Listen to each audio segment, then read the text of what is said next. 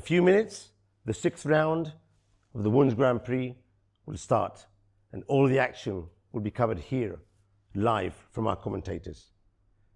Have you ever wondered what players do to refresh themselves during a 4-hour game? Come with me and I'll show you. This is the refreshment area. There's cakes, chocolates, all sorts of nuts and sweets, and a wonderful refrigerator with all types of cokes, of lemonades, of water, everything that a player can need in the middle of a hard-fought game. This is one of the favorite areas of all chess players. Now this is the game we've all been waiting for. Humpy Koneru, Zujina. The winner of this game will probably take down this event. Will it be Humpy, who's making a comeback, 2 consecutive wins? Or will it be Zujina, who's playing even better and winning game after game? But this is not the only game of the round. There are other very interesting games. Let's see who's playing here behind. Come with me. Polina Shuvalova won a great game yesterday. And Harika, who's just done 2 very short draws in the last 2 rounds. Who will prevail? Difficult to say. Polina is fearless. She plays aggressively, attacking chess, doesn't fear anyone. Harika, she's a solid Indian, makes no mistakes. Which of these 2 players will try and catch the leaders? Stay with us and follow the action this afternoon on our YouTube channel. Welcome. It's round 7 of the FIDE Women's Grand Prix here in Pune, India, and we will have liftoff very, very soon. So let's quickly show you some glimpses of the tournament hall. As we can see, a very, very important clash.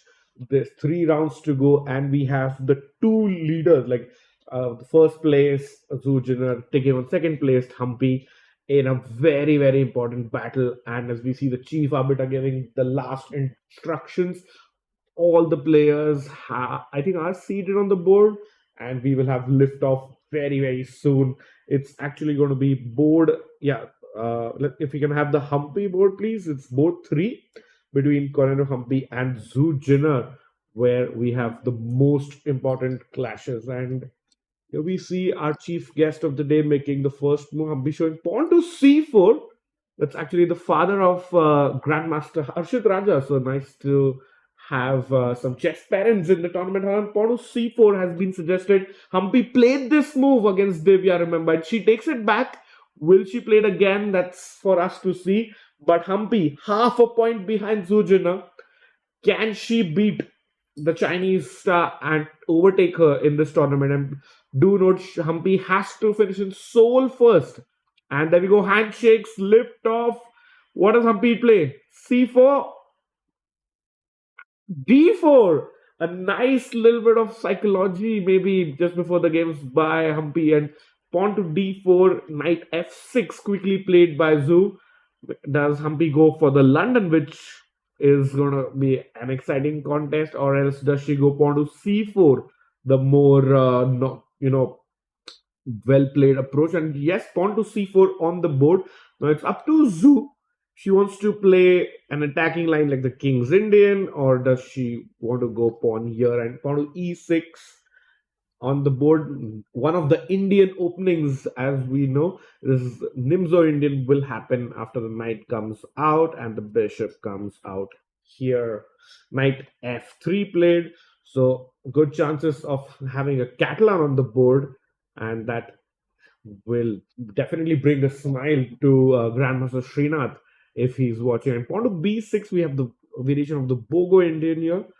And yeah, chat, if you could just, while we see out the opening phase, if you can show the standings very quickly, just to show what's at stake in this game. So you can see the top 2 players, Zujina on 5 out of 6, Koneru Humpy on 4.5 out of 6, and Divya Deshmukh rounds out the podium because she is on 4 out of 6. So the most important clash, as you can see from the YouTube thumbnail, our featured matchup is going to be Humpy with the white pieces playing Zhu Jinner. And remember, Humpy, if she wants that women's candidates qualification spot, she has to win this tournament outright. That means she cannot have the same points as any other player. And then we have the Grand Prix standings for 2024-2025. Humpy has played 2 events already, so every player can only play 3 events.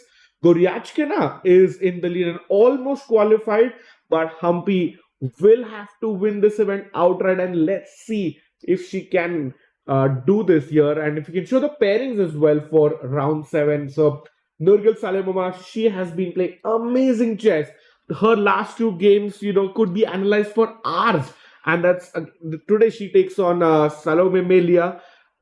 I mean, one of the lowest seeds of the tournament. So Salimova will want to win this one. And she has been a little unlucky. She was winning in both of the last games, so she'll want to win. Vaishali takes on Alina Kashilinskaya. Kashilinskaya played that amazing defensive game yesterday and was able to save the game against Salimova. Koneru Humpy versus Zhu Jinner. We know that is our featured matchup. And lastly, Divya Deshmukh takes on Mungundul. And Sahil and I's favorite opponent, because our favorite player here, because she has been playing decisive games in all 6 games so far. So Divya on 3rd position. She will want to beat Mungundul. And lastly, it's Polina against Harika on board 5. So plenty of action, plenty of nice games, and we'll have a lot of action coming in. But board 3 is where you want your eyes locked in for today.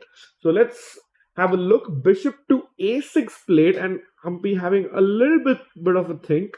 We'll see if she plays anything in the next move in the next minute or so. If she takes like a 5 or 10 minute think, then it's like she was not expecting this opening from Zhu. And it's like, I mean, Bishop a6, I'm pretty sure Humpy knows what to do. She's just trying to remember which setup, which opening idea, and what to take, because white has about 5 good moves. They are, if you can just round them out, pawn to b3, protecting the pawn. And there we go, pawn to b3 on the board. Well done. The most commonly played move in the position. We still have almost close to 10,000 games that have been played in this variation.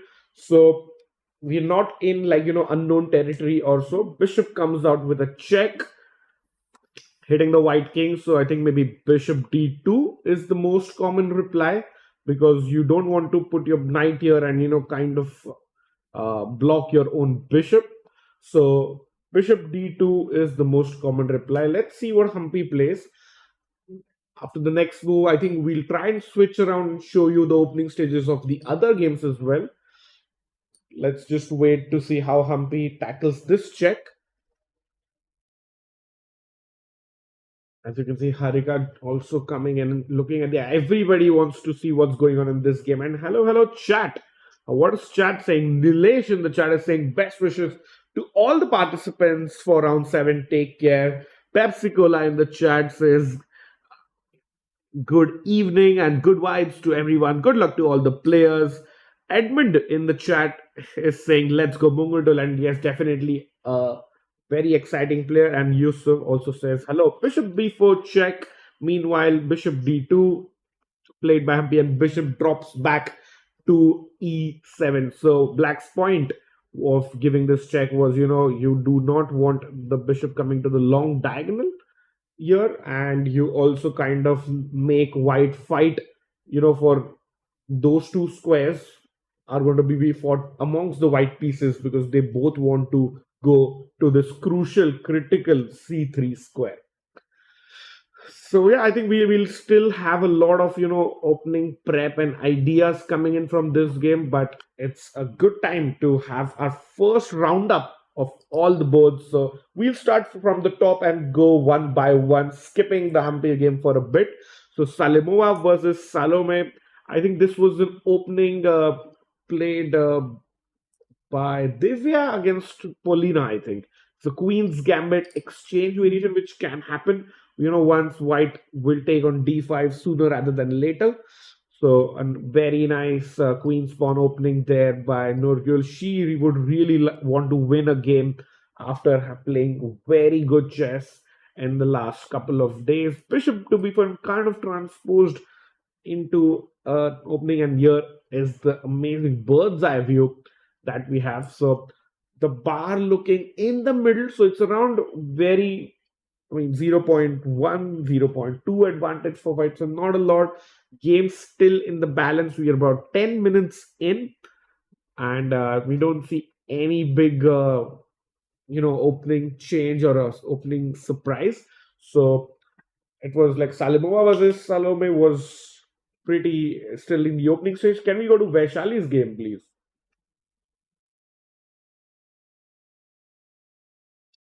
So board two, it's Indian star Vaishali won, and she is playing Alina Kashlinskaya. Alina, remember, still winless, but she played a great game yesterday. So let's see it from the start. D4, D5, knight F3. We have the Slav defense here. Pawn to E3, bishop to F5. Pretty much standard theory here.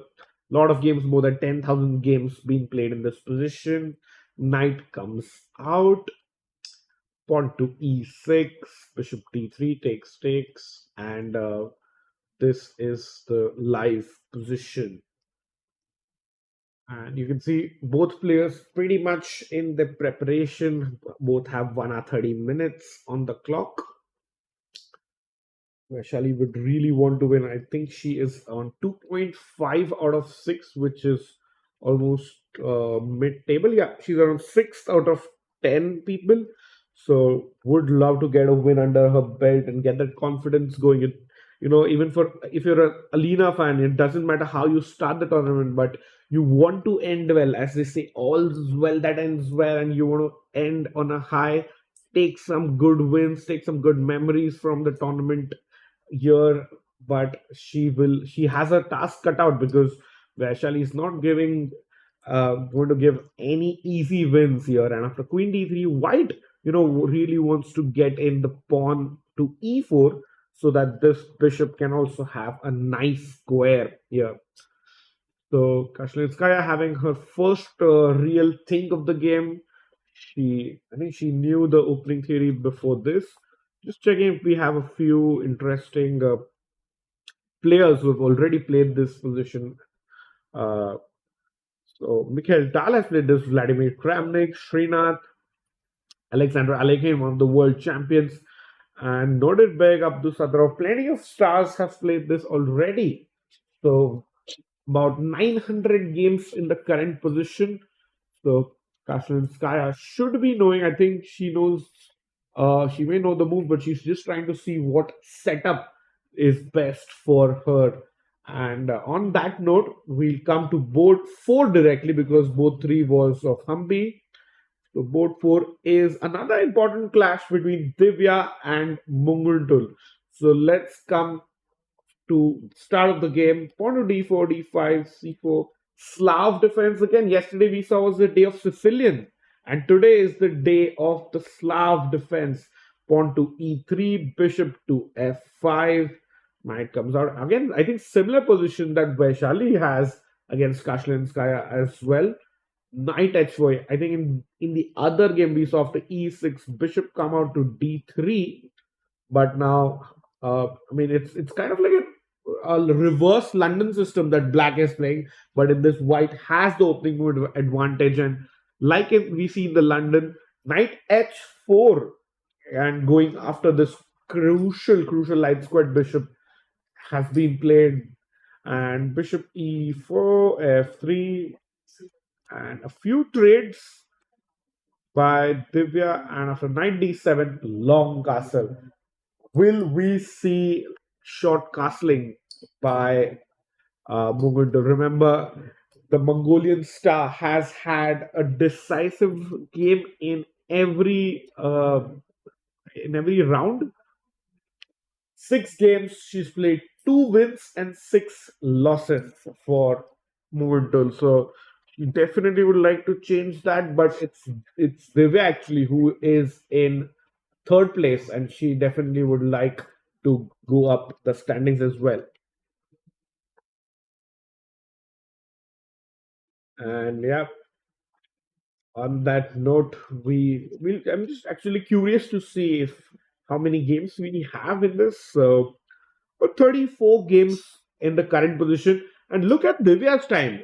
Chat, if you see that, it's 1 hour 34 minutes and 10 seconds. She started the game with 1 hour 30 minutes, so it's kind of like she's gained 4.5 minutes on the clock. This just shows this is full prep of Divya and her team and with her coaches, and this just looks so nice for White, and she looks the more comfortable.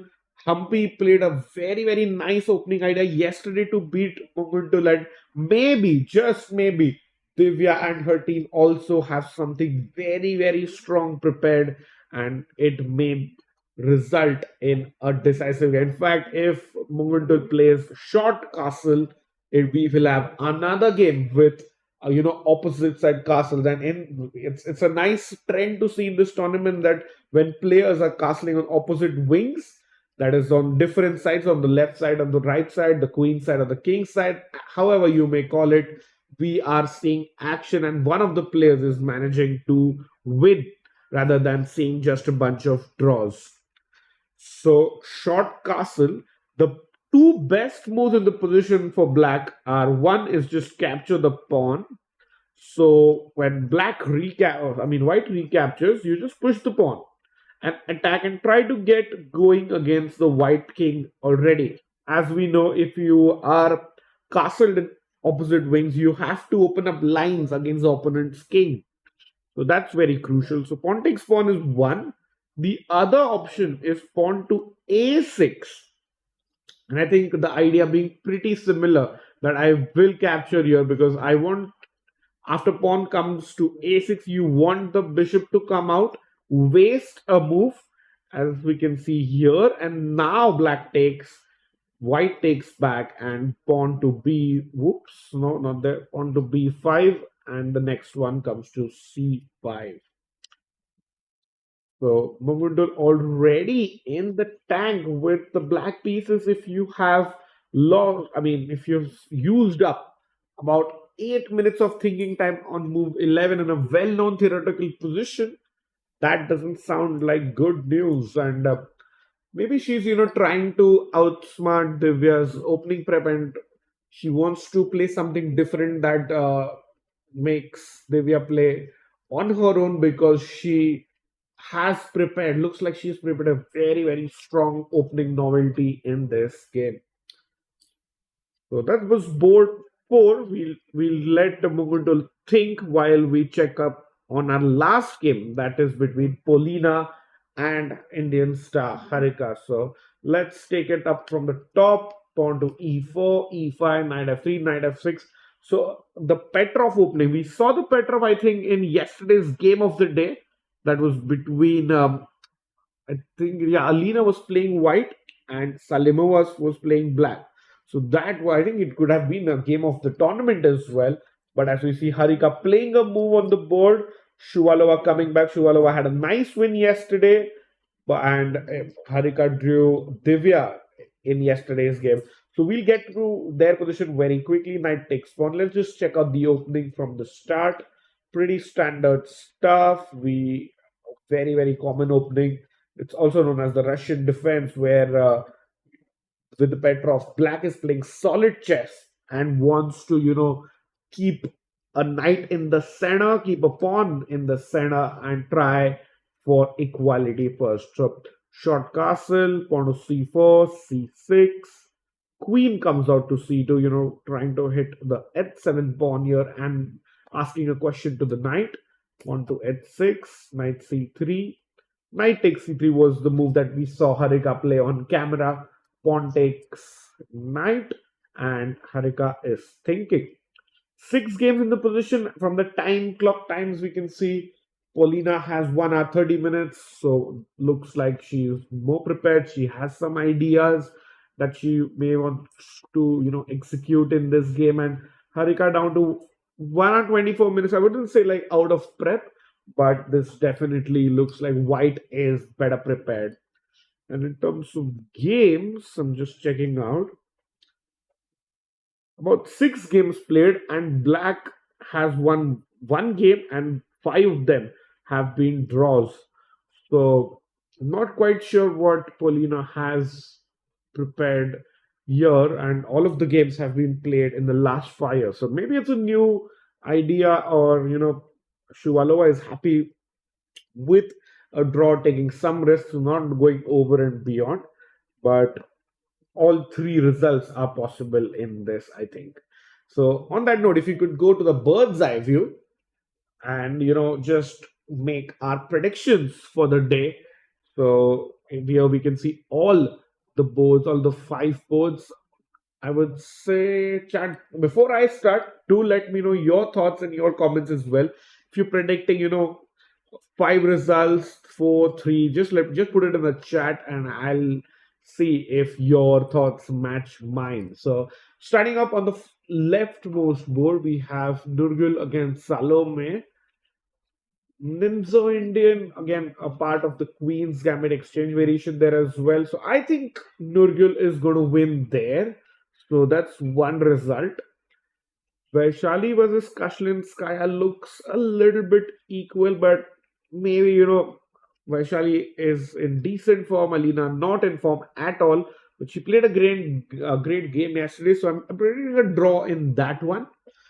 In on both three, I feel, rank one plays rank two. I'm guessing there's going to be a result in that one. I don't know if Humpy is going to win that there, or Zujana is going to spring a surprise with the black pieces, but I'm predicting a result there. So that's 2 decisive results and 1 draw. Divya versus Munguntul, as we know, Munguntul always has a decisive game. So we are predicting 3 decisive games there. And Polina versus Harika from the Petrov defense. Pretty solid opening, just one open file. I think that might be a draw again. So I know normally I always choose 2 or 3 decisive games, and today is that day again. I feel we will have 3 results and 2 draws overall. So let me know your predictions as well, Chad. And I'm just checking out if we have some other comments. And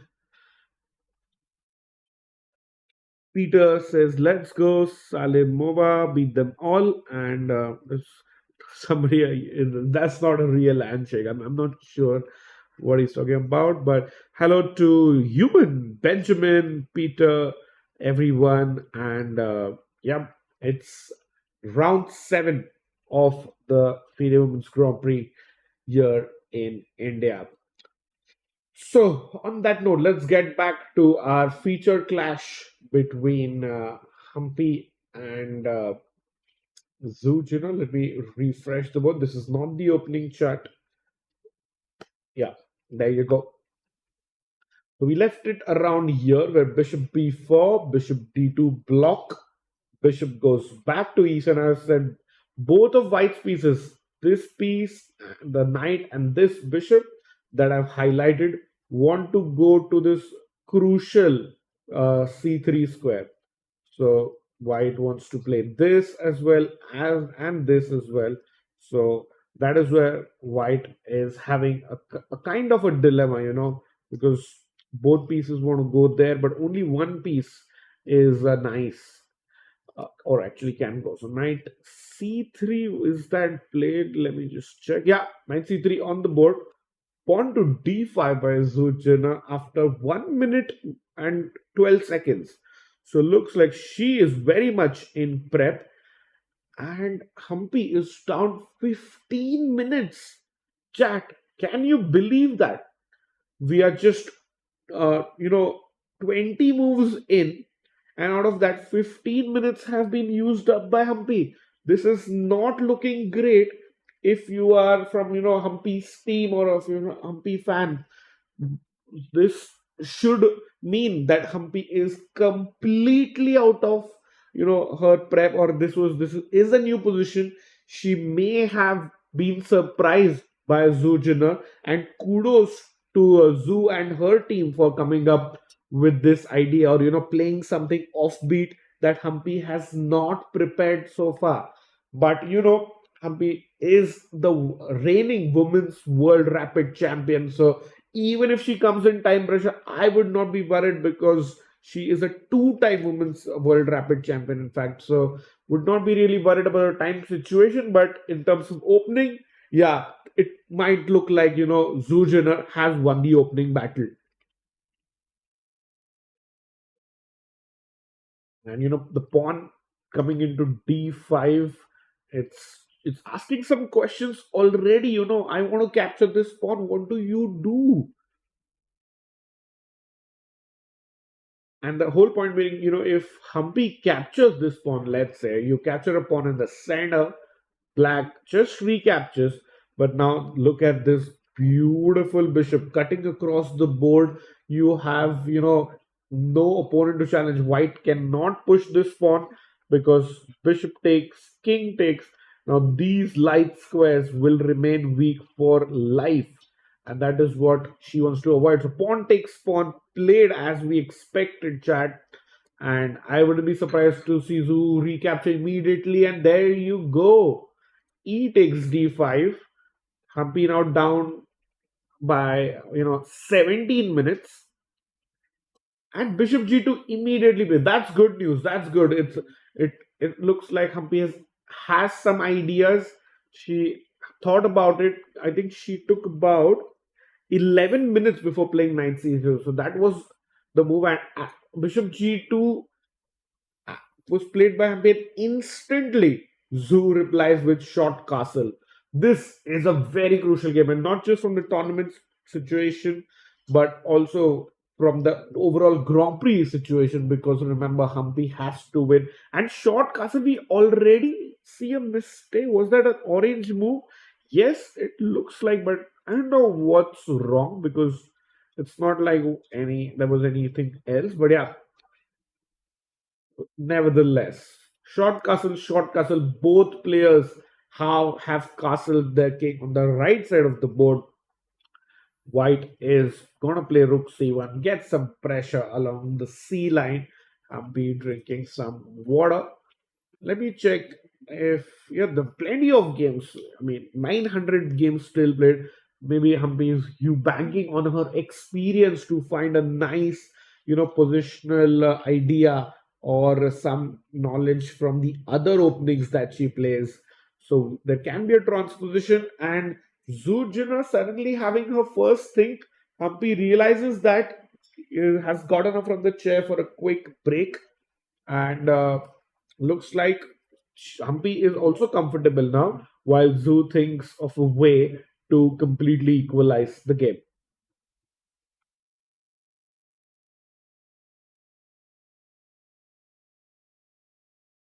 Just checking out if we have updates on other boards.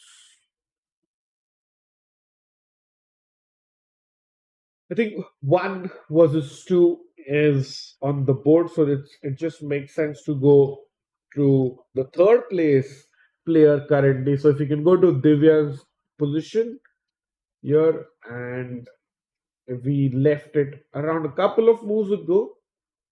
Yeah, so we've seen long castle, and I was telling you guys that there's possible for black to play a6 or pawn takes pawn.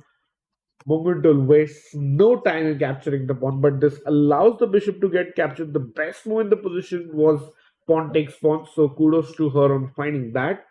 Bishop takes pawn, pawn to b5, attacking the bishop, asking a question to Divya, who plays bishop e2 with almost no thought, and looks like she is still in her prep, chat. And after this, Mongol is thinking, the Mongolian trying to find some nice, ideas to attack the white king.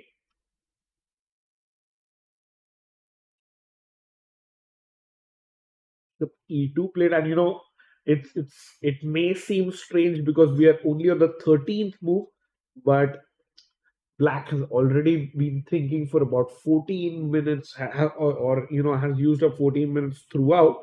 But the critical moment is black has to play a6 here. This move protecting the pawn, and then ideally you want to play push the c pawn, that the ones that highlighted in blue, up the board by one square. So looks like Mungundul might be in some trouble because a6 pawn coming here and protecting this is the only move. Because if she doesn't do that, let's say if she plays something like castle, you see that bar rising that much, it shows that Divya almost has an advantage of being a pawn up, because she has strong ideas like h4, g4, king b1, and Mugundul has played something rook to c8. Not the best move in the position, though completely logical and a very, very human move. You want to play pawn up one square and open up this file, this line. And it's always nice to have your rook in front of your opponent's queen and king. Let's see if Divya has seen this or her team has prepared a move against this as well. Best move in the position, slide the king over, get out of these tactics. But we'll see if Divya is going to play that or not. No games in the position though, so very nice to see. Rook to c8 was the best move. Well, wasn't the best move, but is the first new move in the position. And king b1 gives white that advantage she's looking out for. It might happen, that Mogundul loses or wins again today, and 7-on-7, or like all 7 of her games will be decisive. That just shows that she is a very fighting player. But Rook c8 played Divya having her first thing of the game. It's probably the first time she's under 90 minutes. That is the allotted time which the players get at the start of the game.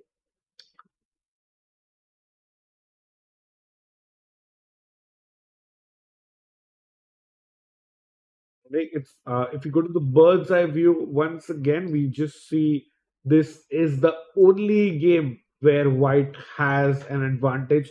All of the other games still in the opening stage, still kind of level. And I'm just seeing if there is something exciting in any of the games, or we are still in the opening stage.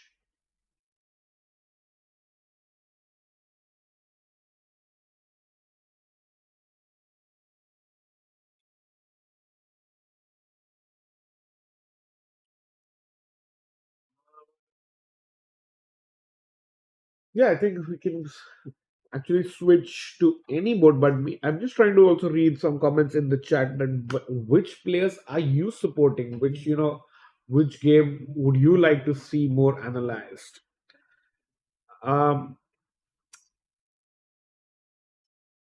Kirti says show point tables. Yeah, we already I think showed that standings. And Faizan is asking any results yet. I don't think so, because it's just been what, 30 minutes into the game, so no results for sure yet. Yeah, let's I think again do our second roundup. We go to board one and see if Salimova has some nice idea against Salome. We check out the moves probably once we last left it. So we left it around here. Yeah, bishop b4, cd5, ed5. So making her intentions clear that white wants to play the queen's gambit exchange variation. Pawn to e3, bishop takes knight, giving a check. White recaptures with the pawn, interestingly, because if you capture with the queen, black gets a nice tempo with the knight to the center of the board. So pawn to c3, short castle, and here white is thinking. Maybe white is trying to uh, figure out where to put the bishop here. Should it go to f4? Should it go to oops, not there. Should it go to g5? Or you want to go pawn one square and use the bishop on this diagonal. Remember, black has just given up that bishop for white's knight. So these are three options where the bishop could go. And also bring the other pawn to e3, maybe push this pawn up the board. Bishop comes out to d3, and you also want to short castle. So plenty of ideas for white, and she's just trying to figure out what's the best way to go about it and how can she, execute it with perfection that gives her an advantage.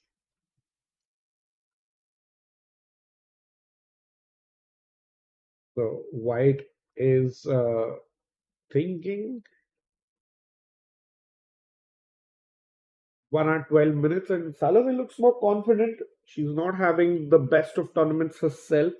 1.5 out of 6, still winless, and I think let me just quickly check.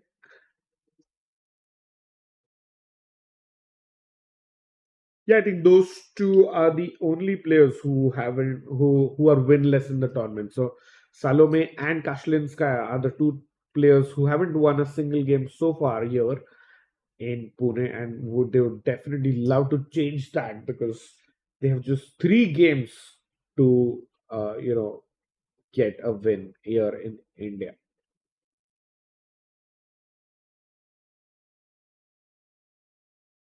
Right? I think while Salimova thinks, we'll switch to board two. Let's come board by board today. It's Vaishali versus Alina. And I think last we left was here. As you can see, queen takes bishop, pawn coming to e4, the bishop coming out. Very common motif here in the Slav. And just checking if we have, yeah, we have a few moves. Bishop comes out. Short castle, bishop d2, pawn to a5.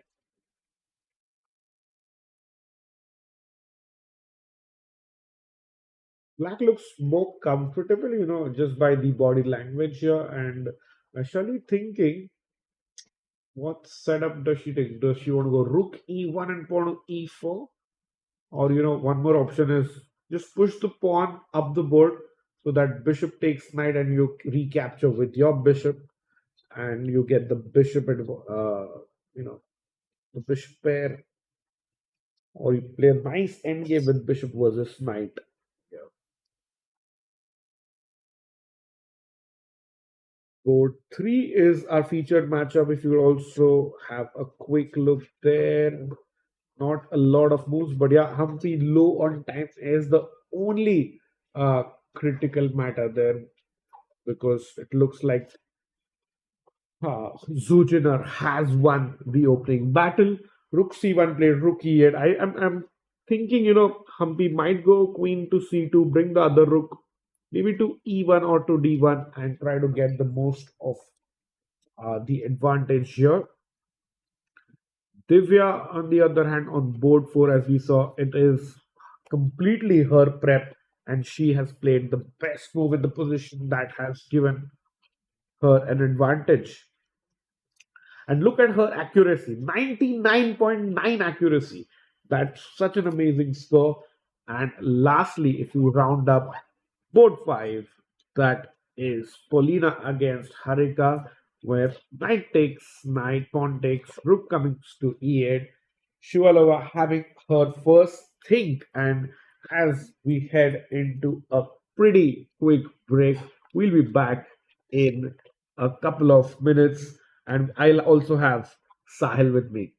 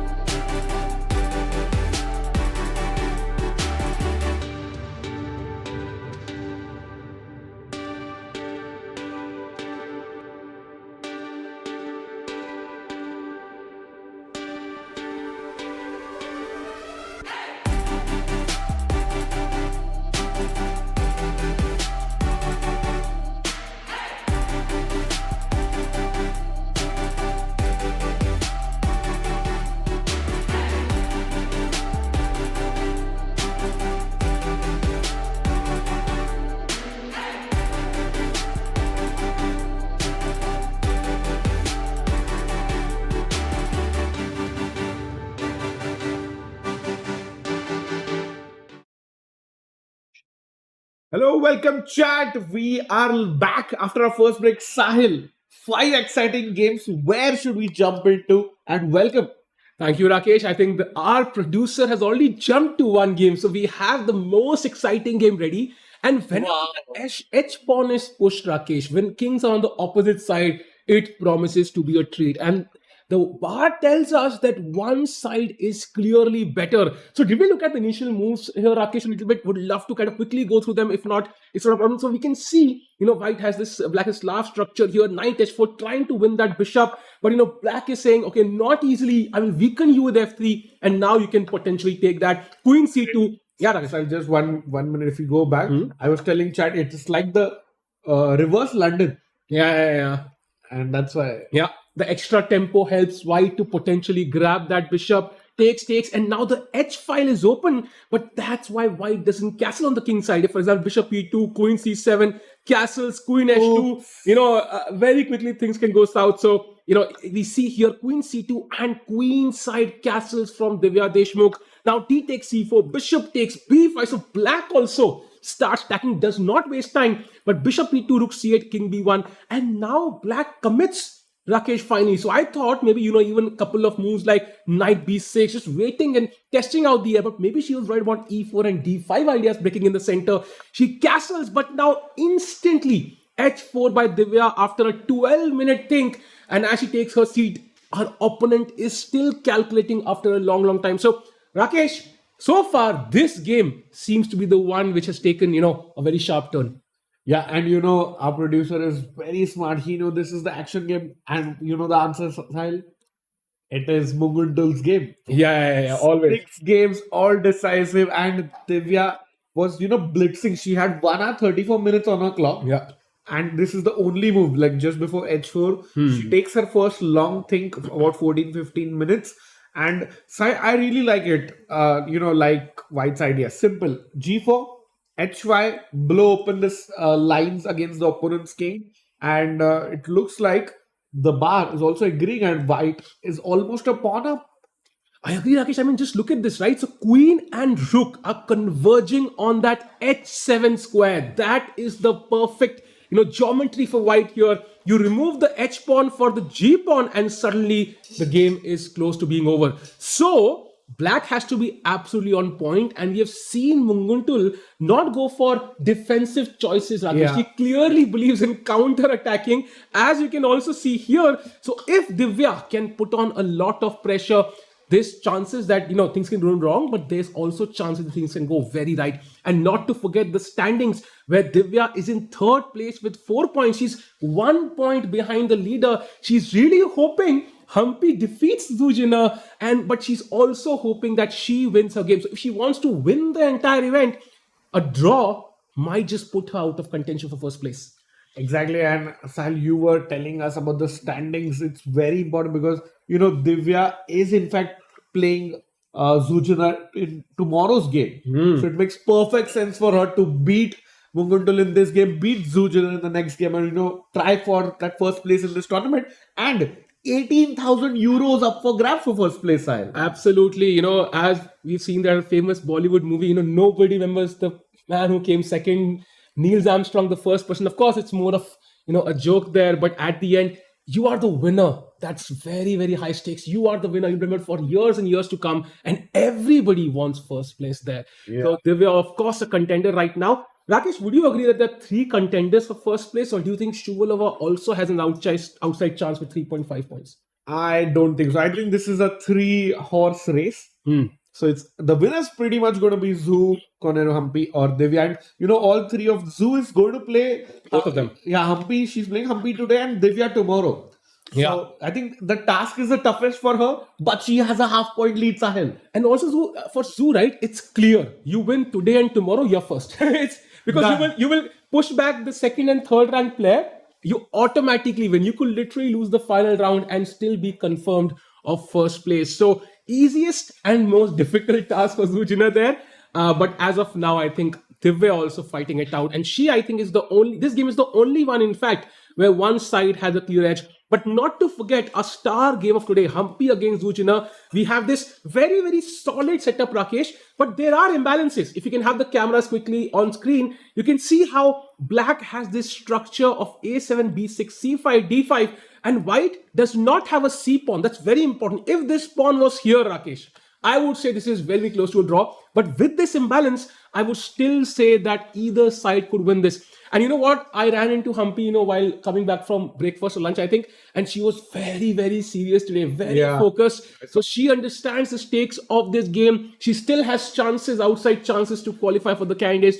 If she wins this outright, so this game is the most crucial one for her. If she loses this, I think Zujina is very likely first. If she draws this, she will have an outside chance, but then it really depends on other players to stop. She's waiting for Divya to beat Zujina. Yeah, and also she will lose her white pieces, right? So she will also have to win with the black pieces. That becomes very difficult. So Humpy really wants to strike today, keep things within her grasp. And if she wins, she will guaranteed have sole first place, Rakesh. That matters a lot, right? Because they will have a point behind. So everything can turn around this tournament if Humpy can win. And Zujina, who's had a miraculous escape a couple of times and has played some fascinating chess overall, has impressed us all. I think she would love to seal the deal right here, right now, defeat her strongest competitor, the second place person here, and she could seal the tournament for her. So very high stakes.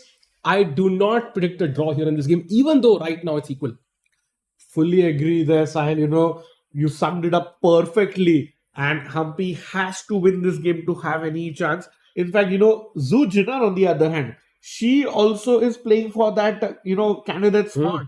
So if she manages to win this tournament, she is the winner of the last Women's Grand Prix. As we see, she plays knight coming out to E6. While only issue I have with, Humpy is her time.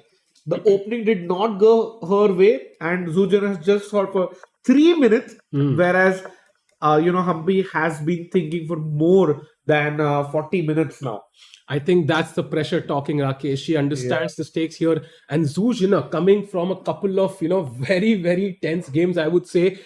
First against, I think it was Nurgul, right? That crazy game, that queen sacrifice, that she survived that lost position. And then she also had that crazy game against Vaishali. So I would say these complications, the nerves will be on Zujina's side, because Humpy has had pretty smooth sailing so far. No crazy, off and off games where either side could win. She's had a smooth winning chances in multiple games, smooth draws a couple of times.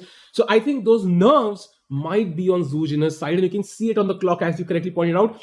Zhu has only used 3 minutes so far, and Humpy has used 37 minutes. So that's a huge, I would say imbalance there on the clock. But of course, the main choice right now, bishop on f4, Rakesh. What do we do about that? Do we bring it back to bring it home on its birth square? So bishop c1, Rakesh, but then, we've brought the piece back. What if black just goes c5, challenges the center, and somehow I feel black is better developed, even though it's black. Yeah, and I have to play e3, but I have a question for you.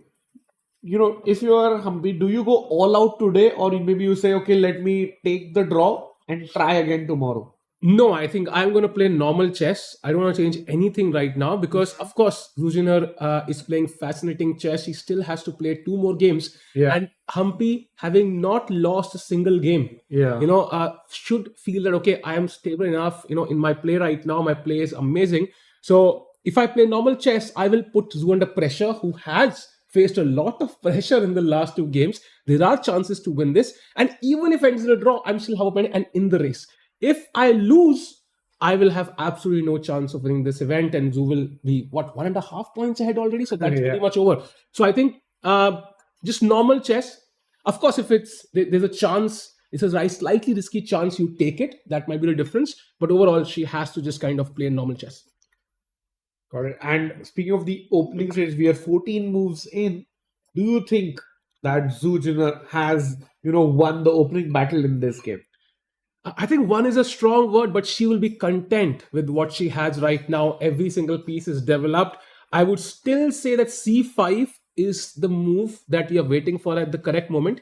And how we see that reaction from white there really matters. So let's see what happens. But I agree with you. I think she would be pretty happy with this. Humpy maybe not so happy. Yeah, actually, yeah, one is like a strong word, but who would be happier of the two? And I think we all agree it would be Zujin. Yeah. So, Sahil, should we go to our bird's eye view, where you could decide the next game and you could tell us which game you think will take off?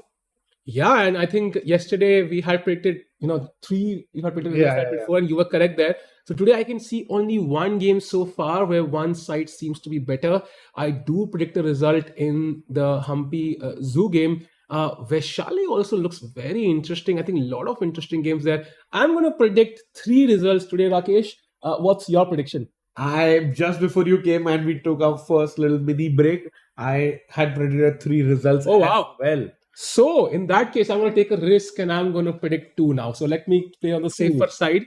Today you're safe. Yeah, I'm playing it safe today. So let's see how it turns out.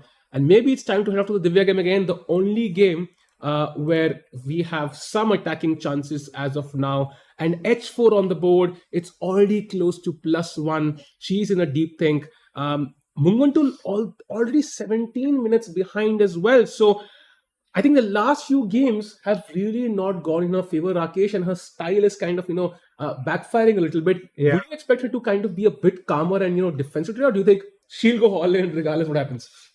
Sahil, this is a question. I mean, that is easily answered if you look at the kings. Opposite side castles, pawns are flying off the board. So it definitely looks like she is not backing down. And I think it's nice. She's sticking to her style of play and she believes in herself. But it's going to be difficult for a player to beat Divya, who is in good form. And, Pepsi Cola in the chat says, wonderful comedy. Thanks for the explanations and analysis. And when, I had asked them about their favorite players, he says, or they say, honestly, hard to choose. They all good players. And Kufin is asking us, where can I see the results, guys? You can head to chess.com/events where you're seeing these games live. Yeah, you can also go to the official, I think, website of the Women's Grand Prix. That can also give you all the updates. Or you can just... That's in the description as well. Yeah, and you can just keep in touch with the broadcast and we'll let you know all the results. So no stress there. And as of now, we have this intense game. Rakesh, I love the fact that the H file is open. I already have a hook. I want to play H5. So let's kind of imagine what could be a move for black. I think knight B6 feels very logical. I kind of open my queen's path, then I can knock up to D5, C4, potentially B4. And I also kind of prevent knight A4 to some extent. Because if I play B4, I'm pretty sure white's move is going to be knight to A4, blocking the queen side. So knight B6 makes a lot of sense. And let's say this happens. Do you kind of sack the pawn with H5 instantly? Do you try to go G4? Do you try to go knight E4 to remove the defender? So what is your preferred move here? I like knight E4. Creating the knight and also making sure, that once I go H5, you don't have this knight into pawn. I have a huge preference for H5. And the idea is if knight H5, then of course I can play G4 at the right moment. Maybe right now or after doubling up rooks. I love G4, just open the H file. And if you take with the pawn, then I anyway want to go G4. Just open everything up. And I don't care about the number of pawns. I just want to attack the king. So I love H5. Reminds me of a line in the London when black plays knight F6, one knight F6. And I think Divya is definitely considering both knight E4 and H5 and even just G4. I think that is the most traditional way to attack here, bringing more pawns, launching a pawn storm. So very interesting position. And that's why black is under pressure. And she's not able to come up with the best move. So knight B6 clearly maintains the attacking chances. Is there a move, Rakesh, to distract white enough where white's focus shifts to the queen side? That's a great question, Sal. And I think that's what Mungadol is thinking. She has not played knight B6 yet. Maybe she wants to play pawn to B4 side. That's the distraction you were just mentioning. Kicking the knight away. Maybe the knight comes into A4. Maybe the knight goes to the rim on the corner of the board. Both moves look good for Divya. And, Mungadol really wants that queen coming out to ace on the side of the board. Opening up lines is equally important for black as well. Yeah. Like the h5 line. But So- I just feel white is kind of faster in all of the lines. So let's say I play c5. Again, my entire purpose is to distract you enough that you never manage h5. That's my entire goal. I break through here. How are you capturing on c5, Rakesh? I mean, I have to capture first, with Yeah. the pawn. That makes Yeah, that's because just logical. yeah, pawn takes. And now maybe knight takes c5. So again, I just want to gain tempos on your queen. I just cannot allow you h5 at any cost. And what if I chop your pawn on b4? That is also And hanging. opening up the rook's line. That Yeah. was the main goal. Ooh, this doesn't work, yeah? Oh, knight cd7 maybe is the move. Yeah, it's like pin and win. Yeah. Now I go queen d2, I think. Yeah, my idea is bishop takes bishop, yeah. Queen takes. But Sahil, for the last 5 moves, you have managed to distract me at the Yeah, cost of yeah. one pawn. And also, I think I move my queen somewhere. Next, I play rook b8, and I would rather play this as black, Rakesh, somehow, rather than that position where I'm, handling h5. Yeah. Even though I've sacrificed a pawn, not to forget, it's the pawn in front of your king. So here also, I think white is clearly better. I think it depends on your style. I would prefer something like this. Maybe there's a better way to play this as well. So there could be better versions, but I cannot allow white to go h5. If this happens, I think it will be a one-way street, and all you'll be doing is defending. And knowing Munguntul, I think this is exactly up her alley. Yeah, this is exactly the kind of style she prefers. Absolutely, Sahil. I wouldn't be surprised if she plays this move c5, b4 and then c5, Yeah. because that looks logical. It's like, normally my Russian coach used to teach me, play on your playing side. Plays a6. No, that is a bad That move, is Sahil. very slow. That is very slow. She's planning c5 without sacrificing the pawn. I think she's really, really underestimating the attack white could have here. That is not a great move. We were thinking of the same idea, right? b4, knight a4, c5, just to open this up. And in this variation, black had to sacrifice this b pawn, and that was the problem. So that's why she plays a6 to defend this pawn. And let's say white just passes the move. Yeah, white does nothing. Let's assume a random move. a3. Now c5, and see how black's position opens up. This is her plan. But Rakesh, it's just too slow. And now Divya, if she senses the moment, she will, because her last move was h4. If she goes with h5, she goes with g4, or any attacking move, I think Munguntul might not even manage c5. And I think h5, Rakesh, again, focusing on the king side feels very, very strong. Yeah, and let's showing the importance of opening up lines. Whoever will open the lines against the king in opposite side castling will win. So let's show sample variation while Divya thinks. Knight takes pawn. Yeah. G4. Yeah. Knight goes back. I'll play just the bishop near the king. Bishop to c1.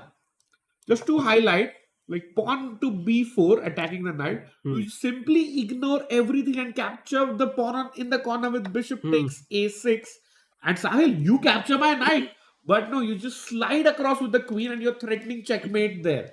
So white has these ideas because of which white is sacrificing the pawn.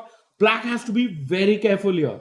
Absolutely. Once the queen gets in, the path is a bit complicated. It will be over. In fact, Rakesh, maybe instead of moving the bishops, maybe directly rook h2 or rook h3. Yeah. And once you play before rook h1, and it's mate in one threatened, and that's even faster. And of course, if needed, we can always get more reinforcement very, very quickly. So I think as of now, Rakesh, this game would end in the next 15 to 30 minutes if Munguntul doesn't find counterplay. And to be honest, I don't see it. I just don't see it. It's so simple for white here.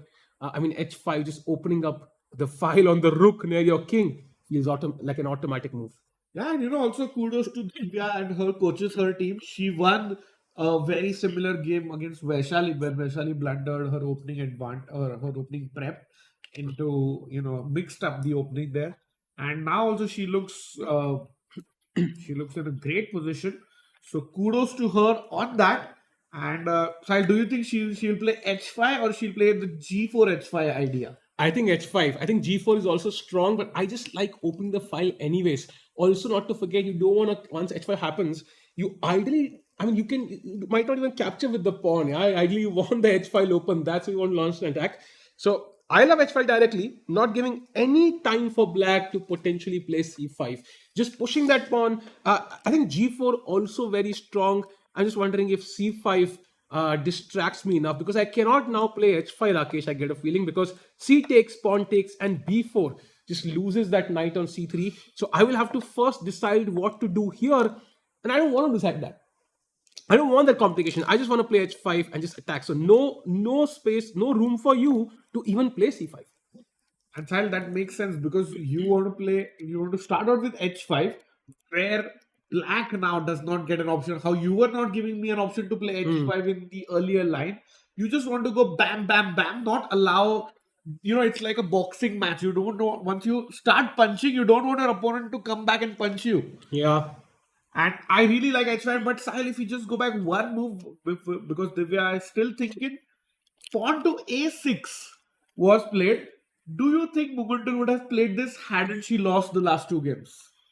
It's completely against her style, I feel. I know, but also I think she's kind of underestimated her opponent's attack on a Yeah. few occasions. Yeah. So it might have happened anyways. I think she's really had faith in her own attacking abilities. That's great, but I think white moves first, and usually in this case, white will leverage. Just imagine, yeah, if black was to play, we already saw one move. Black is absolutely fine, right? So it's just a matter of one move and not giving black that c5 move that liberates her pieces. So yeah, you can see in deep think Divya, she knows this is a critical moment. I think g4, h5. I think we also considered knight e4, but apparently c5 now is a kind of a strong threat. Again, you can see how this is pointed towards your queen. So maybe one of these moves should give Divya a winning advantage. I fully agree. I think the more I think about it, h5 just looks deadly for black. Yeah, by the way, chat, all the other four games looking pretty balanced. We can have the bird's eye view for once. We can see no crazy, chances for either side, but no dull draws either, Rakesh. So I think we'll see the battle build up gradually as we reach the time trouble phase, as we've often seen it. We think there are bunch, 5 draws, 4 draws. Suddenly we have 4-5 results. So that's pretty common. And Bishop C1 was played in the Humpy game, so no other updates there. One look at the Polina and Harika game. This is a very interesting structure, Rakesh. I mean, who's better and why? That's that pawn on c5, pawn on b6, pawn on c3. A very weird constellation of pawns on the left side of the board. And yeah, we had left it around here in the Petrov defense. And queen a4, Sahib. I don't think any side has the advantage. Like we know the Petrov defense, notoriously known for its drawish tendencies. Yeah. But if I just go something like pawn to b5 is what I like. Maybe not. It may not be the best move in the position from the Indian side, but humanly it just looks nice. Yeah, I like it also. I think you kind of not open up the queen side, but there are multiple moves. Also, I like, similar to how Vaishali had her bishop pointed, I like the bishop on c7. That's the star piece for black. So I'm also considering rook e6. I don't know if I can bring the rook somehow. I want to bring the bishop as well into the game. So this knight is kind of blocking my path. So I want to decide that quickly. So very interesting. C6 pawn is right now attacked, and there's no easy way to defend it, right? I mean, bishop b7, you're putting the bishop on that closed diagonal, so that's not an easy choice. So I agree with you, Rakesh. b5 does feel like a potential move. The queen will drop back, and then white will challenge this with pawn to a4. So regardless, Polina still swinging in a chair. She had a great game yesterday. That rook f2 tactic was brilliant. Let's see if she can, put pressure on Harika here. Yeah, and she is having a good tournament, and she would love to win with the white pieces here and get to that 4.5 points out of 7 and try to find do a late surge for the podium, because there are also gold, silver and bronze medals up for grabs. And also not to forget, if she can have like a dream run in the last 3 rounds, like wins 3 on 3, 6.5, she could potentially still finish tied for first. So you never know. But she has to win for that today. So very important game for her. Harika also, by the way, on 5th place right now, half a point behind Polina. So very important game for her as well with the black pieces. Sal, before we switch to another game, I would like to remind you and the chat that Polina is going to play Bunguntul a decisive player in tomorrow's game, and round 9 is against Zhu Jinna. So Paulina, Wow. like you mentioned, she could make a case for joint or even clear first. It would need a 3-on-3 score, but is still possible. Yeah, she will have that match against Zuzina, who's the likely favorite. So she could potentially, if she wins 2-on-2, have that within grasp. Zuzina could be a point ahead, and Yeah. if she wins, she could tie with Zuzina. So that is still a And she wins possibility. on tie breaks, that head-to-head clash. So Yeah. stranger things have happened, Sahil, but definitely a chance for Polina Shuvalova here. Yeah, an outside chance, definitely. And by the way, can we head to the Divya game again? Has she played something? I'm just kind of curious about this game now because this attack is so dangerous, Rakesh. H5. And just to kind of go deeper here, if H5 and you take with the pawn, we again saw pawn to G4. That was the idea. We do not want to just grab this pawn. And if you take this, Rakesh, after F takes, look at the queen and rook. Already looking at H7, G5 is incoming. This is resigns. Yeah, this looks game over. So Sahil. literally, this is the current position, right? Yeah. One move. Okay, this is not a move. One move and two moves, and it's resigns. So it could be resigns literally two moves later. That's how deadly the attack is. And I mean, G5, the knight will have to move, and Queen H7 is simply checkmate. And I don't even need Queen H7. I can play Rook H3, Rook H1, and mate you on H8. So it's my choice, my game, my rules. And as of now, G pawn is pretty strong. So this is the current position, chat, and Divya should be ready to push that H pawn any moment now. And Sahil, when you're attacking or when both players are attacking, do not worry about material. Yeah. Just focus on making sure you get faster. That's the advice Munguntul should have, kind of stuck to, because Yeah. she focused on the B5 pawn. There was no time for this. She had to push through C5 at any cost whatsoever, and now she is struggling. And not to forget, Rakesh, she's lost the last 3 games in a row.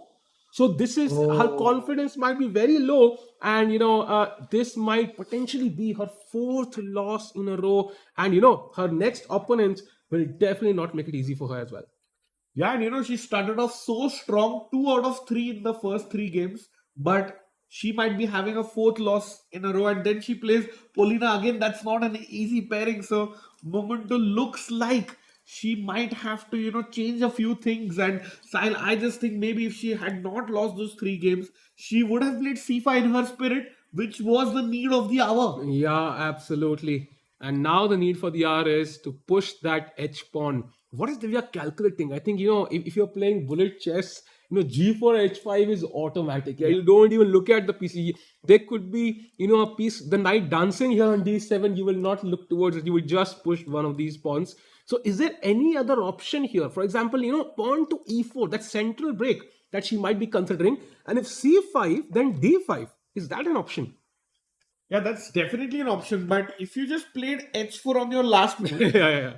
E4 will come. I mean, Divya is very close to a grandmaster already, but I think that is like a 2700 move, like just complicating things. I agree. I love H5 and throw open the open file. Try to put opponent under pressure, and I'm pretty sure Divya knows that Mungundul has lost the last 3 games. So she is playing great chess. Trust her instinct and just push H5. Thank you, Pragin for the compliments there, and I think it's just the amazing games that the players have played that has kind of helped us along. I mean, the last game yesterday, Rakesh, was just stunning. Yeah, that was one of the best games I've seen, Sahil. I've ever seen, Rakesh. The twists and turns. It was like a thriller that should be on Netflix. It was amazing. And we are going to see a few games just like that as the tournament comes to an end. 3 more days to go, Rakesh. And right now, Divya has a chance to win this event and maintain her chances to win the event. And by the way, if she wins today, she joins Zhu Jinner in first place. And then, depending on their result, we'll see she might be in second place already if she wins. Yeah, if she wins, she's in clear second place because 1 versus 2 is happening today. And in fact, she will need that win because she will play Zhu Jinner tomorrow with the black pieces. So it is imperative for Divya to score the win. And I think Sahil, she is on her way to win. What do you rate her chances like out of like 10. I think that after the next move, I can decide. If h5 or g4, if h5 is on the board, I'm going to hit 10 and 10. It's over. Yeah, if she plays h5, it's absolutely game over. And the tradition continues of we can have Divya in the commentary box once more, because I feel kudos to her and her team for finding these amazing ideas throughout the tournament. Yep. So maybe it's also time to just have a glance at the Humpy Zuzina game, a super, super important game in terms of the standing. So 96 is where we left it last. And bishop c1, your move, Rakesh, bringing the bishop home, as you said, c5. So finally, we see the challenge to the center. Very, very logical. And now pawn to e3. Sure, you defend the center, but how is the bishop on c1 feeling about that move? Not so happy. Pawn takes pawn. Okay, black solved that problem. But now rook to c8. And now bishop to b2. Rakesh, if I'm being honest, this is now a symmetrical pawn structure. Black is already developed. Every black piece is developed. You can, of course, try to move the queen, connect the rooks. But this does feel, close to equal and a likely draw unless either side makes a huge mistake. I agree, and black, as we said, definitely would be the happier of the two. And again, also the time situation, 30 minutes ahead is Zujiner, and just shows that black's position is easier to play. Yeah. The pieces are developed, and you just you don't have to do anything fancy. And Zujiner is in the lead, so it's Humpy who has to take the risks if needed. And we know what happens when you take risks. It can backfire as well. And it's not easy to take risks also here, Rakesh. Black's pieces are so well developed. And to be honest, if I had to choose a certain side, I might just even choose black. So I think this game, even though the stakes are very high, this might just lead to a draw. And by the way, we have an update. Divya has played h5. Let's go. That is a brilliant move on the board, opening the H file, and now Mungutul is under huge pressure. Somebody chat saying Divya losing. Why? Good news if you're a Divya fan. She is not losing. In fact, she's close to victory here, unless Mungutul comes up with a clever retort, which I don't see it. So good evening, says Mr. Whitmore. Good evening to everyone in the chat. We are already looking towards potentially our first result for today. Pawn comes to h5, Rakesh. We saw gh5, knight h5, not so good. Is there any other option? Can I potentially counter attack, which is Mungutul style, with pawn to b4? But what happens if I just move the knight somewhere? I mean, knight e4, knight a4, both look very tempting. Again, black has that uncomfortable choice and she doesn't really want to take either way. Yeah, I agree. I mean, I really like the knight to a4 as well. In the center, it doesn't really matter. The thing is, Sahil, because the pawn is already on h5, you are so close to opening up a file. It's like basically a check on the h file and the game is over. Yeah.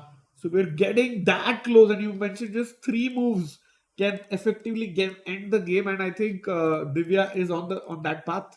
Yeah, and it's so hard, right? For example, you try to think, okay, I'm going to play rook e8, maybe knight f8. You can't, okay, this is already losing. So let's say you take with the pawn first, and then I play g4. You try to play rook e8, try to defend it somehow. I might not even take on h5, Rakesh, because that closes the h file. I will play g5 instead. I attack your knight, and once the knight moves, now I can take on h5, or I can even first play g6. And once you move this, now I will take it. And this is where puzzle rush tactics come into picture. Bishop d3, some queen, rook h8, queen h2, and queen h7, some mating patterns. And this is just really, really bad. The bar tells you everything. Yeah, plus 4.3. And we're just 3 moves into the variation. So h5, brilliant move.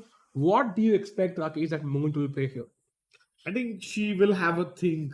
It's not easy how to defend this, because as you were showing the lines, all of them look so easy for white to play, and just like free-flowing chess. Very tough choice, I think, but I might expect something like knight h5, Sahil. I don't know. Ooh, knight h5. I expect, I think b4. I think she will at least... Yeah, actually, you have to go b4. Actually. Yeah, at least you give an option for white. Okay, where do you push the knight? White has to make a choice. The problem, it's a very pleasant choice. It's like choosing between gulab jamun and rasgulla for sweets. knight to e4 and or knight to a4. Both options really just working for white well. Yeah, absolutely. That's a sweet choice for white after b4. But I think Sahil, the word that you use is so apt that Munguntul, to have any chance in the game, she has to distract Divya from that Hmm. h5. So pawn to b4 is absolutely that move. Knight goes on the side. Again, pawn to c5. Distraction is the key. Like, I'm going to capture your pawn in the center. I'm going to attack your queen with my rook on the c line. So, and she plays g. What? What did she play? Oh my god, what is G5. g5, Sahil? Oh, she's trying to keep the position closed. She's trying to keep the position closed. I kind of get the move. And now, very important, if you play h6, that would be a slight error in my opinion because g6 now and everything is closed. So, Rakesh, I would say that's a practical try which we did not kind of look at. g5, of course, it is bad because, Rakesh, very simple. What if I now go pawn to e4 and say, give me that pawn? Yeah, if you even just say hello to the pawn on g5 from the bishop on d2, how does black defend knight h7? Like, You really can't move the knight. If you play knight to h7, I think e5 now, I have control this square, knight coming to e4, knight coming to bishop coming to bishop to d3 and d3. attacking. Yeah, you can't, and rook e8 trying to save the knight. Let's say bishop d3, knight f8. I mean, this is, maybe it saves for the time being, but f4 I'm considering already. But at least the game is going to last longer now. So maybe Munguntul at least has come up with a decent defense because everything else seemed to lose on the spot.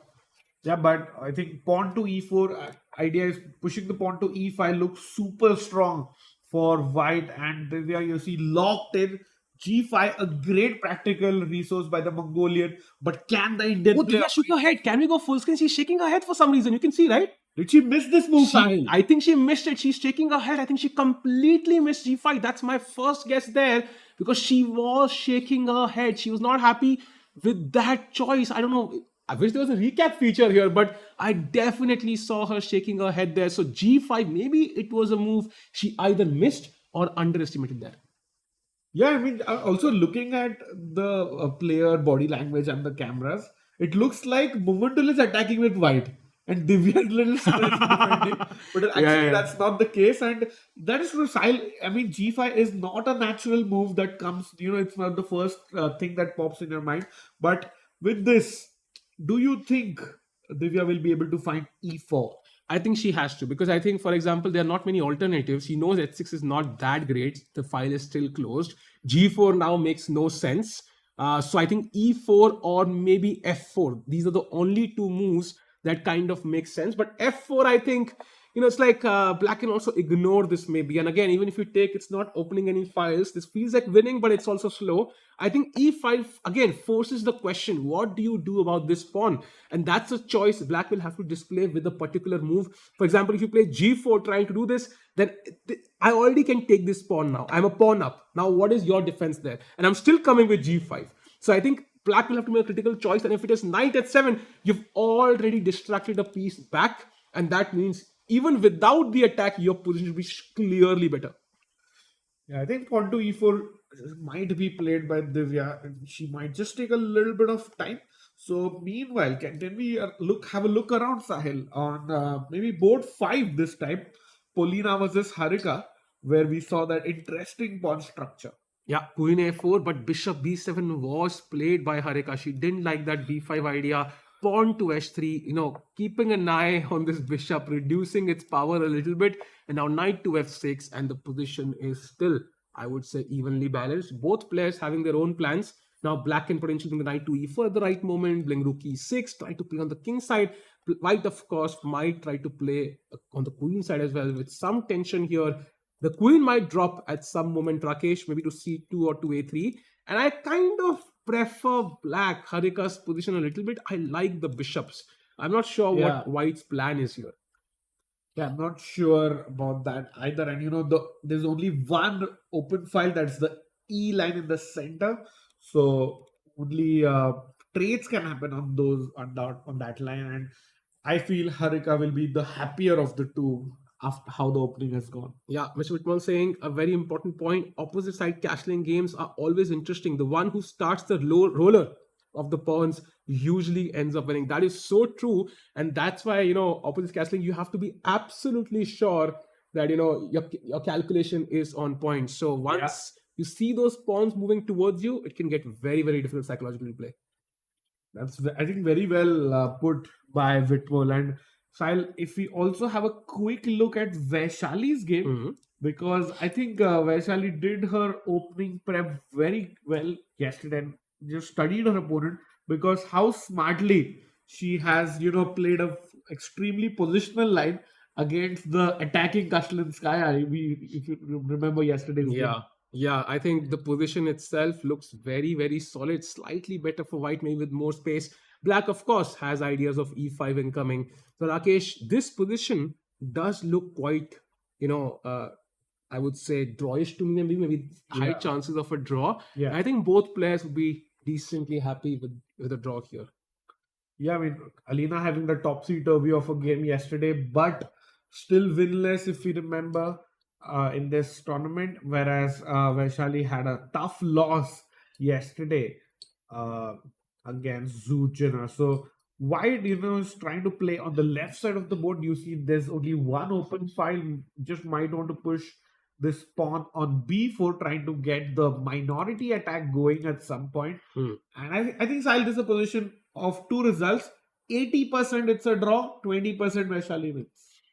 Yeah, I will have to agree with that. And also, Vishali's time is a potential problem. So maybe a draw would be even more likely. And I think Alina, after yesterday's game, what a game it was again, I think would be very happy with a calmer game today. For sure. And I think it's about time we show our featured game now between Humpy and Zoo, because it's good news if you're a Humpy fan. Zoo having her first long thing and has not played for the last 20 odd minutes. That's very interesting. And Bishop B2, this is where she's trying to come up with her plan, her next plan. But Rakesh, even just Great timing there, Sahil, because Bishop B4 played. Bishop B4 played. So Rakesh, what's the threat here? So let's say I play a random move, pawn to h3. What is black gonna do here? The bar just went down. Yeah, I think I'm going to start attacking. Put the bishop on a nice diagonal. Bishop to a6 in the corner, attacking your rook. And if you go rook e1, now your knight on e4 is pinned. So I throw in my knight in the center. Wow, so black has a winning threat here, just Yeah. using these pins, the bishop pair, everybody says, why is the bishop pair so strong? Because it can help you win the women's Grand Prix. And right now, bishop b4, a deadly move from black. Humpy has to be on point here. And Rakesh, what can white do? I was thinking of a move like a3, trying to force matters a little bit. Does that work? I mean, that works, but it leads to a bunch of trades. Let's show chat. Bishop takes knight. I don't know how you recapture. Rook takes, let's say. Rook takes, takes. bishop takes, yeah. And now I also bring the knight to e4. Yeah. As the tournament leader, half a point ahead, I'm very, very happy. I'm delighted to play this position as black and just go queen d6, maybe. Just easy to play. But yeah. I at least have the bishop pair. I guess, so to cut you off there, but at least have the bishop. At least have something, because in this current position, I seem to have nothing, and black has a winning threat of bishop a6, just kind of destroying my rooks here, giving me no space at all. So if a3 happens, I would be happy, actually, slightly happy. If black just takes on c3 and hands me the bishop pair, black could just drop back also. I mean, black is not really risking much here, Rakesh. True, but as white after bishop b4, on the contrary, I just think the winning threat for black is bishop in the corner. So I'll just save that by moving my queen up 2 squares. Right. So it's a bishop d6. No, just even before this. You mean here, yeah? Queen Yeah. d3. Yeah. Also possible. Also very possible. Controlling e4 and a6 both. Two very, very important squares here from both black's angle there. So very interesting how black handles this. Also, I can double up rooks now very quickly. So also a nice move, queen to d3. And Humpy calculating. I think she is under some pressure on the clock, but the position is so solid, Rakesh, that if she really has to hurry with moves in the endgame, she will be able to do so. So not really worry about the clock here, but very, very important clash. That doesn't change that fact. So yeah.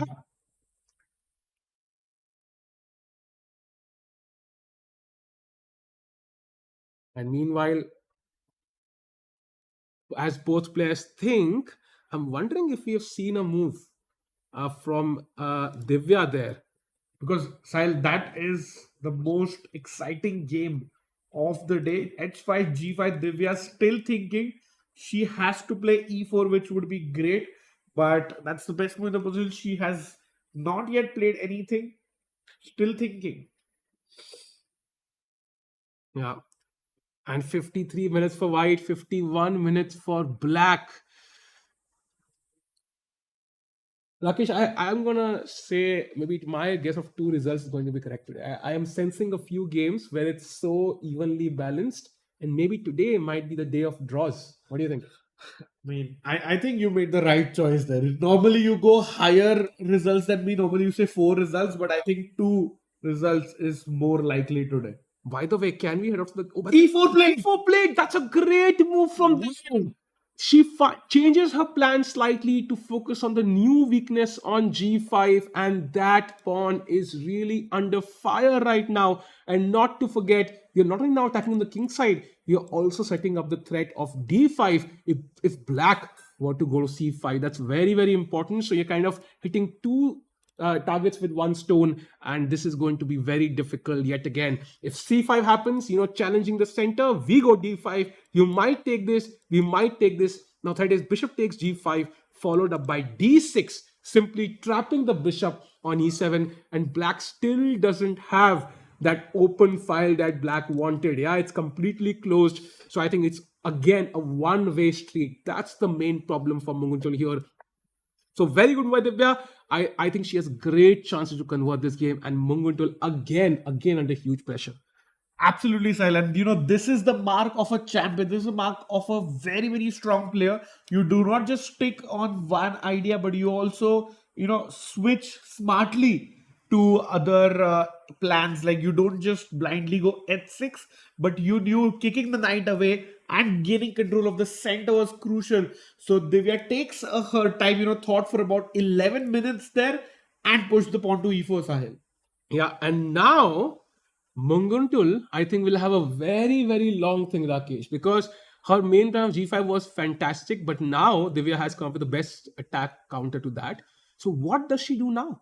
I think her choice is not simple, so maybe it's time to also check out the game of Nurgul against Salome, because Nurgul also was part of that crazy game, and maybe this game is slowly moving towards the end game. Rakesh, let's have a look at the current position. So basically a5 was played, and usually black would not take on a5. But black does take. And now after castles, rook e8 takes on c5, knight c5. Black is a pawn up, Rakesh. This is very weird structure. So what to do? Yeah, it's a very weird structure. I don't know.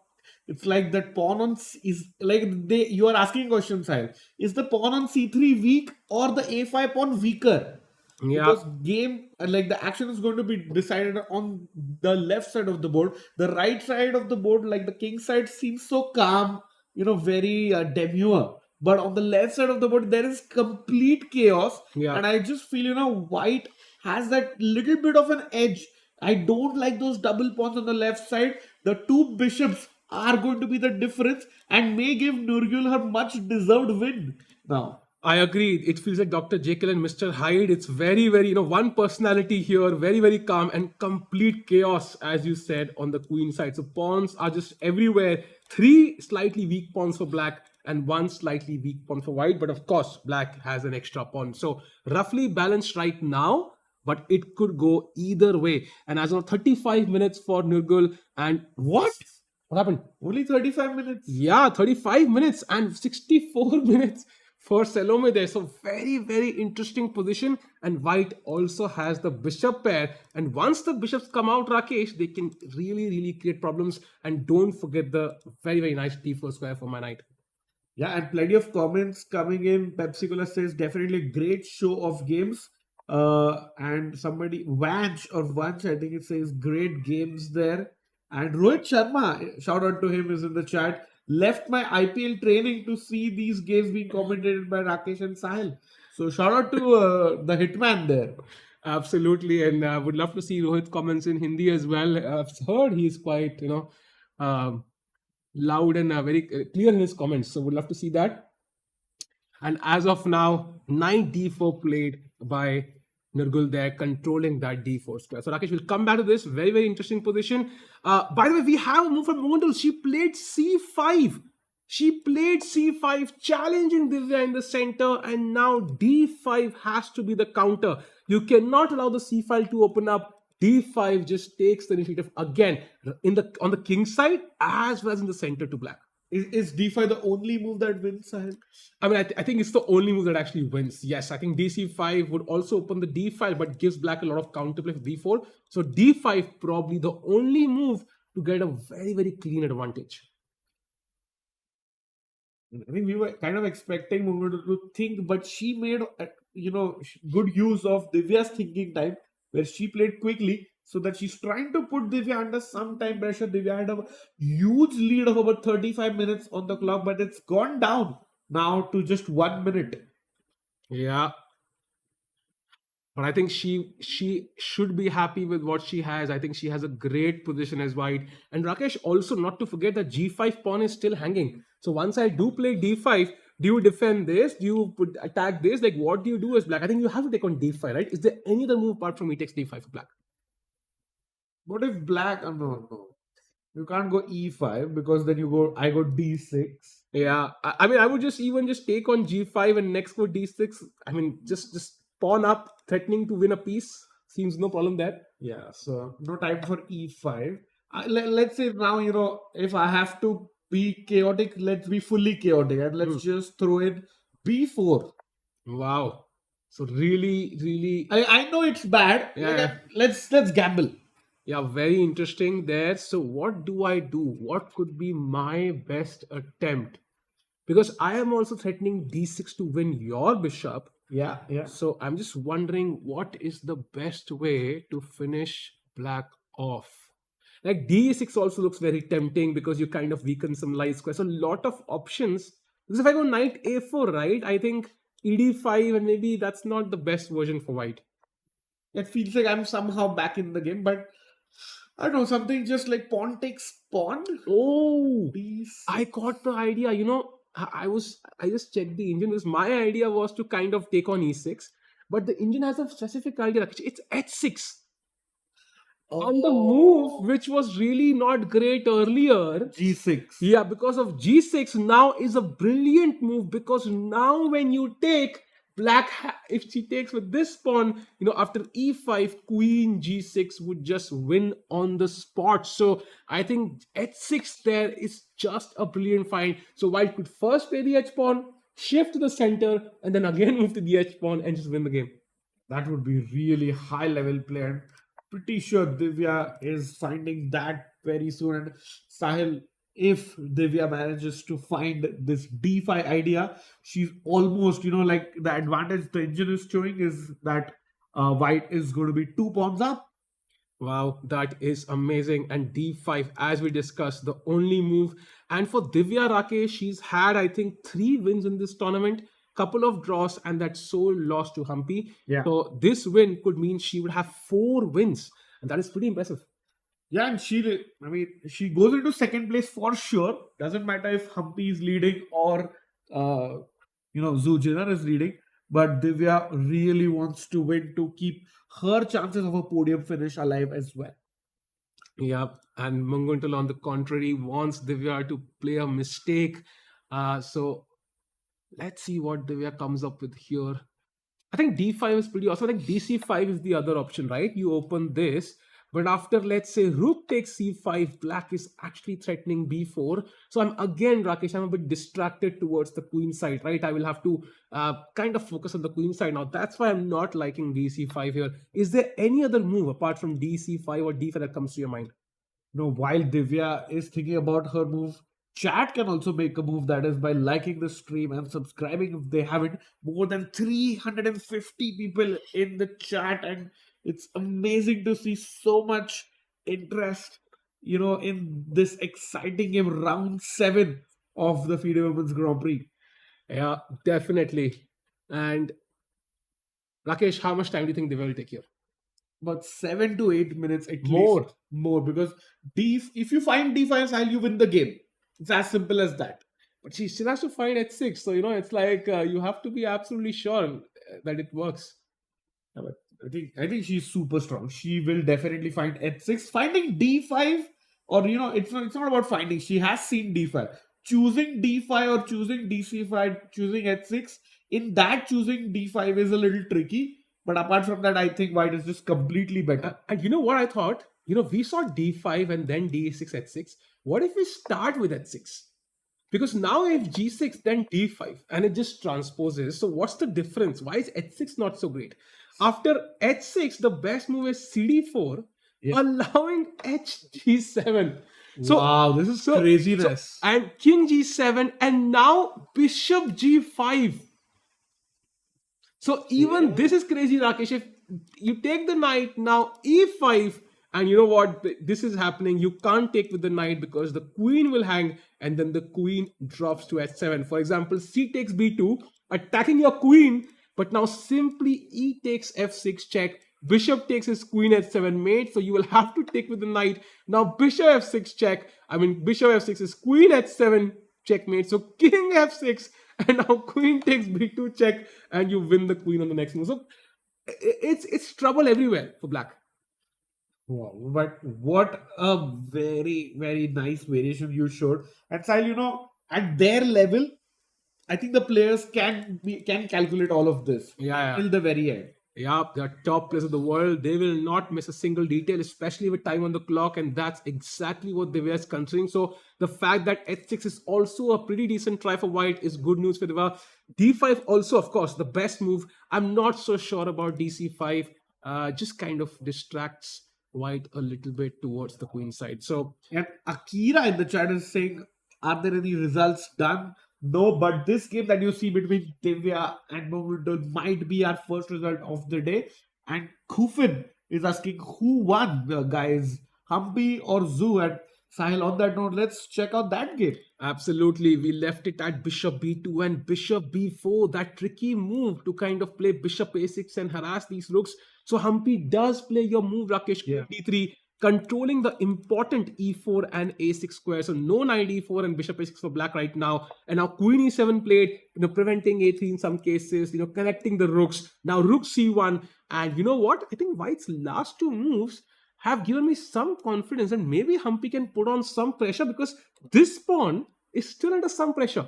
Yeah, +1 to that, Sahil. Rarely we agree on things, but it's nice to see the Indian player, consolidating yourself. You mentioned a great point, Sahil, that, Humpy does not need to go all out. Yeah. If you get your chance, of course, grab it, but otherwise, no need to take additional risks. And both rooks coming to the C file, looks like Humpy is ready to, drop those some knight into d5 tactics, which Sahil, let's show the chat what happens, if black plays a null move like f6, for example. Yeah. Suddenly white is better because of this bishop on b7 that is overloaded, protecting the rook and the pawn. So white goes in with Knight takes d5, winning on the spot. So black has set up a tactic, and now white sets it up. So there's attack on the queen. If rook c2, you play knight e7 comes with check, and Intermediate that check. is game over. So you have to take, if you take with the bishop now, there is rook takes c8, winning the rook. And if you take with the knight, then there is rook takes c8, rook takes c8, rook takes c8, bishop takes, and the knight is now loose. And white has won a pawn and a central pawn. And now with the bishop pair, this should be game over. But of course, Zuzhina, in the form she is, she will not miss this. She puts the queen back on f8. But Rakesh, that's not where the queen belongs. That's a passive Correct. square.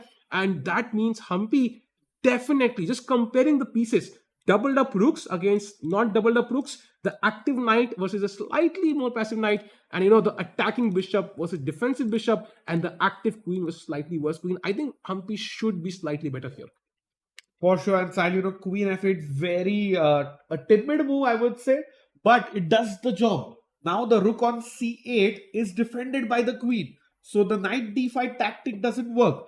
But Sahil, I completely agree. I mean, that queen does not belong on the first rank. In fact, if the black king moves and there is a way currently all of black pieces can end up on the back rank, and we can, to start a Fisher random game. Yeah, absolutely.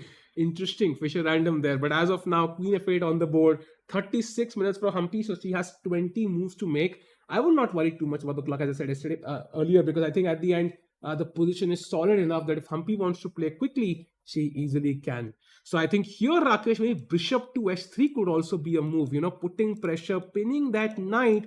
And again, black is wondering, so how can I kind of, exchange a few pieces? Because black wants to exchange. Yeah. Exchange of the rooks, exchange of the queens. The structure promises to give black complete equality. And then I think they can shake hands and go home. And a draw would be amazing for Zuzino here. For sure, I really completely agree. But you mentioned a great point there that I am getting some confidence in White's position after, the last two moves by White. But, I'm getting a confidence for a White win as well because Divya Deshmukh has played D5, Sahil. Oh, wow. Let's head off to that game. So D5, again, the best move. And anybody wondering, about the accuracy, it's been 92.1 for black. And Rakesh, Chad, you can take a wild guess. What is Divya Deshmukh's accuracy in this game? So Let me guess, Sahil. Huh. 98.5. Rakesh, you know what? You are really underestimating the accuracy by a big margin. It's 99.7. Wow. So that is quite impressive for a game which has already lasted 18 moves. And I think the next, if she's played D5, Yeah. she's seen the next few moves and it might just go higher. I mean, what a game. Flawless game Yeah. there. And I think that's one of the players blocking the camera. And now we have the board again. And now, and by the way, we're taking not as much time to find these moves. That's also brilliant because sometimes you can think, you know what, I want to attack, I want to find the best move, and you can lag behind on the clock. And then in the crunch moment, you do not have time. So great time management skills as well. And now Munguntul is again under pressure. And if you look at the bar, Rakesh, it's already showing +2. And that's objectively lost. That's objectively, and it's like the advantage of Divya being 2 pawns up in a way, Sahil. And she's been playing amazing chess. Pawn to D5, as we showed the variations earlier. White is in complete control, and I think Munguntul needs a miracle to not lose this game, Sahil. I think the best she can hope for is to sacrifice one of these pawns. So I Yeah, was thinking, for example, what if she plays, queen to b6, just to kind of activate the queen, get out of this file. Maybe white takes on e6. Now you can take with the queen, and now bishop g5. And maybe, Rakesh, something like this can be defended purely because you h6, there's still g6, and you've not opened up a file. So next, maybe rook f d8, maybe c4, b4, maybe something like this. You can at least drag on the game for a long, long time. Yeah, I agree. That's one very good way to put up a defense. But Sahil, you are giving up a pawn now. Whereas what I had liked was the idea of not playing a6 in the opening and giving a pawn back. Oh, she then. takes d5. She has just grabbed the pawn on d5. The most ambitious choice, but Yeah. it also opens up the queen's path. Once e takes d5 happens, you can see the queen pointed towards h7, and that is very important. If you take with the knight, that could be a potential mistake. Maybe knight takes d5 is hoping for the best, because after knight takes d5, e takes bishop f6. Black also gets an active piece pointed towards white king. So maybe e takes d5, threatening to trap the bishop, is very important, and Divya has to take with the pawn. Yeah, and that H file hasn't been open, so that's a good thing for the black player. But pawn takes d5, Sahil, things are going to get heated up in this game. Yeah, pawn takes is super important here. Let's see if Divya can find it. I'm pretty sure she's already looked at these variations. That bishop on e7 is a liability for black right now. Imagine a pawn on d6. defended pawn, the bishop would be trapped, and that's what you're hoping with e takes d6. So you don't want the bishop to come to f6, a natural square that can happen with knight takes d5, knight takes, pawn takes, and this. And here I think black is still fighting. So white is better, but of course black will threaten c4, c3, and you can see how that's extremely double-edged. So take with the pawn, threaten a pawn move to d6 at some point. Let's say black just passes, yeah, rook a8, bishop g5, rook c8, d6. The bishop is gone, the king is gone, and the game is pretty much over. So very important, take with the pawn, and white should be on her way to win this game. So full pressure on Munguntul as Divya calculates. The only game so far where one side is just clearly better. All the other games right in the middle. So we can see as the tournament comes to its latter half, all the players are playing great chess, no mistakes. Only this game, white seems to have a huge attack. Munguntul hoping against hope that Divya takes with the knight. Will she take with the knight or the pawn? Chat, you can take a guess. This is the moment she has to find e takes d5.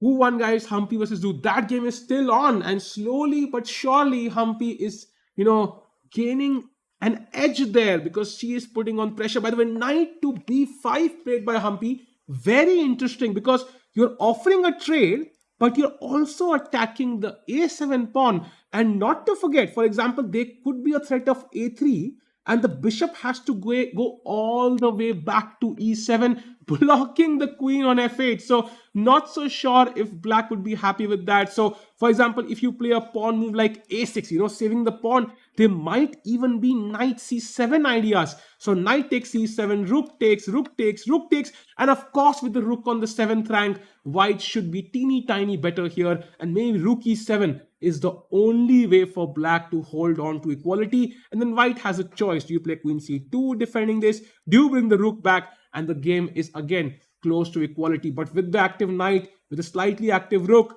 I would say, and the slightly active bishop and the queen as well, white should be slightly better still. But knight b5, an ambitious try. Let's see what Zuzhina replies. The form she's in, she should be able to come up with the best defense, and that should be to push pawn to a6 to ask the question. Hello, Mr. Knight. Oh, she plays something else, I think. Rook c2, Sahil. Yeah, she exchanges the pair of rooks, and maybe next she will now play a6, yeah? Rook into c2 played immediately by Humpy. And I think that makes sense because you still want your queen to be on the strong central square. Otherwise, if you had captured with the rook, black could have also played the other rook to c8 that challenges your queen. Yeah, and now a6 is asking the question to the knight, where do you want to go? And of course, there are other moves possible. You could play a5, but that would be kind of leaving the knight there. By the way, bishop a6, that is a slight mistake and an inaccuracy from Zuzhina, Rakesh, because now you can play pawn to a4, keep this knight there forever, or you can even play bishop to f1, defending this knight. The queen will next move somewhere else, and look at the bar, it's plus 0.6, Rakesh, some pressure. So I would say in the first hour of play, Zuzhina had completely neutralized white's opening move advantage. But after about 90 minutes into the game, the last half an hour has been amazing for Humpy. Firstly, she not only managed to get out of that situation, that bad opening situation, but as also is now managing to get some interesting ideas in the middle game. And Sahil, you never know, but this might also be nerves on Zuzhina's side.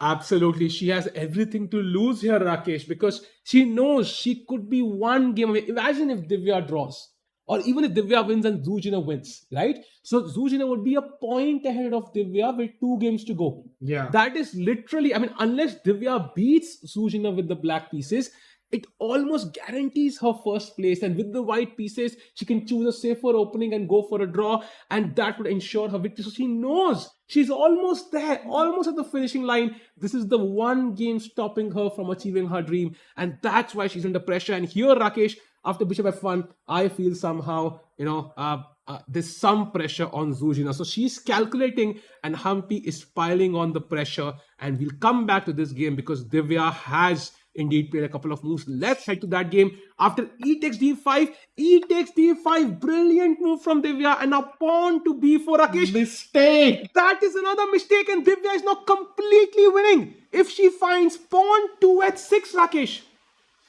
Pawn to h6, idea of taking the pawn near the black king.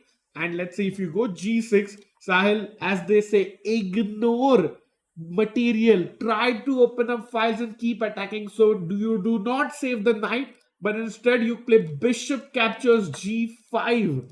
And the idea being, let's say you capture the knight, for example, then pawn to d6, you still get black's piece. And look at that king. Oh, played! She played H6. That's a winning move on the board by Divya now. Brilliancy. What a sacrifice on C3. And she looks confident. She's seen it all. And not to kind of ignore 99.3 accuracy right now. That's near perfect game from Divya. Munguntul never had a chance. Pawn to H6, attacking the pawn. There is no way, Rakesh, you can allow H takes G7. You, as a human, have to play G6. And now Bishop G5 is the winning move. You can sacrifice the knight here, pawn to D6. And the problem is everything is pinned. I mean, let's say you play a move like Rook to E8. D takes E7, Queen takes E7, H7 check. And let's say I don't know where you put the king, King E7, simply Queen takes E3. And Rakesh, one pin, two pin, some attack here, H8 queens. I think this is pretty much over. This is pretty much over. But Sal, just a quick question. Pawn to h6 has been played. If you go to the live position there, g6 is like the more human move. Is bishop takes pawn the only move, or Divya has some other choice? You mean, let's say bishop, here. I think she can also start with d6 probably. And it does the same kind of concept there. And if black takes here, this might be even a better version because I take with the bishop now. And my bishop is also defending my king on the right diagonal. So you will have to kind of take this pawn on d6. And now you take on g5, attacking this bishop and pinning this knight as well. So for example, if you move the bishop back to e7, now I think the knight can move anywhere. And again, there's a lot of pins. One pin is here, one pin is here, h7 incoming. And white should be winning. But I think after h6, g6 is an automatic move that we will see on the board right now. And then Divya, if she finds bishop g5, that is a winning move. But you know what? Let's say I decide to save the knight. That could be an option, right? Knight e4. That is not as great. After knight takes c4, queen takes e4. Again, the bishop gets that comfortable square.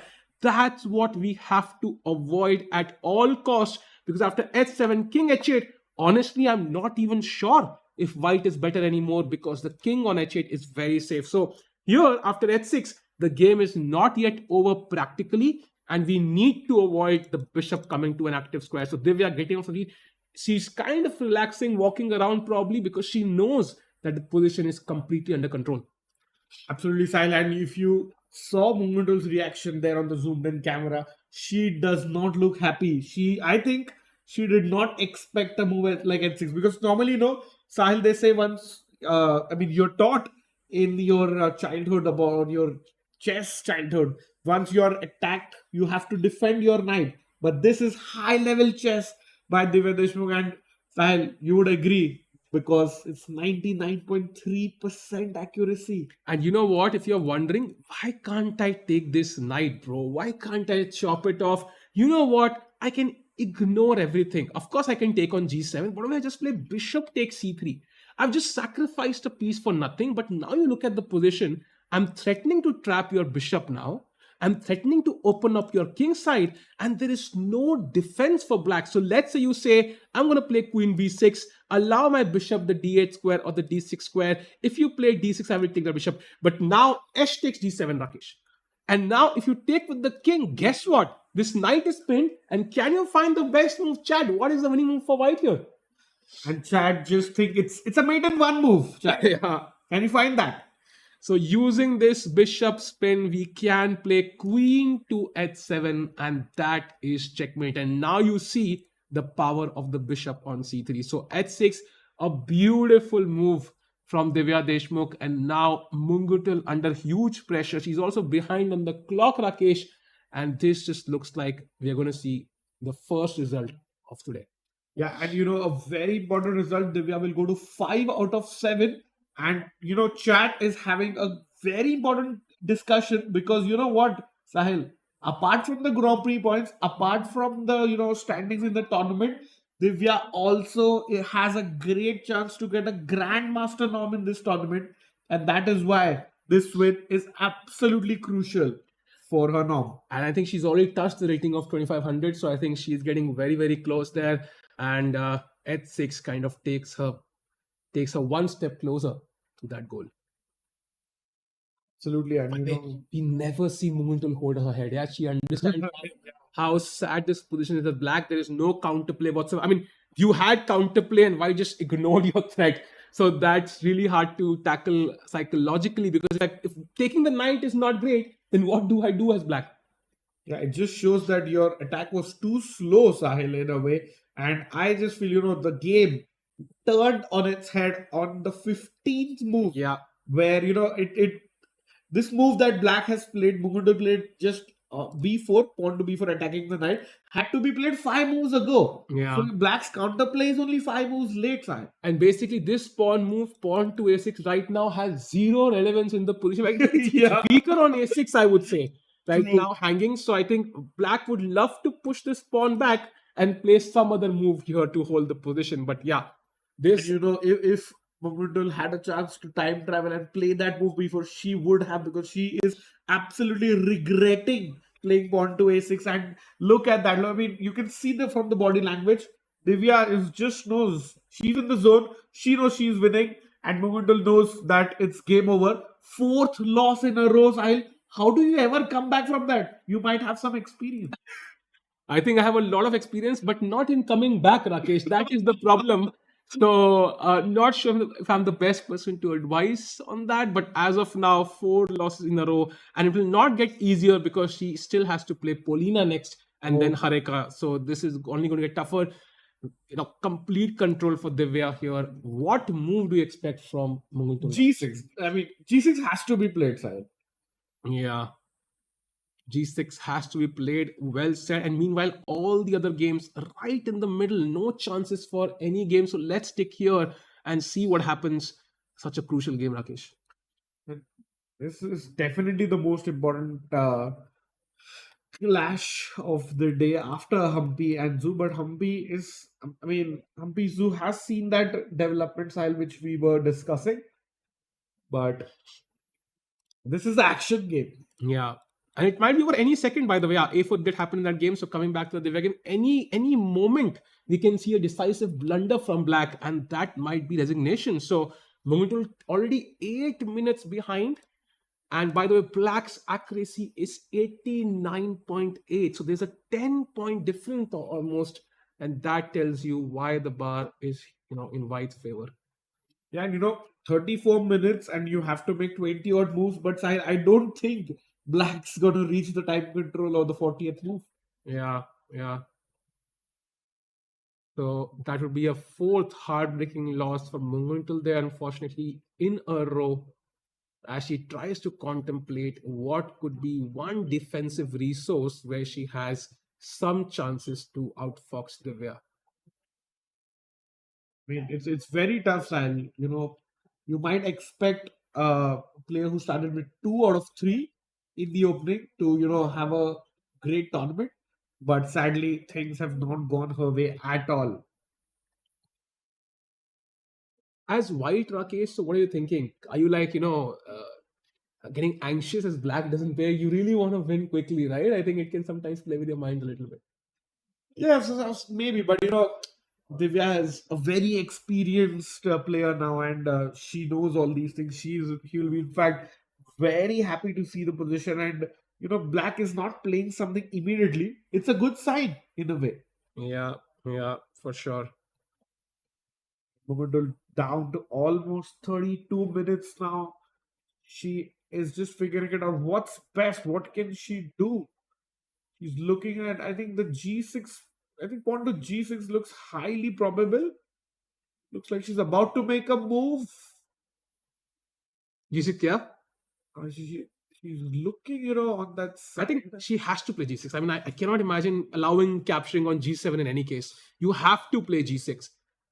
If you allow white take on G7, H file opens up, queen gets in, rook gets in. I mean, you're just That's playing game on, over. yeah, you're playing on borrowed time there. So you have to play G6. At least hope for the best.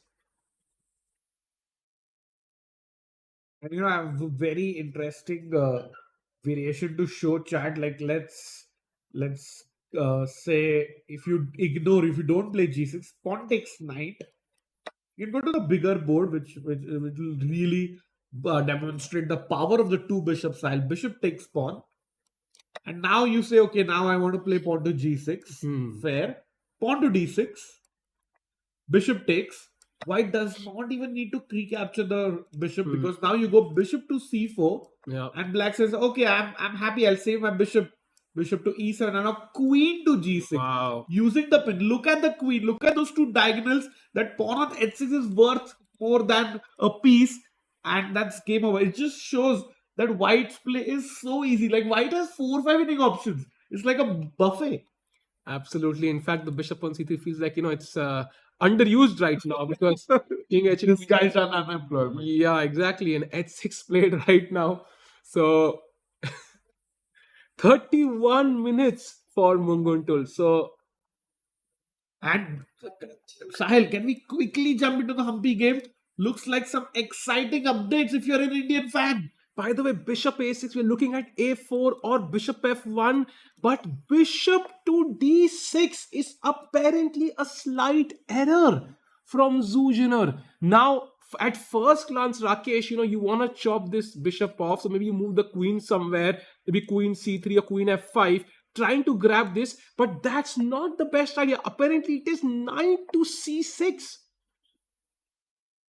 Okay, wait, let me just take one. The idea is maybe to capture the pawn simply. Yeah, if in you the play corner. if you play pawn to h6, simply taking this pawn, and I'm a pawn up now, Rakesh. So you have to defend this pawn. But if you, I mean, how do you defend? You can't go queen e7 because the e7 square Yeah. is controlled. If you play rook a8, first of all, that's so passive.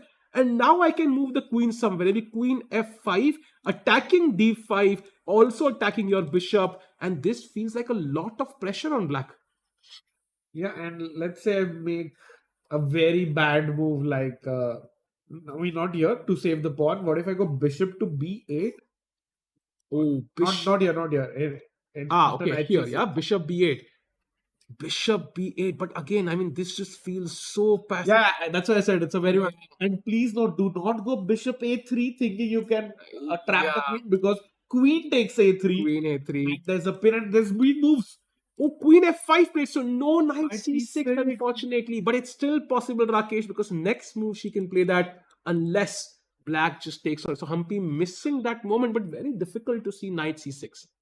Very different, but I mean, you expect these players because they're super strong, and I think I would say Sai Queen F is not a miss to win yet because it was like just a little bit better. But I think practically to face Knight C6 was much tougher in an over the board game for a human. I agree, but I think black has a very simple choice here, just to chop both of these off.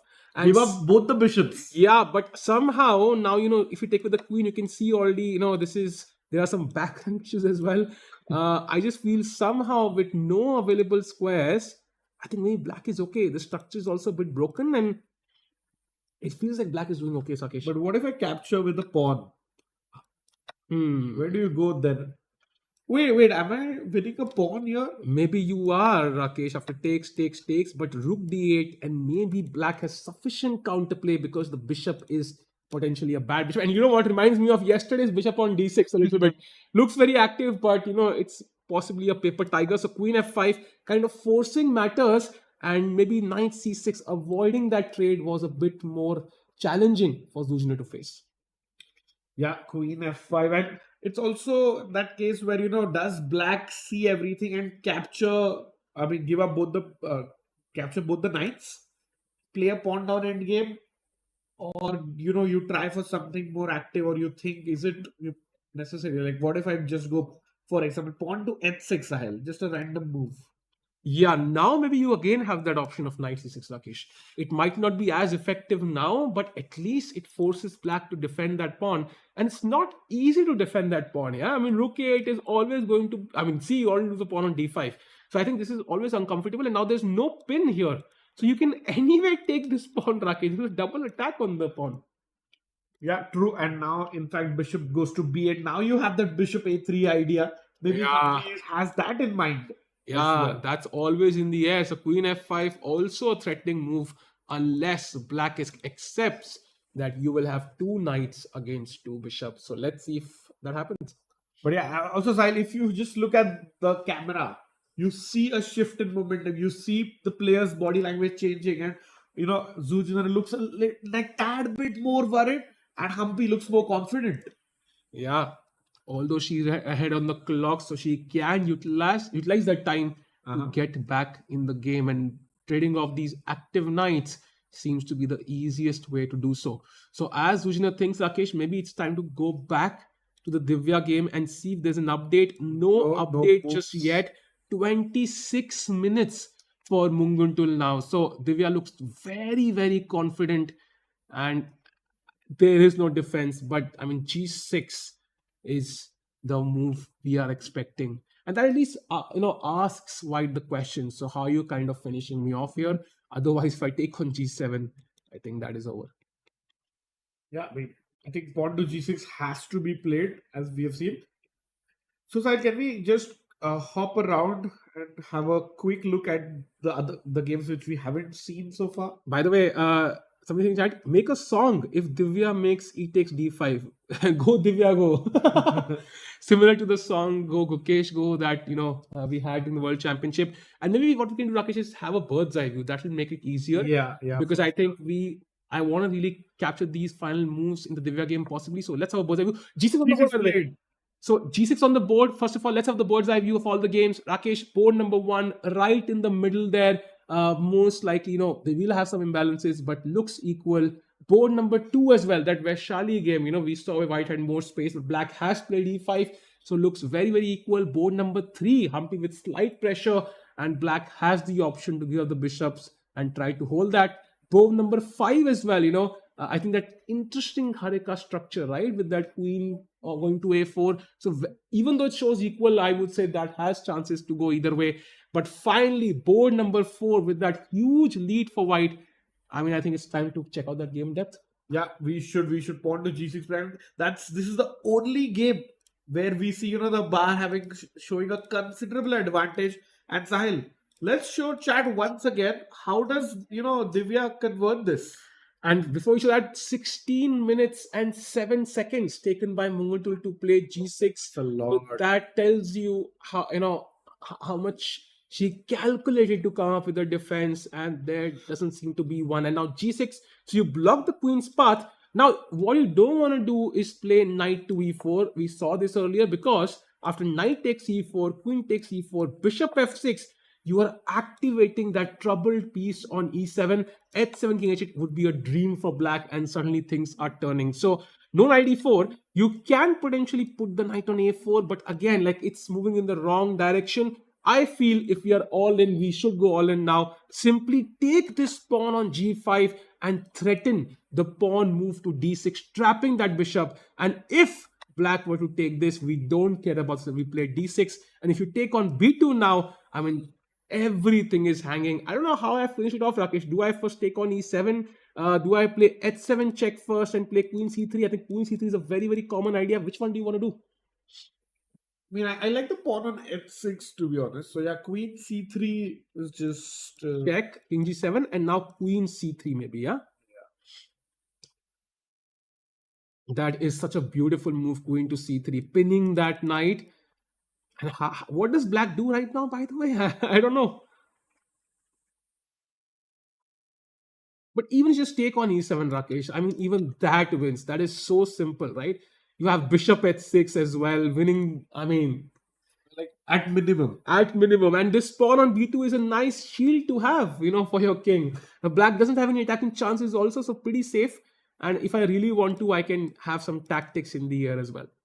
Yeah, this is game over, sir. Yeah, for Divya, somebody of Divya's level, this should be game over. And that h7 pawn threatening the queen at any moment is not going to make black's task easier. So as of now, g6 on the board.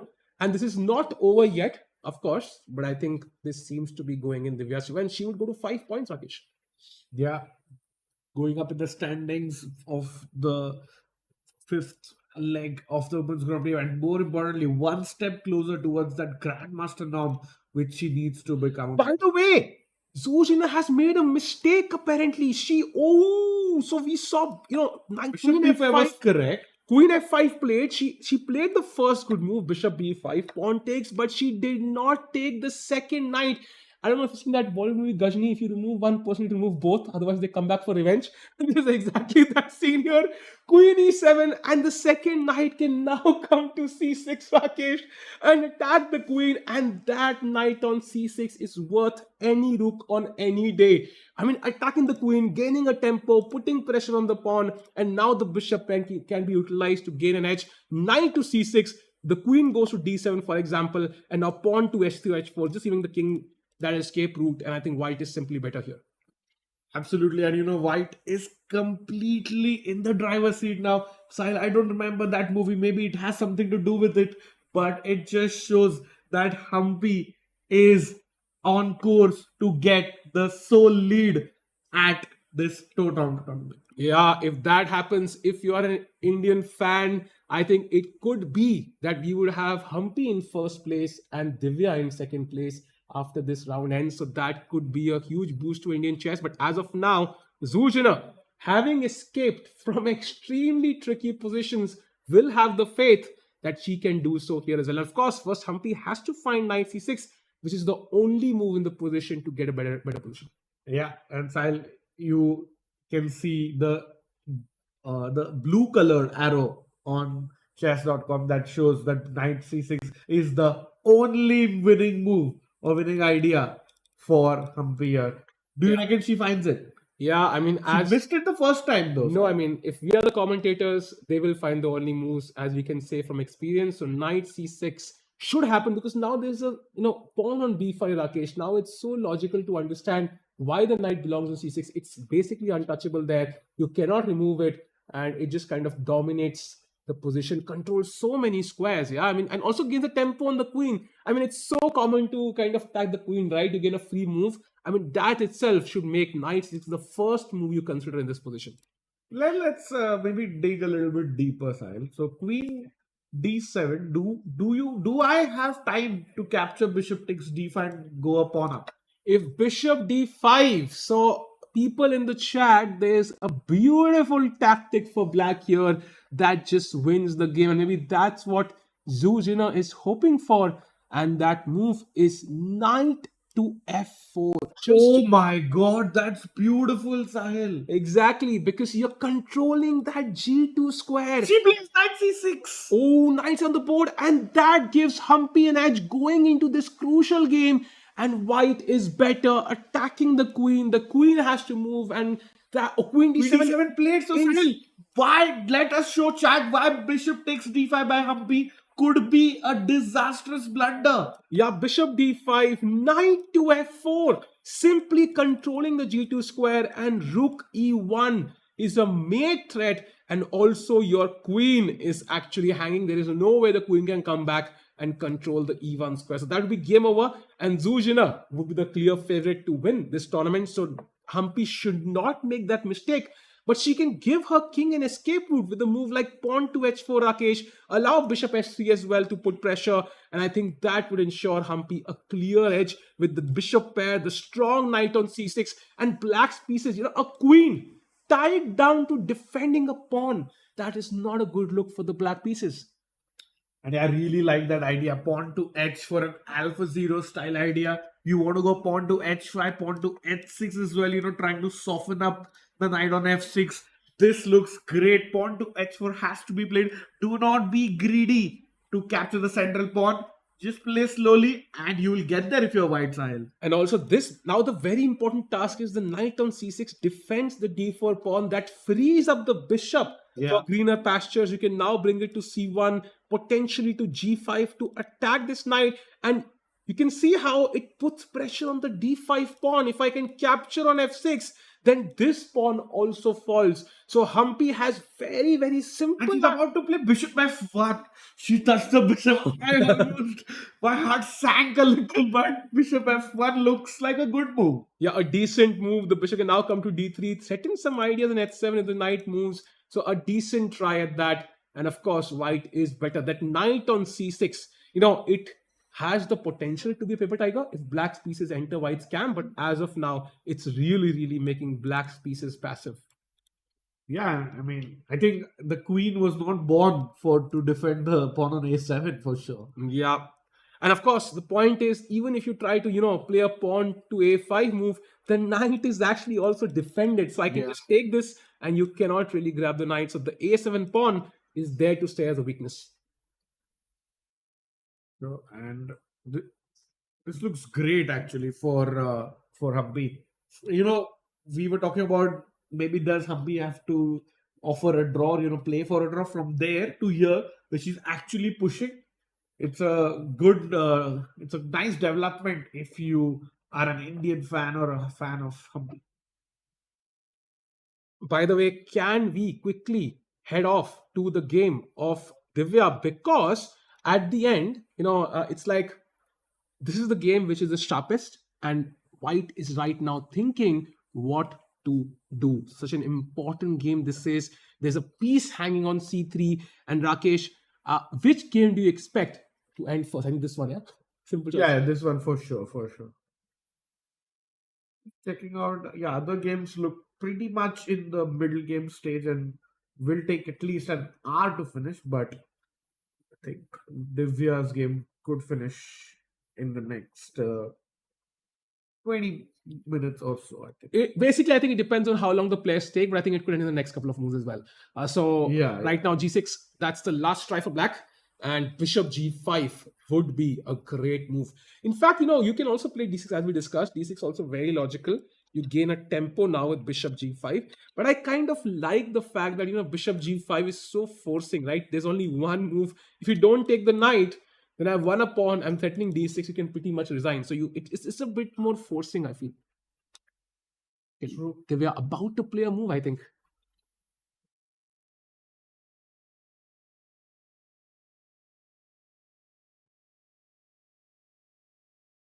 By the way, lot of support for Divya in the chat. Why is that a brilliancy? Somebody's asking. It's a brilliancy on h6. I think this move they are considering. It's a brilliancy because you've sacrificed a piece, some material, and it's still the best move in the position. Alfredo Pastor is asking, is Jinner winning? No, sadly not Alfredo, but in fact it looks like she might even lose because she is currently on the defensive. And Neen is asking, Vaishali won? Not yet. She is fighting against Kashlinskaya. And finally, Shrija says Divya, and definitely Sahil, a lot of support for Divya Deshmukh here. Yeah, and she promises a spectacular game with an accuracy of 99.3. I mean, that is pretty impressive.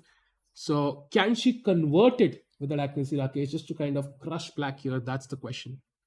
Yeah, it's highly possible, Sahil, and it looks like she is thinking, so it definitely does not want to give any chances to her opponent by playing something fast. And more than 450 people with us, so do like the stream if you haven't, and subscribe also if you haven't. And exciting finish there in the last 3 rounds here. We could see the tournament lead being shifted from Zhu Jinner to Koneru Humpy, and Divya Deshmukh joining her in second place. So all results possible.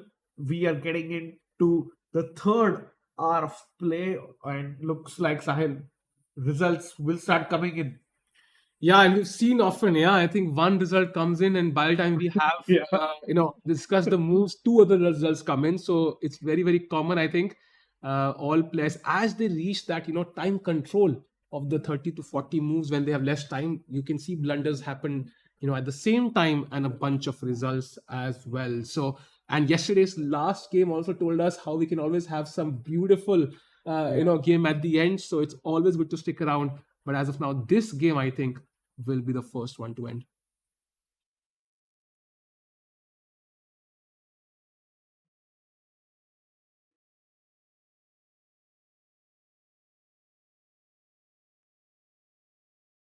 E6, 29. So Divya finally falling below the 30-minute mark. So I mean, do you think time is playing on her mind her even a little bit here, Rakesh, or do you think like she's very, very comfortable? Not at all. I mean, it might matter somewhere else, but not here, side. Hmm. Because you can see White's position is completely winning.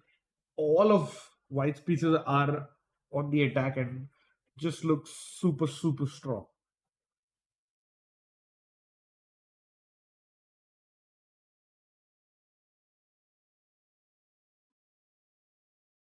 Are there 350 people watching on the FIDE channel alone right now? And I be saying maybe we should also look at other games. You know what? Let's do a quick roundup of all the 5 games, Rakesh, and then head back to this because Divya should be able to play a move. Board number 1, it's Nurgul against Salome, where Nurgul again under some time pressure there, and there's a pawn on a4. Whether it is weak or strong might just decide the game. But again, black is a pawn up, but you know what? Black's pawn structure is kind of damaged. So I would actually say the game is roughly balanced. Which side do you prefer? I like White, and Black can lose her extra pawn at any moment with Bishop takes a4. So that not a very strong advantage. And, like White is controlling the game, I feel overall. Yeah, the accuracy for both players 97.6, but I think there's potential to make mistakes because you can see 18 minutes for White, the lowest any player has, I think, and they've only played 18 or 19 moves. So Nurgul could fall under time pressure. So we'll see what happens. Very, very interesting But game. Sahil, do you reckon she will give us another game, another good, exciting game, like 3 games in a row? Wait, so I got scared for a second. I thought the bar just went up. Yeah. So I have full faith. I think we'll see a long game here, a long grind. Maybe it will not be as tactical as yesterday, but we're going to see a very, very nice game. So as of now, equal game, but very, very dynamic. Vaishali against Alina, however, I think feels more like a draw to me. Whenever this exchange happens, I think there might be a bunch of trades. And yeah, this game looks like a draw to me. Yeah, it was looking like Vaishali is trying to push in the opening, the later stages of the opening and the middle game, but the game didn't really get going. And out of the 2 players, definitely Kashlinskaya will be happier with the draw, not having the greatest of events. But yeah, I think Vaishali was also hoping to win, but I feel this game has kind of fizzled out into a very, very equal position where both players have very few chances to win. Yeah, and again, White having 16 minutes. So time can definitely be a factor. But I think both games looking equalish as of now. Then we come to board number 5. That is Polina against Harika. And that interesting structure finally might liquidate at some point. But again, Rakesh, this also feels like it's roughly in the balance as of now. Yeah, Bishop has come in to the enemy camp and it's like 7 White is a pawn up though, Sahil. But the problem is the bishop is coming into that beautiful d5 square. You have no light squared bishop, and I would rather be have a pawn less and but still be black because of those beautiful bishops on the long diagonals. I agree. If the bishop, you could have an option of exchanging these 2 bishops, maybe I would change my mind, but I might even prefer black. And again, Rakesh, White having 16 minutes. So all the 3 games we saw, White is worse on the clock by a drastic margin. So there is the potential of having a bunch of results. And we have, I think we'll go to that game soon. Some moves. D6 played by Divya. So we'll come to that soon. Also, Humpy, by the way, after Rook C8 was played, by the way, and Bishop comes out to D3. So Humpy having a solid slight edge there and also not too behind on the clock. So Humpy pushing Rakesh. Better chances for White plus 0.8 edge. And finally, the star game so far, where Divya, instead of Bishop G5, she plays the second best move, also pretty efficient, pawn to D6, attacking the bishop, sacrificing the piece on C3, and Black has taken it back, and she's taken on G5, a brilliant move now, and the bishop is attacked. There is a pin here. For example, Rakesh, just to point this out, let's say the bishop decides, I'm tired of staying on E7. I want to, diversify my squares. What is the move, chat? Can you find the best move for White here? Rakesh, what's your guess? Wait, is it like queen takes g6 or something? Oh, that would be insane, but I don't think it's that actually because king has the h7 square. But the best move is rook takes d7. Okay, yeah, that was Yeah, taking the knight, you can't take with the knight because the queen is lost. So queen here, and now bishop f6, threatening checkmate with the pawn. Rakesh, that would be insane. For example, you take the knight, h7 is just made. So lot of tactics. After bishop g5, bishop e7 will have to be played, or maybe the queen has to step out from this pin. And bishop e7 and what? Sahil, she has played bishop e7. Even something like bishop c4 idea, queen g6 check is also possible. Definitely bishop c4 with the idea of queen g6, but maybe there's king h7 there, which kind of is a bit. I don't see the final blow, Rakesh. Like, how am I finishing this? So, is there a cleaner way to finish this off? That's what I'm thinking. Or do we have to kind of grind this out like in a long game now? Because as white, you want to finish it off right now. Yeah, because it's not easy, Sahil. I don't see like a clear-cut path. I agree. There is no clear-cut path, Rakesh, and that means maybe Black has found at least a chance to continue the game here. Yeah, good practical defense by Mungutil, and of course, we can see the computer, suggesting bishop a6 on the bar has kept rising. But look at that, bishop takes a6. What if I capture on c3 or I play rook b8? It doesn't feel like +4 advantage, I would say. Yeah. Feels like a +1.5, +2 advantage. Yeah, bishop a6 definitely not the move you consider after kind of going after the king for, let's say, the last 10 moves. I think you really don't want to grab that pawn. And if not bishop a4, then the knight is now hanging. So you will have to commit, this knight to some square. Again, we've discussed you don't want to play knight e4 exchange, giving the black bishop a comfortable square. For there's some tactical ideas as well now. So it's not super easy on how to finish black off, and maybe Divya will have to go for a more pragmatic choice here, Rakesh. Maybe like knight a4. But again, that's what it's similar to bishop a6. Like you said, white is focusing on the right side of the board for the last 10, 15 odd moves. Suddenly, you don't want to play something on the queen side.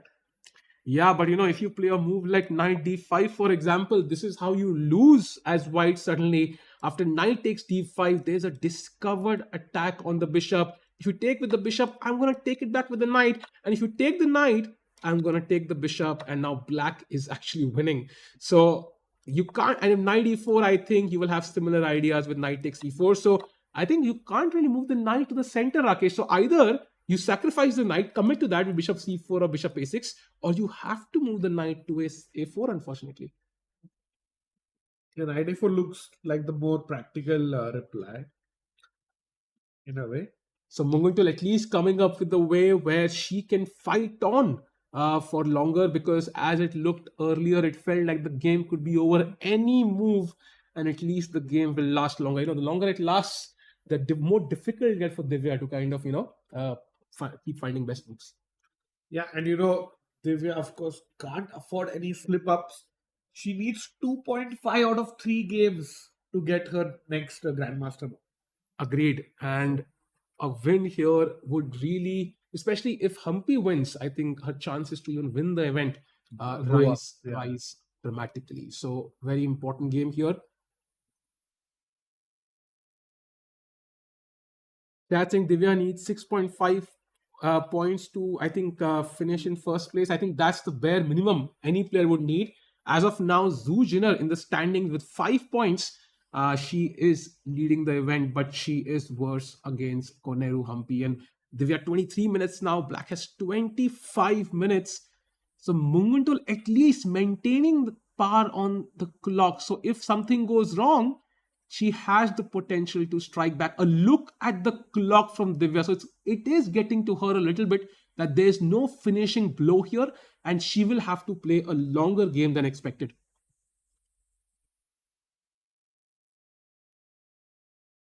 Will she play knight a4? Will she take a risk? Because, as commentators with access to the bar, we can understand that, sacrificing pieces doesn't make as much sense now. But will she realize that it's time to Now hold off a little because the king has the h7 square. That is the major problem for white. There is no way to get the king off that square now. So you can play bishop c4 as we saw. If you take the knight, queen g6 and queen g7 is made, but black will simply not take the knight and play king h7. Now the h pawn can't move. There is no more checks. And basically white is a pawn up, and that's a very dramatic strong pawn on h6. But it's not checkmate. It's not checkmate, and the game will go on for much, much longer. So will Divya have the mindset to realize there is no finishing blow available here and just go for the long win, the long grind? What happened to Divya? This is the game right now, Mr. Kufen. We are looking at that game in action. And Mungutul also looking a bit more confident, honestly. Like, you can see her arms crossed. He was holding her head half an hour back. And now bishop a6 played. That is the best move. So Divya having huge, I think, control over the position, choosing the right move, grabbing that pawn, and now she's not even material down. In fact, she's how many pawns? So if you look at the pawns, 1, 2, 3, 4, 5 pawns for white, 1, 2, 3, 4, 4 pawns for black. So she's the pawn up, and she still has some level of attack. So +4 says the engine. Now great move there and great plan. And now the rook has to move. Let's say you play rook 8, attacking the bishop. Now the bishop drops back, attacking the f7 pawn, again threatening queen g6. For example, you take the knight, queen g6 wins again. So you have to play king h7 now, blocking that check. And now, very importantly, the bishop defends the a2 pawn. So there is no queen a5 and queen a2 ideas. That is super important. So let's say you play a move like knight to b5 now, getting another square for your knight. a4 didn't look so tempting. d5, e5 was a mistake. So knight b5, maybe even threatening knight d6, another option. So ideas there. Now the rook can also come to e1, and there could be rook d7. So for example, let's pass the move for black. Rook he1, rook 8, and now there could be ideas of rook e7, rook d7 in the air, and that could be deadly as well. So pins again. But I think the game will last for longer still. So Munguntul at least can drag the game for a while.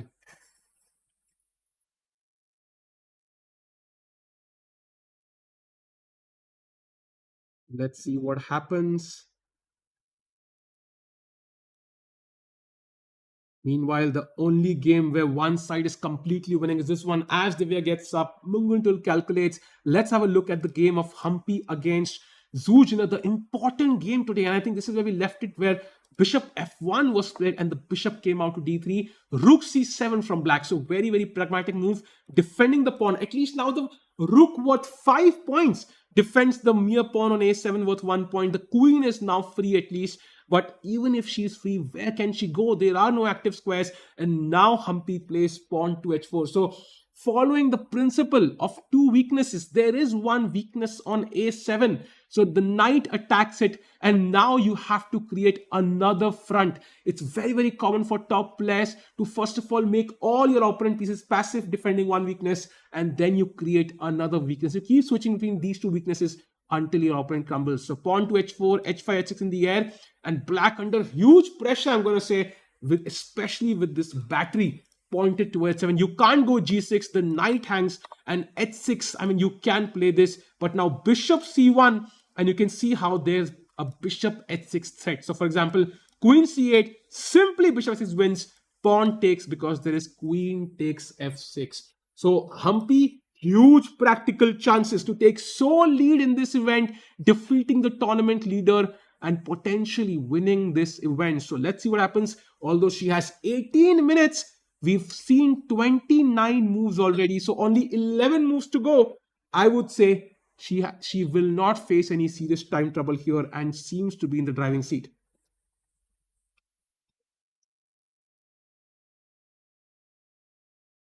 Meanwhile, I think Vaishali is also under 10 minutes, the first player today to fall in, under that zone. But to be honest, I think looking at the position is very solid for both players.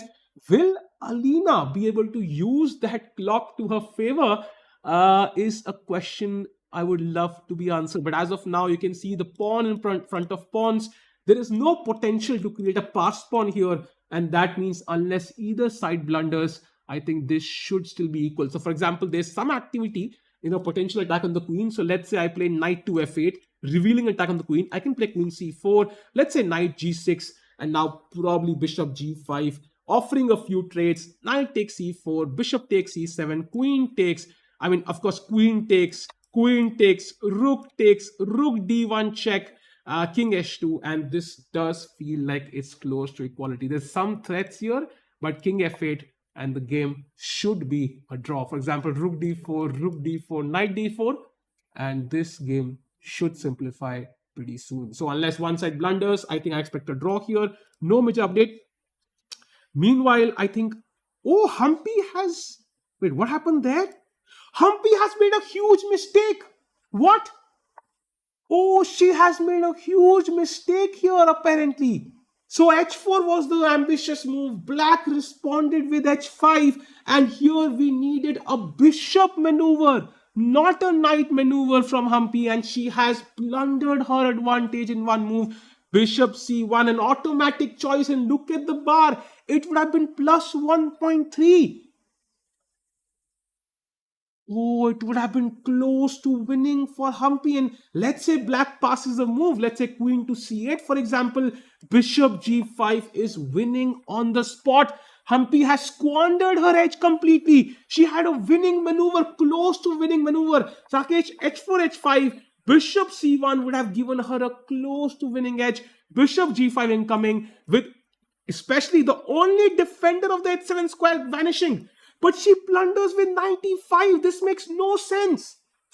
Completely no sense. If we keep the knight back on c6, you can see such a simple idea there, bringing the last inactive piece. Your worst place piece is the bishop on b2. Just reroute that to g5, go into the sole lead of the tournament and win your candidate spot. But Humpy, spoiling that advantage with knight to e5, has it completely squandered, Sahil. Yeah, I think that idea is pretty logical. So for example, let's say, black takes, which is I think the defensive move, d takes, rook takes, bishop takes. It does look like, I'm getting to h7 now. So for example, knight e8, queen h7, and white is now winning. The problem is black, similar to a variation we saw earlier, Rakesh, black can play knight e4. And you might potentially win a pawn here, takes, queen e4. But then there is queen d1 check, king g2, and queen takes b3. And guess what? The queen and knight are always a tricky combination. Yeah. The bishop better, in fact. They are better, and black is the only one who can win this game. That is possible, but Sahil, I have spotted a fancy line. Maybe what Humpy has missed. It's speculation, but I thought Humpy's plan was bishop takes e5, pawn takes e5, rook takes c2, and Humpy thought I have the interment, so ef6. If rook takes bishop, there is checkmate. Queen h7, queen h8. But intermediate move is met with an intermediate move. Black goes g6. Do you think she might have missed this tactical move? Also possible, Rakesh. I think she kind of, regardless, overestimated the possibility of the queen reaching on h7 in one or the other. And black gets a huge chance. Again, Rakesh, Zuzina getting, luck is on her side here. She gets that opportunity to potentially remove another opportunity to remove that knight. And you know what? The knight just came from, e5 to c6. Moving it back intuitively just feels wrong when you think about it. I think bishop c1 was the move to activate this. I don't know what kind of, Humpy didn't like about this move, but bishop g5 just feels an automatic choice. And now Zuziner, if she draws this, she could take a huge step, Rakesh, towards winning this event outright. Yeah, and Changma Cholan saying a very nice thing that this tournament should have a watching of 40 to 60,000 people. By the way, if you go to Divya, by the way, she has taken the knight. So Zuziner fighting for her life, and she finds the best move. The position now completely equal.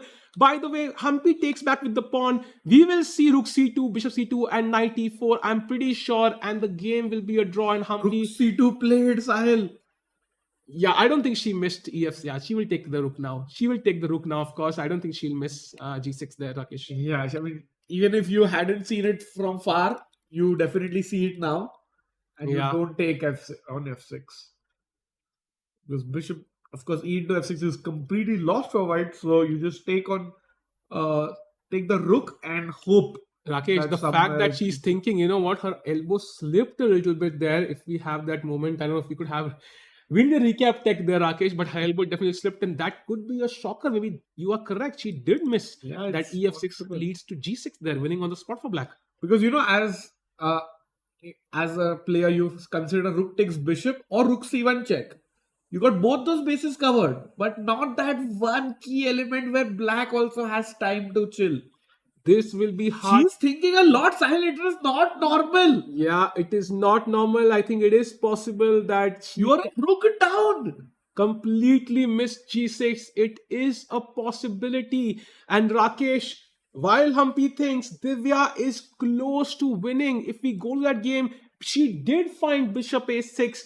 Black, Wow. instead of saving the rook, took on C3 now. And that is a huge mistake because now, after Bishop takes, Queen takes, H7 check, brilliant move, King G7. The Queen gets to the square where it wants to be, pinning the knight, and this should be over now. Queen C3, by the way, 98 accuracy for Divya, just flawless chess there. And once the Queen comes to C3, I mean, everything is pinned, Rakesh. I mean, everything is pinned. Yeah, looks like completely it's game over. And Sahil, if we just go back to the Humpy game very quickly, what is Humpy thinking? Because she's a rook now. I can't believe this. She definitely missed that G6 idea, Sahil, the more we look at it. Oh, that is really sad if Humpy missed G6. Can we have another angle we can see her expressions maybe? But this will be really, really sad if she missed pawn to G6. So the move which you're looking at is E takes F6 and now G6, an intermediate move. And once the queen moves somewhere, the rook can move somewhere and black is basically just winning on the spot. So that is really sad. And the fact that she's thinking, Rakesh, tells me that you are absolutely correct. G6 is what she missed. Yeah, and if your opponent captures your rook, you're not expected to think 5 minutes for a recapture. You immediately take it. And Rakesh, maybe also she could have also missed this, right? Because this is also a possibility. But now she takes the rook. Right? But now it is dead equal. I think Humpy missed an important trick there, a chance to win, and black plays knight e4. The only move, and Rakesh, now only black can be better. Yeah, and I mean, if we could just quickly go to the 30th move, Sahil. 95. Yeah. Can you just tell chat the evaluation year and after playing 95?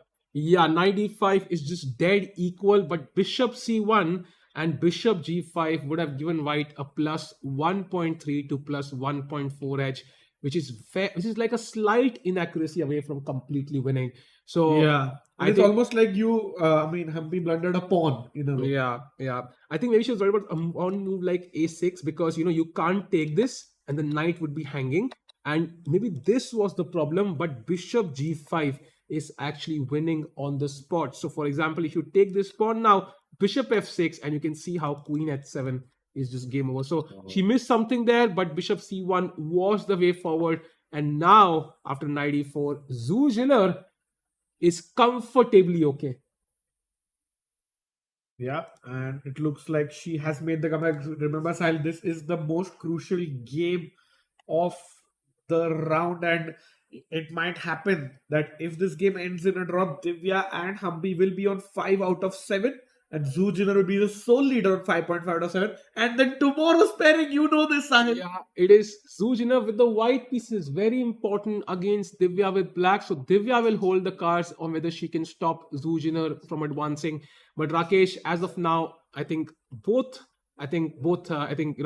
Munguntul as well as Humpy will not be happy with what's happening. So going to the Divya game now, Queen C3 is the move we are expecting, chat. There are other moves. You could give a check and just grab the rook, also very possible. Of course, you will not take on h7 because now this happens with check. You will have to go to h8, Rakesh, and keep the pawn here on h7. And now I can take, let's say, bishop takes queen c3. This seems to be great. Or even just not even doing this, is taking queen c3. Like, this is not going anywhere. If you play rook e8, trying to save yourself, I think anyways, queen e3, bishop h6, or just rook h1 also seems very dangerous. Yeah, and if you want to get out of that bishop h6 check, it would be a howler to throw in the rook to h8 because then it's just bishop h6. Yeah. King h7. I mean, Perfect. bishop f8 check, king g8, and there would be some sort of mate this is incoming all. pretty soon. So yeah, 15 minutes for Divya. I mean, she's getting low on the clock. She still has to be 15 moves, Rakesh. So there is potential to go wrong in the position. Yeah. And we take stock of the material right now. In terms of pieces, we have a queen versus queen. We have a rook versus rook. So we have a bishop versus bishop. So we have a rook versus two knights, Rakesh, right? That's the dynamic here. Correct. And in terms of pawns, 1, 2, 3, 4, 5, 1, 2, 3, 4. So we have a rook and a pawn for two knights. And that's technically equal. So it's basically the attack on the king that makes it really bad. Yeah, but it's one of those higher level chess principles that the first thing you notice in any given position is the king safety, and only after that comes in the material balance. So looking at the king situation, the white king completely safe, tucked away in the corner of b1, whereas the black king is in shambles. Divya has not played for a few minutes now, Sahil. Yeah, I think she's trying to find that finishing blow, but I think she can also play it slow. So as of now, king on g7 does look very uncomfortable. There's always this check. I think she's tempted, yeah, to grab this rook because she can get ahead on material, right? So that really is tempting to kind of play. But I think queen c3 is a very, very logical move, pinning that knight on f6. And always h8 tactics you have to keep in the air and take into account on every single move as black. Also, I think there are a lot of other options as well for white. So I'm pretty sure that she is going to win. Rakesh, can we have the bird's eye view? I want to show you one thing there. Apart from this game, every game has an evaluation of 0.00. That is insane. No way. What? All the four games, it's right in the middle. You could literally take a ruler, a scale, and try to measure it. It's literally 0.00. So this game right now is the only Queen game. c3 played by Divya. Let's go to Divya's game now. So No, but wait a second. Look at the bird's eye. It's not even like 0.30 or 0.5.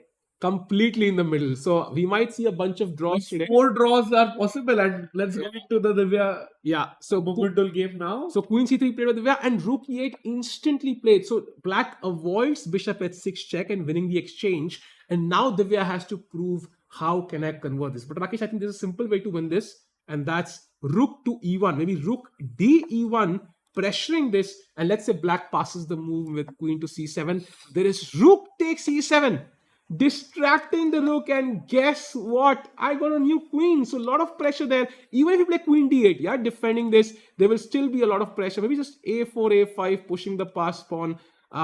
I'm wondering if I should give this check or not. Should I double up rooks? Like, there's so many ideas for white. I hope Divya doesn't kind of take a lot of time here, though. Yeah, I agree there, Silent. It just looks very close to finishing. Like, I think 2 or 3 powerful moves by white, and black throws in the towel. And also there's this idea of queen c4, which I really love. So for example, let's say black, I don't know, passes the move. Let's say rook f8. Yeah, the idea is h8 queens, you take, and if you take with the king, there is, rook takes, king takes, there is queen f7 with the idea of rook h1 mate. And if you, of course, take with the queen, then the bishop on e7 hangs. Again, queen f7 in the air. So that queen f7 idea is also very, very interesting. Yeah, both. I think rook e1 should be played for sure. And with that, as we head almost into up 4th hour of play, Sahil, 500 plus 500 people joined on FIDE right now. So very, very interesting. Meanwhile, let's have a brief look at the Humpy game. She has 9 minutes, Rakesh, and she has to make this critical choice. I do not think she should take that knight. She still has the bishop pair, maybe just bishop d3, defending this pawn on b5 and hoping for the best. Now, there's still potential for either side to go wrong, but if you take this, I sense, this is going to potentially even be losing for Humpy long term because, the knight is such a good piece here. And again, that reminds me of that bishop on d6 every single time. Yeah. And Sahil, you're absolutely right. Queen and knight combination is better than queen and bishop. But as long as you have both the bishops alive, then it's slightly, white is in control. And I think even though she has 8 minutes and she plays bishop d3, Sahil. Yeah, So that's good news. it had to be done. I think Humpy will be on a slight tilt here, chat. Not to forget, as we saw her taking a pause after this move, it's very likely that she missed after e takes f6. There is g6 for black, winning the game, or maybe even just after takes knight e4, she might have missed. So she is. I mean, she potentially was shocked, Rakesh, and she might not take this well, right? It's very, very difficult to tackle a chess player when you just make a blunder and you completely spoil a better position. Yeah, very true. And she had to cope up with that. But good thing is under 8 minutes, but has to play only seven more moves. Yeah, that's the good news there. And maybe it's time to also look at once the Salimova game, because we see a rook on h5. So black has swinged her rook onto h5, threatening queen h3. But I still feel this is more optical than real threats, because I have clear defense of the second rank right now. And I am also threatening to grab the a7 pawn. The knight on d4 looks strong. Rakesh, this also feels balanced to me. Yeah, and I think all three results still possible. Rook takes pawn is possible. Wait, is it possible? Rook c3. So if rook c3 happens, Rakesh, queen a7. And I think if Yeah. queen h3, then you see the problem. There is queen b8. And you know what? This is completely lost. You might play rook c8, but now rook a8, Rakesh, sacrificing the queen. And there is no rook to come back to e8 Wow. to support the rook. So there are chances to go wrong. But as of now, with these two weaknesses, I'm sensing a draw here as well. I think so. And very good fight by both players. And are they near the time control? Yes. Yeah, they should 14 be okay. minutes for Yeah. like 1 minute a move, basically. Yeah, they should be okay overall. Also in the Vaishali game, I think we have a bunch of moves: knight f8, queen c4, knight d5, knight g3, and this game has not changed much. Maybe white is tiny bit better thanks to the active queen, the bishop coming in, h5 incoming in. But again, very, very close to a draw. Although 6 minutes for Vaishali to play 18 moves, that could be a problem. Yeah, and So maybe, Rakesh, it's time to head off back into the Divya game, because there have been some few moves. yeah, and rook d1 played. So Divya not giving even a single move for black to recover. Rook d1, pressuring that e7 bishop. Queen d8, we saw this. And now, wow, by the way, Rakesh, here, there are multiple moves, right? We saw queen c4, a4, and doubling up, whatever. But g4, the best move in the position, has been played. And the idea is, let's say, what does black is in some sort of zugzwang, by the way. What can black do? Let's have a look. Okay? So if knight b6, you move the knight, it's completely lost. Bishop takes f6, bishop takes f6, rook takes e8, queen takes e8, and now apparently there's a beautiful move to finish the game, and that is queen to e3, sacrificing the queen. And you, of course, queen h6 ideas are there, so you have to take. And now h8 queens is checkmate. So you can't move the knight, Rakesh. If you move the bishop to f8, it's mate in one. If you move the bishop here, I mean, there's bishop f6 check, knight f6, and I don't know which one is the winning move, but rook takes e8 seems like it's gone on the spot. Again, with some ideas of h8 queens, queen e8, h8 queens, and I win your queen for the pawn. So Yeah. you can't move the bishop, can't move the knight. If you move the rook to f8, at least I can win the rook here. That doesn't seem to be working out. So what is black going to play after this incredible move pawn to g4? I think, Sahil, we might see resigns. Or, just c4 once on the left side of the board. But queen c4. You could also see Divya play pawn to a3, like continuing the zugzwang. Yeah, I think maybe king h8, Rakesh, might be the move, just to kind of say how are you kind of crushing me at the end. Just stop that h8 idea at least. And how are we crushing black here now, Rakesh? Maybe queen c4? A queen c4 is possible. Still trying to think of some way to exploit that diagonal. One idea is just bishop h4 and g5 also. Yeah, that's also a convincing idea. I don't see a defense actually to this. It's using the same like black's pieces are in their best positions. Yeah, they can't do anything. Yeah, there is no defense. So bishop h4, very, very strong. So bunch of options for Divya, and you can see her walking around. She knows that the game is over. So Muguntul knows as well. And the problem is there is no counterplay here, which is true to her style. So she will have to just sit there and defend. And Sahil, as the games are heating up, so is our chat and the viewerships. More than 650 people in the chat now. Nice. So as Ongral has played something, I think King H8 played. So we did Your see King move. H8, and now I have experience with these positions, Rakesh, as black. So Bishop H4, your move now played. Wow. And G5 could be the winning move. And Muguntul looks towards the right. She's not happy with the current development, has a sip of coffee, and now will we see resignation, Rakesh? Yeah, I think she wants to finish off that coffee before she resigns. Maybe a couple of moves, Sahil, but definitely. But it's what are over. these couple of moves, Rakesh, is the question. I mean, your guess is as good as mine, but it was around the opening stage where Mugundul's counterplay didn't really get going, and that's what maybe she's thinking about now, regretting not playing that. Yeah, yeah.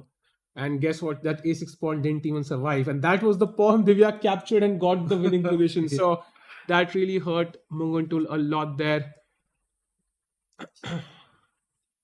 I think this is again, I think great opening prep by Divya and her team that to get that position with H4. Such a smooth attack, right? It was such easy play for white for a long while, and then create conversion with that H6, Bishop A6, beautiful moves.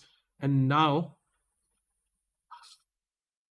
15 minutes for Muguntul to kind of come up with the move, but there is, I mean, she can play G5 to stop the piece sacrifice. Remember, this is second time. Second time. But now he'll again push it back and threaten G5 again. So I'm not sure if it's brutal. Yeah. In fact, just to highlight how bad this is, the best suggestion for the computer is Queen B6, simply giving up this. And now it is apparently Queen D8. I mean, I don't even know what the idea is with Queen B6 and then Queen D8, Rakesh. It's just wasting a move, I think. Yeah. Just taking the bishop and look at the king on H8. I mean, there's a mating thread, by the way. So that's a bishop D6. I don't know, bishop G5, bishop S6, bishop G7 is literally mate. A lot of winning ideas here for white.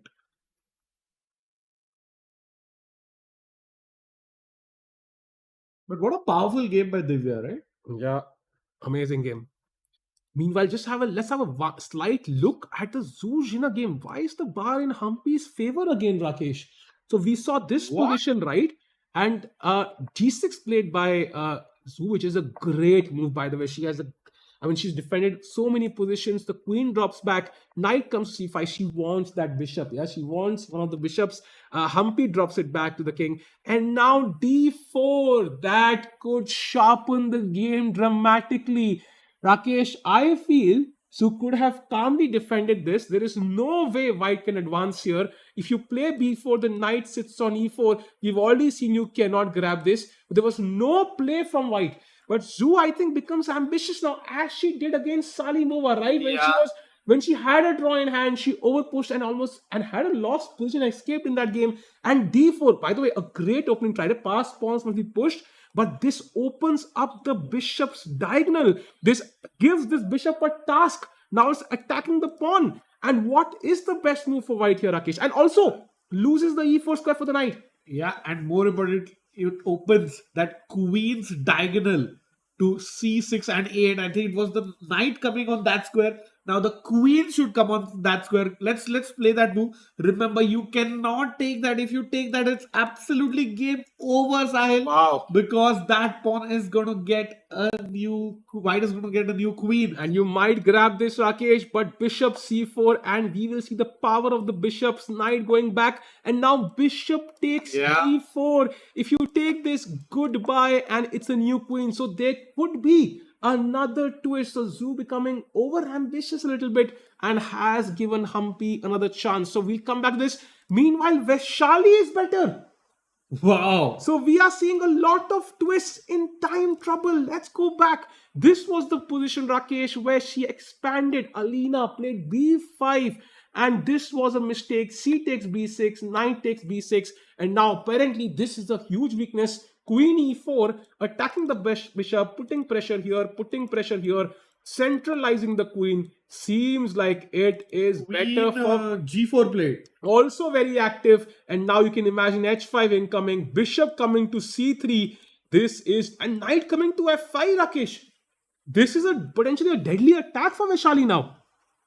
This is looking very bad for Kaslinskaya, who was playing a great game up until now. And I think it's Rakesh, I jinxed it for some players. I literally said, the bar is right in the middle on every game apart from Divya. And suddenly we are, oh my God, seems like a great day for Indian players. Harika is also better. and is exactly changed after you said, the bar is exactly at 0.00. Wow. So let's have a look at this. Apparently, rook takes c1, bishop takes c1, and now queen to e6, threatening this pawn. If you try to save this, there is f6, Rakesh. The knight will go back. Bishop takes, pawn takes, queen e1, winning a piece. And here, white under huge pressure. If Harika can find rook c1, bishop c1, and queen e6. So all the Indian players suddenly have a dream opportunity to win today, and she takes on c1. So that is the best move. White recaptures and definitely a good chance this side. Wow! So if we have the look at the bird's eye view again, it will be in stark contrast to what we saw Yeah, not 10 minutes back. 0.0. Look at the board one; it is still balanced. Board number 2, Vaishali better. Board number 3, Humpy better. Board number 4, Divya better. And board number 5, it's Harika better. So all the Indian players have a chance to win today, Rakesh. Yeah, that's great news. And in fact, Divya is the only one who's completely winning, Sahil. So let's have a look at that game. Let's see how she finishes off her opponent here. G5 was, by the way, King G after Bishop H4, King G7 has been played. G5 simply winning that knight on F6, which has been tortured for this entire game. Trying to get control of the H7 square. Rook goes to H8. I mean, you could just chop off the knight. There must be other options as well. Winning you can clearly, capture a free knight. I mean, this will be the cleanest, right? Because you take the knight, you have to capture with the bishop. You don't want to pin it again. I mean, that would be horrible. So bishop f6, bishop f6. You don't even want to trade queen. So probably knight. But okay, knight f6 is another pin, Rakesh. I wish I had another g pawn here. But also, Sahil, there's something called delayed gratification. And Divya has been doing that. So instead of, capturing the knight quickly, just play rook to d1. Yeah, sometimes I wish I could also speak in Hindi, but g5 now, rook h8, Rakesh, and it does feel like the game is about to be over. And Rakesh, I mean, if you're an Indian fan, suddenly the games are shifting in your favor. You have a lot to cheer for.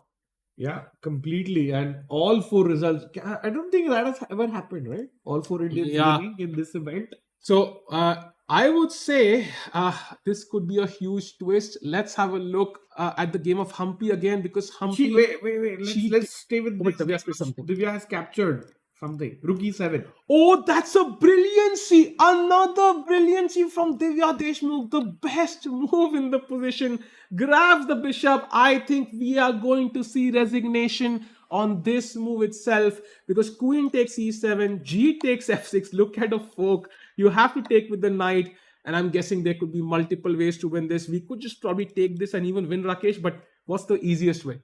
I think just play bishop g5, and that pin is eternal, I feel.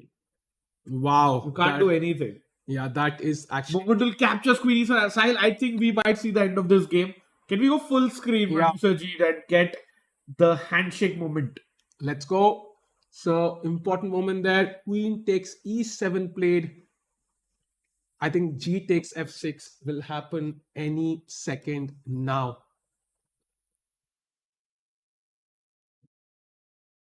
And Sahil, still the accuracy level is pretty high by Divya. What a flawless game from her. Yeah. G takes f6 is, this is a great scene there as we see pawn takes knight, knight takes r pawn, and even something like a4. It should be game over, because there is absolutely no way that black can untangle this mess that her pieces are into. Yeah, and 600 people watching channel. We are focusing on this game because it's about to be over, and this game has been super sharp from the start. And at one point, literally 15 minutes back, we had all 4 games equal, and she has taken on f6. And knight takes f6 on the board. And Rakesh, I love your move, bishop to g5, just keeping that pin forever. I would even play f4 next, just defend that bishop. And That is why you might lose time. oh, queen e4 check. Yeah. See, that will be a oh my god blunder moment. yeah, maybe I'll put the king on a1 first. Like, Yeah, of yeah, course I'll put the king on a1. Of course. But I think bishop g5 could be a nice move. So Rakesh, from Munguntal's perspective, like she would lose 4 games in a row. That is really hard to kind of psychologically handle. So what can she do now to come back in the last 2 games? She also has very strong opposition in Polina and Harika. So how can she kind of tackle this going forward? It's very very tough to answer, Sahil, because the problem is even though you might lose a game, you're tomorrow playing against a stronger opponent. So that's very rare, and we should see the resignation, I think, in the next move or so. And even something like pawn to a4 is winning, I think, Sahil. Yeah, basically black is stuck. Yeah, so whenever you take on h6, so let's say pawn to a4, and you decide, okay, I am now going to take this pawn, it will be lost because bishop takes, queen takes, king takes, and rook takes h7 would be a rook up for white. So black can never really take the pawn on h7. And in that case, white could literally just put the pawn all the way to a8. And there is no defense to stopping that pawn, Rakesh. Correct. And it's a zugzwang because let's say pawn to a4, Sahil, there is no time for Munguntal to play rook a8 because now you go h8 queen and do the same scenario again. Yeah. This is, and everything comes with check. I think Munguntal might even resign after a move like pawn to a4. Yeah. It's a show of dominance that black has nothing that black can do. So this is such an effective plan. By the way, I love your move bishop g5 because there is no g5 and king g6 also. Correct. So that makes a lot of sense to me. Queen e6, you can just kind of start. Can you push a4 already? Oh, queen f5 is losing, by the way. See, I found another way, Rakesh. There are ways to use this. So you potentially should kind of even just take to make it simple. Let's quickly go to Polina versus Harika because I see a repetition. Ooh, that is potentially incoming. So Harika has to be careful. Bishop c1, queen f5 was the slight error. Queen e6 was the only way to push for Harika. She misses that. And now queen e8, king h7, and knight d7 was the only move that Polina has come up with. So now there's a simple repetition of knight f8 check, king back, and knight back somewhere, knight g6 or whatever. So this should be a draw. Is there a way to avoid the repetition, Rakesh? I don't think so. Absolutely not. I think Sahil, it's not allowed to pre-move over the board, but basically Polina is going to do that. Whatever black plays, apart from, bishop c5, I am going to play knight f8 check. Yeah. That is a very easy draw. I think Polina has managed to save this, and Harika will be, just wondering, did she have a chance that she missed? Yeah, but I think it was a very brief moment when she potentially could have pushed. Just to highlight, so bishop c6 feels like it wins the knight. It's pinned now, but there is knight f8 check, king g8, and now knight d7 check again, and this would be a repetition. So I think this should be a draw, and likely I think we'll have competition between which game ends first. Will it be Divya or this? Let's have a look at the Divya game right now. G5 played, yes. So knight f6, bishop g5 has been played, and now queen e6 is the last trap that Munguntal has, with the idea of queen f5 check, winning the bishop, and you can't play f4 as you pointed out, Rakesh, because you save the bishop, but you lose the rook on h1. So to bishop g5 after queen e6, Rakesh, maybe king to a1. What did she play? Queen e6 played. The simplest way to win would be king to a1, I feel, getting out of all checks, and that should take care of everything. Yeah. Last throw of the dice by the Mongolian. I think I'm pretty sure Divya will find king a1. Yeah. The only try that black has. Yeah. So, Divya has played a flawless game here. It's all about conversion. By the way, Rakesh, what if you do the simplest variation? Bishop f6, queen f6, queen f6, king f6. So this endgame, if you look at white has 4 pawns, black has only 3. The problem for black is you cannot really activate the pieces. Whenever you activate the rook, I will queen. So I can simply play king c2 and this is just lost. King g7, a4 or king c3. Like, does black have any chance? No chance here. Absolutely no chance. I mean, this is something which even we could win. Yeah, exactly. So basically, black has no play. The only play she has is g5, a4, trying to create a pass pawn like this.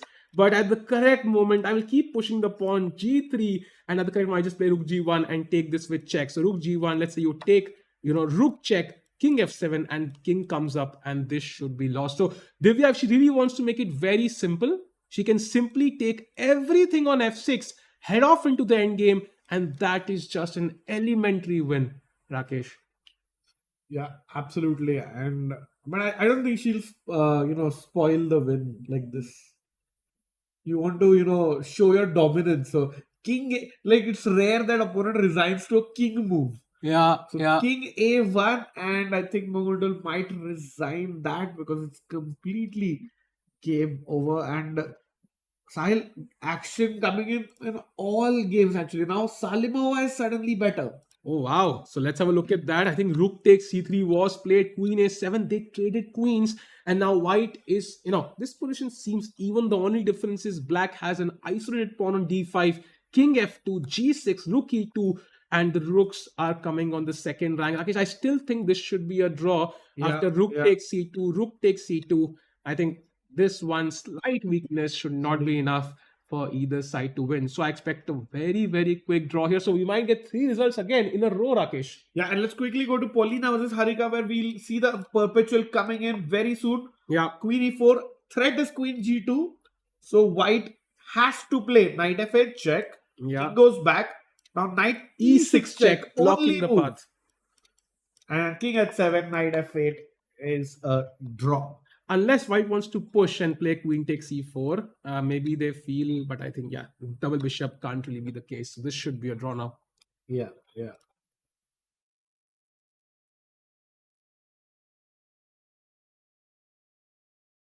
So this game, I think, who do you think will be more happy with this, Rakesh? Will it be Paulina or will it be Harika with this draw? I think Harika would be happy.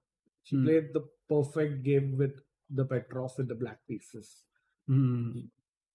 Yep. 5 minutes of Paulina. I think she can take all the time in the world. She has a draw in hand and she can decide whether she wants to push this because black does have pressure on the d4 pawn. So knight f8 and the repetition seems like it's the best way forward. And that should be a quick draw. Meanwhile, if there are any other updates in the other games, maybe Humpy against Zujina, a brief look at that important game. Missed a chance, Sahil. But she found b4, Rakesh. That's a great move. Knight a4. Later. Bishop finally drops to c1, the square it belonged on. Queen c7 and apparently queen a8 was the only move. But very difficult to find queen a8, Rakesh. Like, it's the a7 pawn is defended. And why, first the check. King goes to g7 and apparently bishop h6 check was the move. Yeah, not easy. Not easy at all to find this. She plays bishop f4, which is more logical. And I would say black again has some chances with knight coming to c3, which is a great square. And until that pawn is on the board, she will always have some pressure. The pass pawn is very strong. White has double pawns. That doesn't really help too much in terms of that. And this pawn is well blockaded by the knight on e6. So unless you can grab this pawn or you can activate these bishops, which are not activated right now, very importantly, the c4 square also controlled. I think this could go either way. Yeah, all results possible. In fact, in this position, it's imperative for black to move the knight to b2 or c3. Otherwise, white gets almost a 0.9 advantage, and you do not want to give that to your opponent, especially with the time control being reached in 2 moves. By the way, important question. Black has the option of taking this bishop. Would you grab this? I don't think so. There's just too many weaknesses around the king. I like that bishop. I like that knight to be there.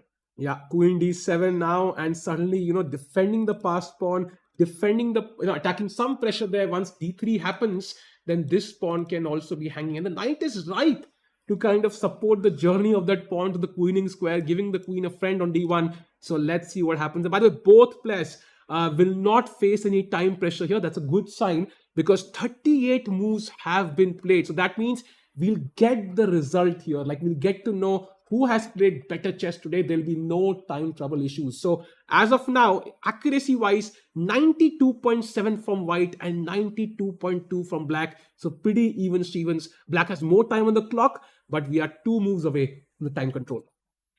And somebody who will be joining Zhu Jinner in the lead at least until Zhu finishes her game is Divya Deshmukh, because she played King C1.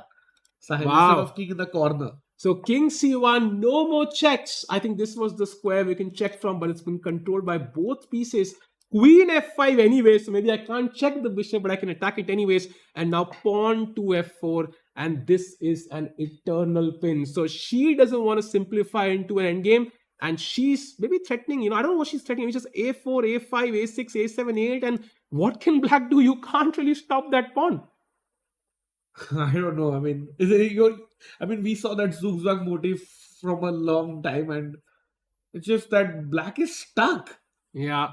You don't have any moves, you don't have any checks, and it takes courage to play King C1. I think it feels like it's right in the center, right? You don't want to move the king towards the center, but it makes a lot of sense. Because after King A1, once you push the A pawn, there could be some checks, some queen attacking the A4 pawn. So that's why King C1 was better. Queen E6 played. Yeah.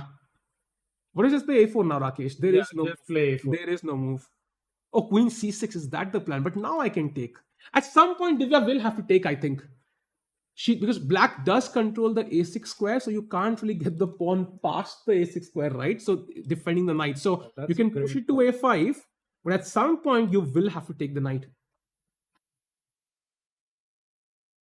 In fact, you can take it now as well, but just A4 is that better technique that we have heard about. She's 5 minutes for 5 moves. I don't think. And she plays A4, Sahil. Yeah, A4 played, I think, after Queen C6, Rakesh, which is attacking both pieces. Do not forget that rook on H1. I would miss that easily. I've missed it already in my calculations. So I think this is where you probably should take the knight. Like, I would just trust that rook endgame and make it simple. Yeah, and another thing that is extremely simple is for the 750 people in chat to just like the stream and get more people to this exciting day 7 of the FIDE Women's Grand Prix. Yep. And as of now, we will check out the game of Vaishali against Alina, where we have had some updates.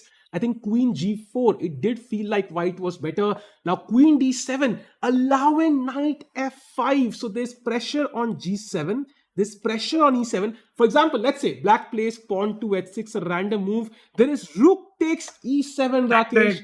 Knight takes, and Queen G7 is made. So black plays, I think, pawn to H5 here, sacrificing the H5 pawn. Queen H5, bishop F6, and now white is a pawn up. And black has activated her pieces. But is it enough counterplay for a pawn? I don't think so, Sahil. It's like it was not a sacrifice, it was lost, the pawn. And I think a couple of people, forgot the name, Mr. Bake Shield is very anxious in the chat, wondering why is this an Indian-centric commentary? That's not the case. I think we have 5 games in total, right? And we have an Indian in 4 out of those 5 games. So unfortunately, we will talk about an Indian by pure, luck. And of course, I think right now the Indian player is doing very well in most of those games. And I think Alina, after her game yesterday, might be very disappointed, Rakesh, because she played a flawless game. I mean, it was so exciting to watch. How can she create counterplay in this game? We saw her resilient defense yesterday, and Vaishali has played... Oh, she plays pawn to G3, I think. Right? Yeah, pawn to G3. That feels a bit slow. And knight C4 could be the resource Alina needs here. It does weaken the light squares quite a lot, Rakesh, somehow. Apparently, the best move was like activating the rook to E4, preventing knight C4, maybe activating the G4 as well. And knight C4 played in an instant. The game has equalized, Sahil. You see 0.00. Absolutely. And now the bishop is hanging. So where do you move the bishop? For example, I would love to move it to G5, but that loses the knight again. So you can see how there's no easy square. Bishop F4. There is knight F4 also winning the game. So where do you move the bishop now? Can I go bishop E3? Bishop E3. But now I can take that bishop maybe. Do I want to take it though? Maybe 95 also, Rakesh. Using those light squares. Knight takes, Queen d5, knight f3 check. And I would Lord. rather be black here now, even though white has an extra pawn. So Alina again doing what she does best, kind of creating What a some. fighter. And 20 seconds for Vaishali for Ooh. 13 moves. Rakesh, white or black? Which side would you prefer now? Black. Yeah, I think black looks like she has the better practical position, and she chooses bishop e3. Now 95 would be a great practical drive. She can find it. Because, it just feels the momentum has shifted once again, Sahil. Yep. And this could be a huge win for black if she can somehow play knight to e5, the trickiest move there. You could take the bishop, but that also simplifies the position. Now my king is safe. I'm kind of controlling a bunch of squares with my knights, and the queen will come back safely. So I think as of now, it feels like knight e5 is a very, very tricky move, activating the worst place piece. Yeah, I think knight e5, bring your knight to the center, exchanging a pair of knights, and then that queen d5 knight f3 check idea is just so strong. Yeah. And I would be worried if I was playing white here. Yeah, very interesting. One look at the Humpy against Zuj in a game now where bishop f4. Black also made a mistake with king g7 and gave white another chance to play queen c6.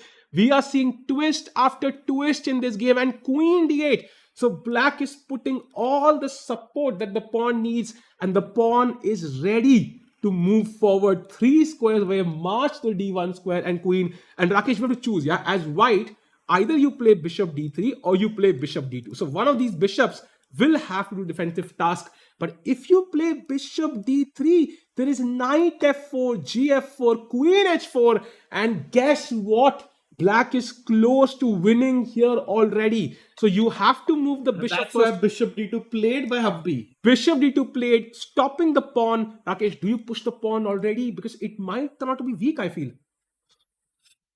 That is possible. And they say passed pawns should be pushed.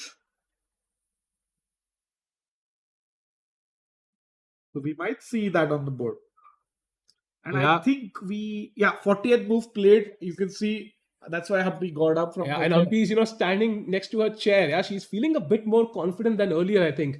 So as of now, time situation, by the way, is not a problem. 40th move, as you said, Rakesh. Black needs to make one more move. I think great time management skills by both players. But it's amazing to see that we are seeing those slight errors either way, and the game keeps shifting. Yeah, it's amazing to watch that. Of course, and it's like both sides putting in their best and great chess overall, as you can see. Yeah, and we can see earlier we saw only one game with the bar in one side, so now we have 3 games there. So let's go to Vaishali's game, please, because 10 seconds left. Oh, she does not find 95. That was a great tactic, but Rook E8 also activating queen g4 and now queen d5. They are blitzing. Yeah, they have to play 11 moves. Just 25 seconds for Vaishali. Wow.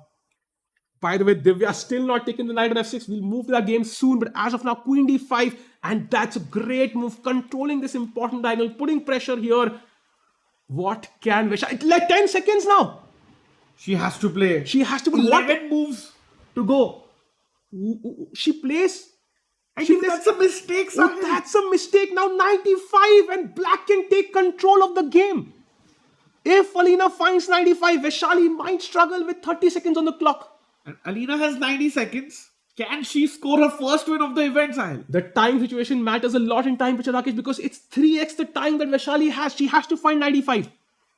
95 looks pretty. She looks at the clock now. She looks at the clock and again comes back. And you see 34 seconds for Vaishali. That means she made her last move with only 4 seconds on the clock. No, yeah, but she's supposed to make 10 more moves, Rakesh. That is tough. Oh, another glance at the clock. She's making rapid glances at the clock right now. She is panicking. Alina has a great chance. 95, even 93 works, of course. I didn't expect this game to become this sharp. Felt like a equal position that should end in a draw, but somehow it's becoming very interesting. And wow, oh wow. I mean, with the exciting games, another exciting number in the chat. Yeah. 800 people in the chat. Let's go. Hit that like button and let's see more decisive results. Yeah. Alina down to 30 seconds. We are more excited. Chat, let's focus on supporting the players. Whosoever is your favorite one, tell us their name. And as of now, Alina, can she find 95? That would be a huge chat. Oh, Vaishali, she's ready to fight the move at 95 on the board. 95 played. Alina on the brink of a fantastic comeback here. Okay, 95 has to be played. There's no other move because the queen is also hanging. We see that blue arrow. Yeah. Taken. And of course, you take back with the knight, attack the queen, a free tempo, and you put Vaishali back under time pressure. Vaishali, of course, is okay right now thanks to the extra pawn, but it does mean that there are a lot of weak squares, light squares near the king. Vaishali would love to trade this bishop for a light square bishop right now, Rakesh. Absolutely. And you have to watch out for ideas like, queen d4 check and knight f3 check. It's like a family form that is possible as well. 20 seconds, 9 moves to make for white. Yeah. What do you do? Like queen d1 is the best one. It's so difficult to find. 9 seconds now for Vaishali. She goes queen f5. Ooh, queen f5. Looks very logical, right? You're kind of semi-pinning the knight on e5. If you move the knight, I trade the queens, and queen trades will be in white's favor because then I can solidify with my pawn up. Alina looks like she is going to move her rook.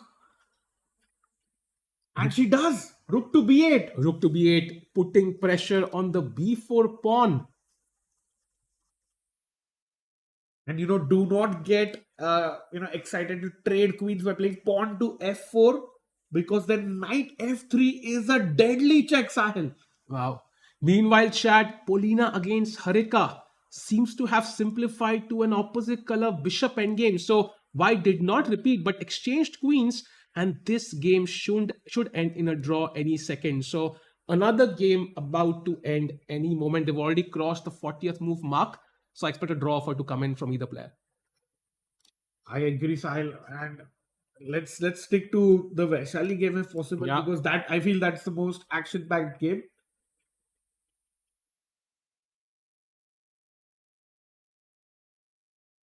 "25 seconds for Vaishali, 63 seconds for Alina."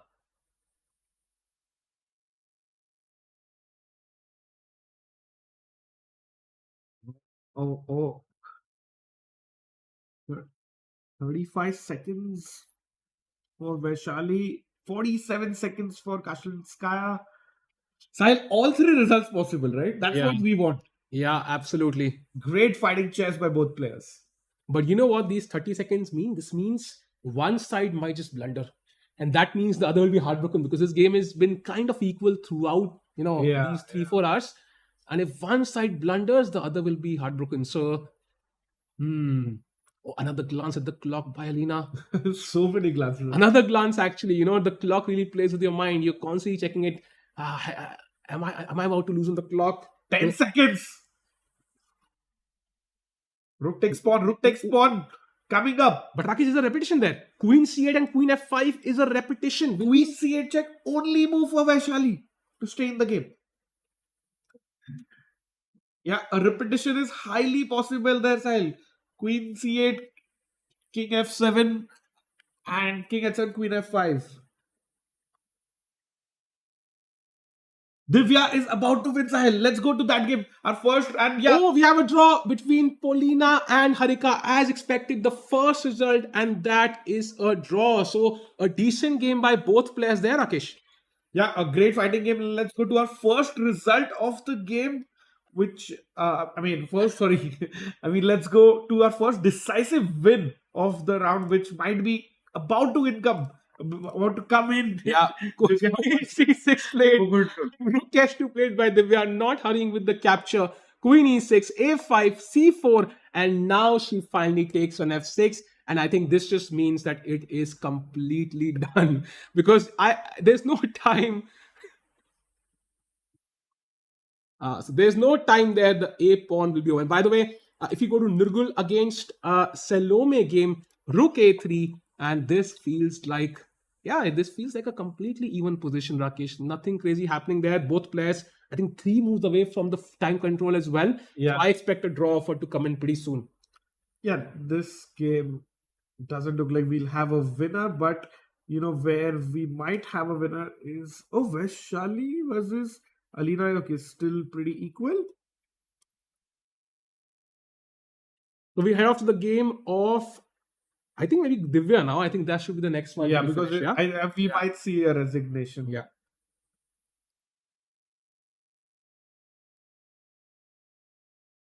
We see Muguntul just wondering what could she have done better. Now White is simply, going to push the pawn to a queen, and there is absolutely nothing that she can do. White has two pass pawns, both the leftmost file and the rightmost file, and it is completely game over. Is she waiting for Divya to come so By the that she way, can resign? just to highlight, yeah, if you play King F5, this just wins on the spot. Like Yeah, it's just you over. just promote. So let's say King F4, 8 queens, Rook takes A8, H8, and this is over. So you probably have to go King G7, Rakesh, now. Yeah. And A7, and this is, yeah. I mean, if Rook, you move the Rook, I will queen, and I will distract your Rook to queen the A pawns. So the pawn on A7 seems to be a beast. F6, for example, now the king walks up, simply grabs this pawn, and it should be game over. Yeah, I think no iota of counterplay possible. Yeah. Just absolutely over.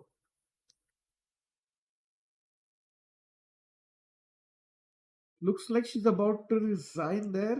I don't know, Rakesh. The games are so exciting. I'm going to bake a cake today somehow. I feel like that would be awesome. By the way, oh wait, what?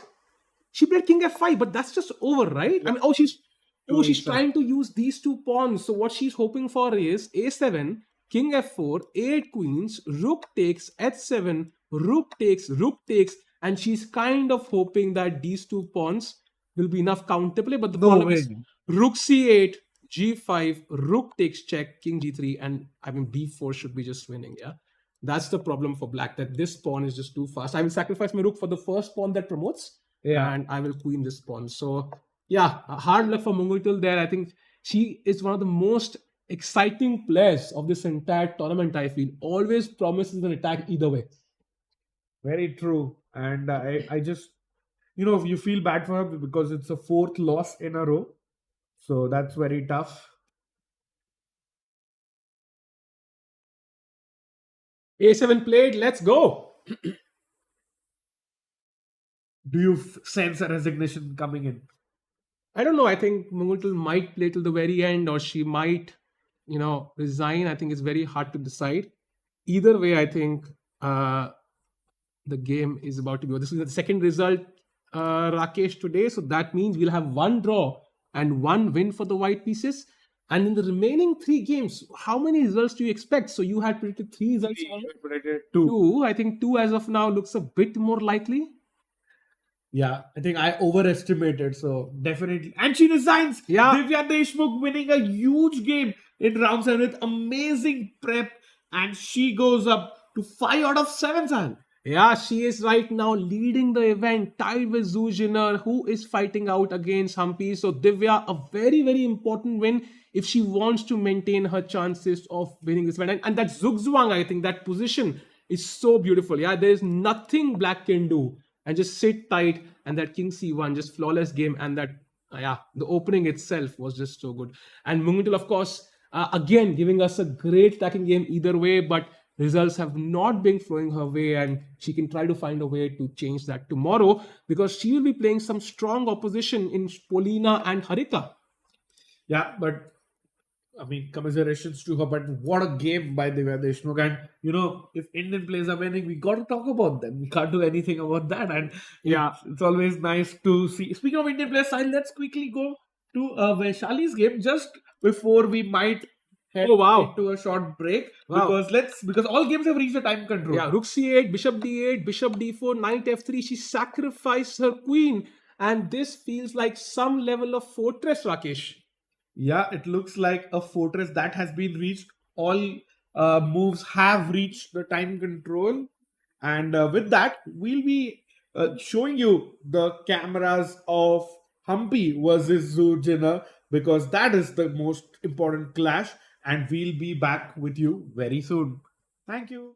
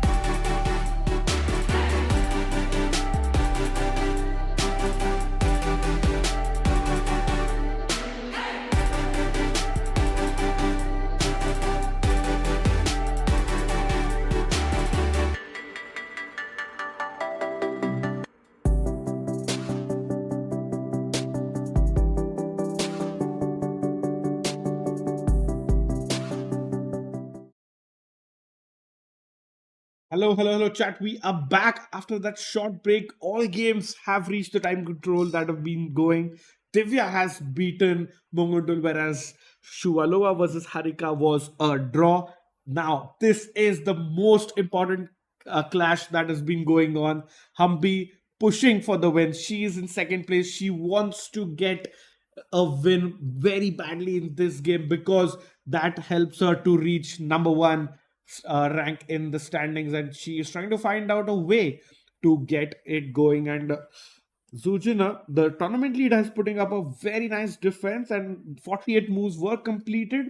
So both players getting 30 minutes each. So, but now White has only 16 minutes. So Humpy has been thinking for 15 minutes already. So using up 50% of her bonus time, and she's trying to figure out how she can get the most out of the position. So bishop c4 is the best move for white, hitting the knight here, trying to win a pawn. Whereas after bishop c4, queen e7 is the best move. Looks like that should give Humpy enough chances to create some counterplay. And note that you should not be capturing the pawn like this. I mean, getting one pawn up, because black has a lot of counterplay with queen coming down to d1. So as we see, Humpy still trying to figure out a way. She's used up almost half of her time. It's maybe she's not finding the best plan here for white. All three results possible, chat. I still feel, we can have a very, very exciting finish here.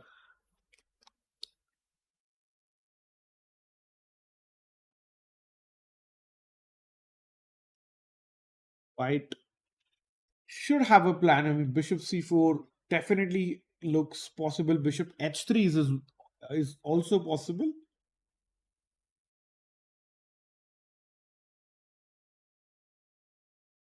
Let's check out some of the other games that are remaining as well. So, Vaishali versus Kashlinskaya is another game that is, heading to a draw, because, the queen definitely a strong piece, but the rook, bishop, and an extra pawn, which is almost equivalent to the queen, look completely equal. I don't think any side can really push in this game. White still might try out something, but the queen just has enough counterplay, always heading out, looking for the checks. And even though, if you have something like pawn to h6, let's put in a null move. So pawn to h6, if you push, even that's no good, because let's say queen to a6, pawn to h6, and you always have this queen c6 check, king coming down, and you can also capture this pawn. So no big threat ever is going to come from white. And a queen c6 check on the board played by Kashlinskaya, a heroic defense by her, and king goes to the side. And I think just maintaining the queen on the sixth rank on these three squares that were highlighted, and it should be a draw.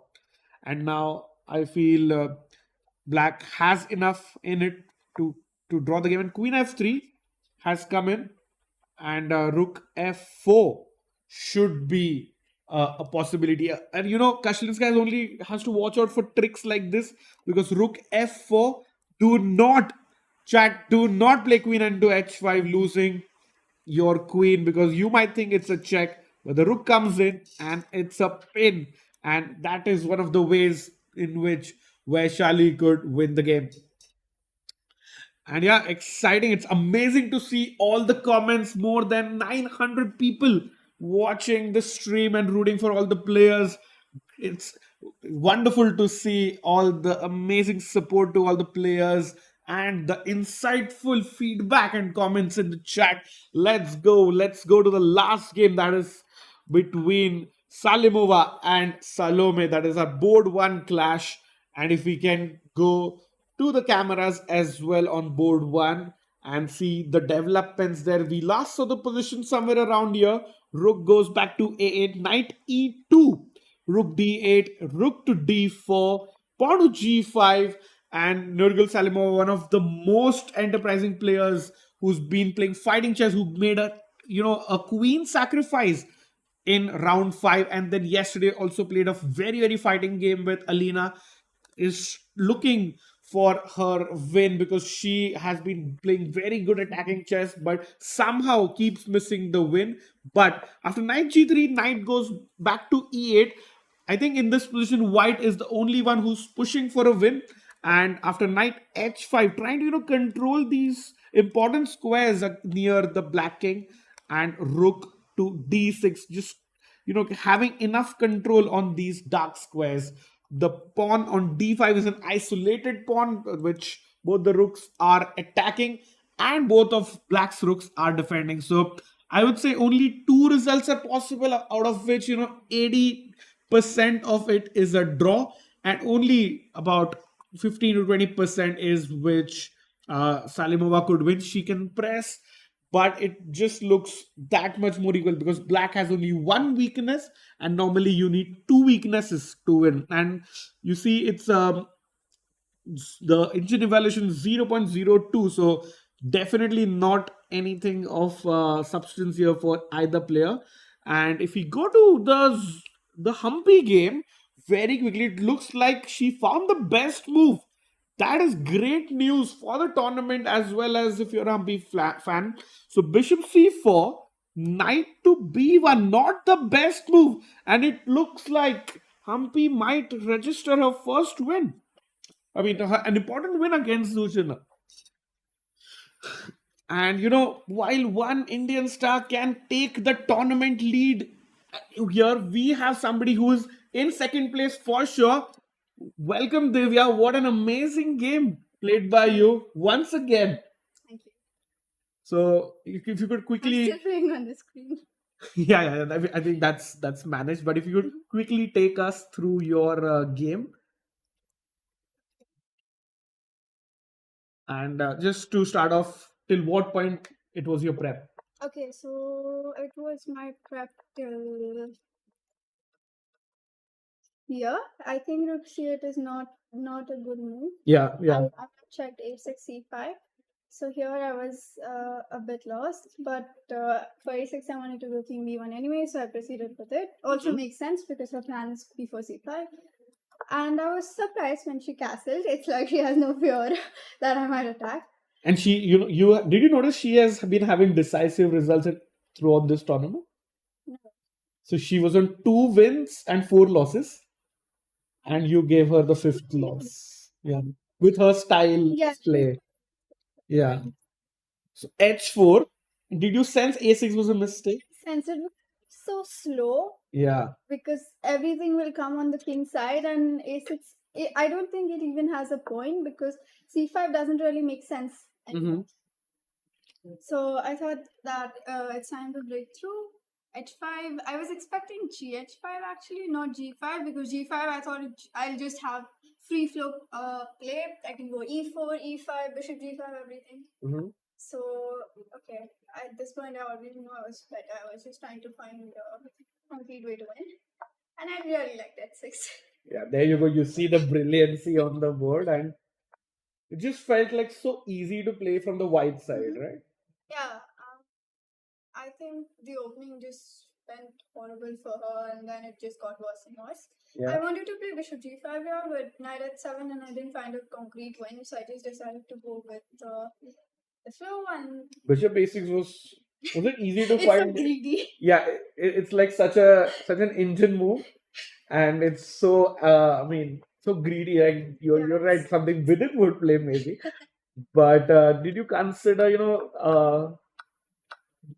bishop e7? I think there was another move which we were looking I at. was looking at everything. Yeah, knight a4 or something.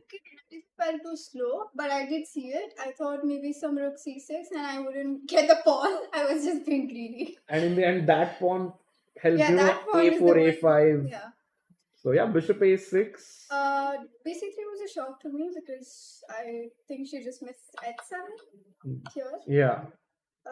And worst case, if she had not taken, I would have gone bishop c4 and then just finish. So yeah, here initially when I saw this, I thought I'll just go bishop h6 and take the rook. But I thought, okay, why allow counterplay? and it just felt like such a dominating position. Absolutely. And I think this is like a zugzwang for black in a way. Knight, bishop, rook, queen, nothing. So, okay, after this, it was just, I had a mini panic attack because when I took rook e7 and Yeah. this line, when I initially calculated the line, I thought queen e6, bishop h6, king h7, bishop g5, and I win the knight. But she had knight h5. So then I had to think a little bit here, but I knew that even if I take now, it should be winning. But I just wanted to put my pawn up there and then take it.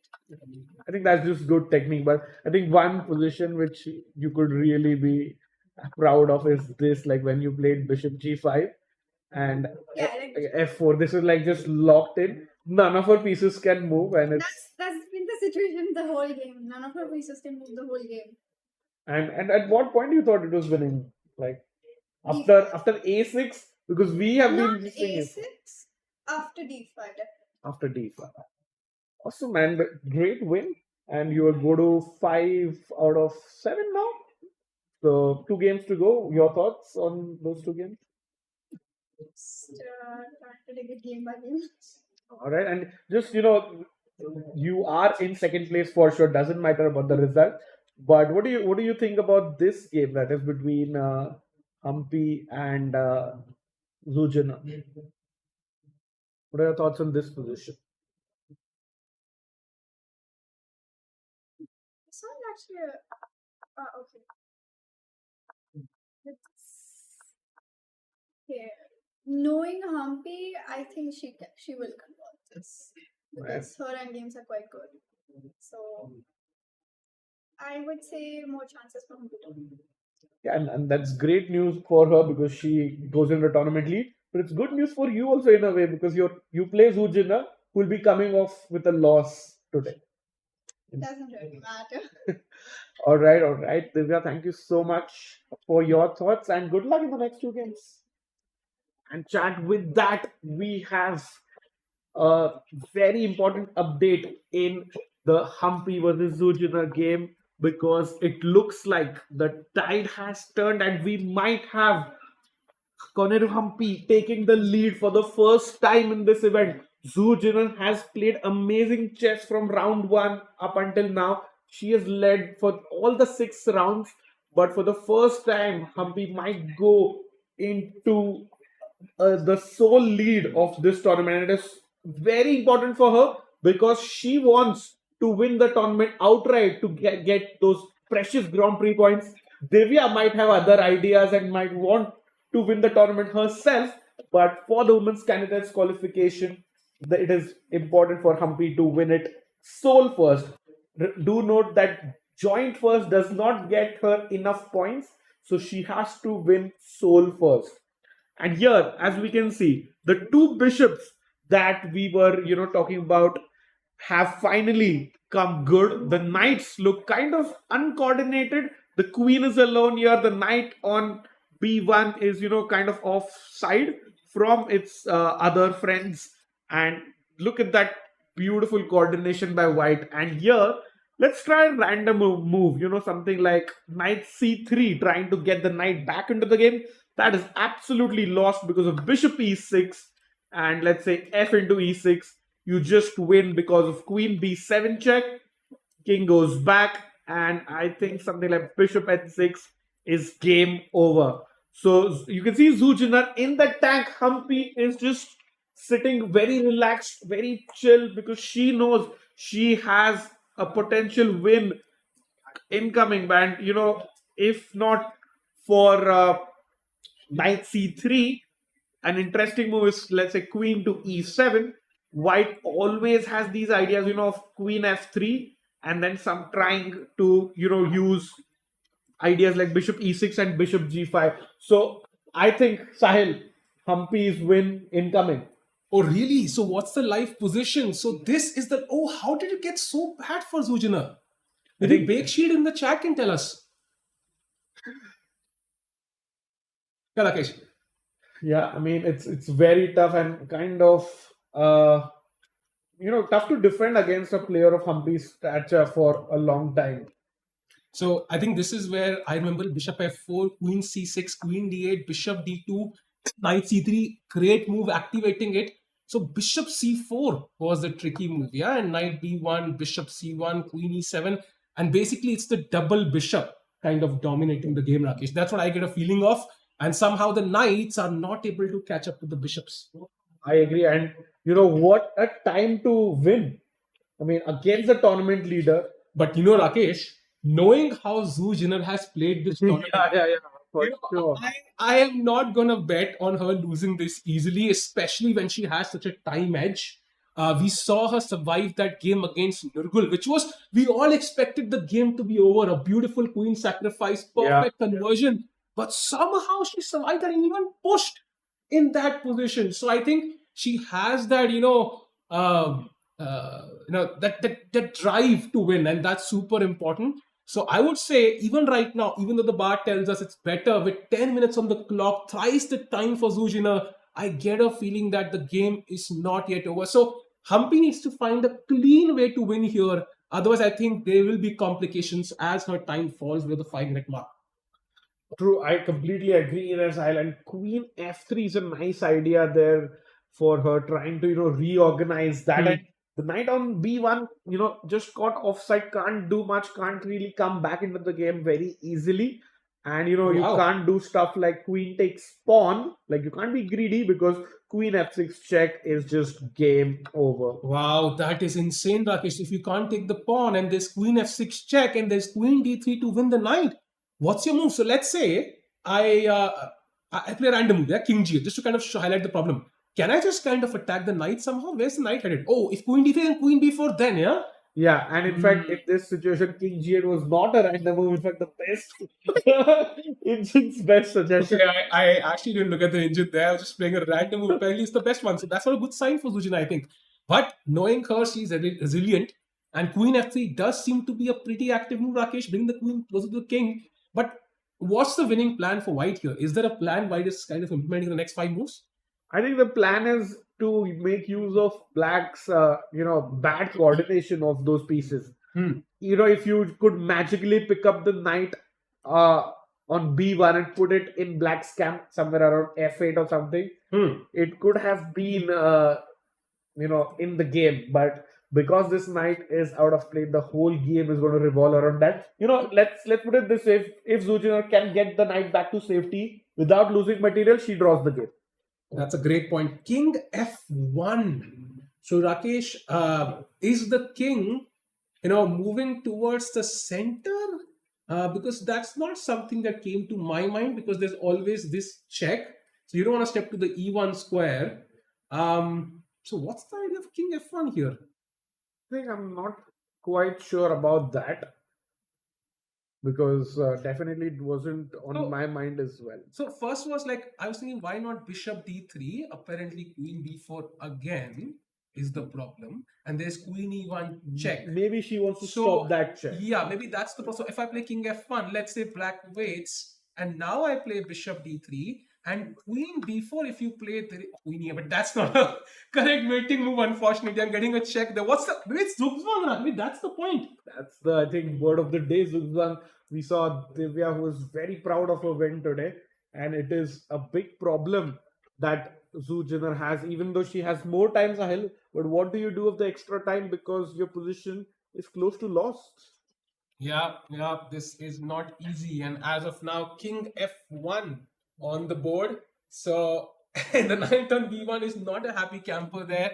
There should be a white knight there. It just switch sides. Yeah. That's the feeling I get. Yeah, it switch colors. Pretty much, and it's tough to play as black. Yeah, it's like a spy hiding in white's camp. Yeah, it just switch colors, so that's crazy. But of course, Zhu Jinner has good plans for that knight. She has time to kind of, figure out the best plan there. But of course, the king, when the king is not safe, Rakesh, that's not a good sign. And here, queen f3, queen f6, bishop e6, bishop g5. We even saw bishop h6 move somewhere when the queen was on 8. Right? Correct. Queen Yeah. h8 mating idea. So that means there's a lot of possibilities. And thankfully for Zhu, she does have that time. And knowing her, this game is far from over. And what's happening in the other games, Rakesh? We've only had 2 results. Draw between Pune and Harika. Win for Divya against Muguntra in a, I would say, a flawless game. can we have the bird's eye view to kind of understand what's happening in the remaining 3 games? Let's try to see, apart from Humpy Zoo, is there a game where one side is better? So let's have a look at the game one by one. Let's have board number 1. Some people in the chat really wondering, what's happening in this game. We've not covered it as much because this game is stuck right to the close, to the equal level throughout the entire game. And this is the current position, and it's not changed much, Rakesh. I do like the knight square for f5. So I can imagine knight g3, knight f5 being an active square for the white pieces. But there are very few pawns remaining in the position. That's the problem. And I can imagine knight g7 here just equalizing the game on the spot. Because after knight g7, you can't really ignore this because knight e6 is forking both your rooks. Yeah, that's a great point, Sal. And the d5 pawn, though isolated, is quite good, controlling a couple of key squares. Yeah. And they normally say you need 2 weaknesses to win a chess game, but your d5 pawn is the only weakness, and that's why I think Salome could save this game. Yeah, and of course, after knight g7, if you're forced to take, we all know all rook endgames are drawn, and this one is not an exception, unfortunately. So I expect a draw in the next 10 minutes or so in this game. Now going to board number 2, where Vaishali at one point had that advantage. Then even Alina had a chance with that knight e5 idea to get some initiative against the white king, but she could not do that. Go to that game with the cameras, Vaishali against Alina, because I think Zujin is going to think a little here. Yeah. So in this game, Rakesh, we've seen a bunch of queen moves from Alina. White is trying to expand. I at first thought was White is kind of defending this, so might just stay tight. But she's kind of advancing her pawns. Is Vaishali being a little ambitious? Because I remember there was this endgame between Magnus and Nepo in the World Championship match where Magnus had like king, rook, bishop, and 2 pawns against an only queen. Something like that. That was so hard to win because of the constant checks that the queen had. So with 2 black pawns, I don't think there's any chance for White to win this.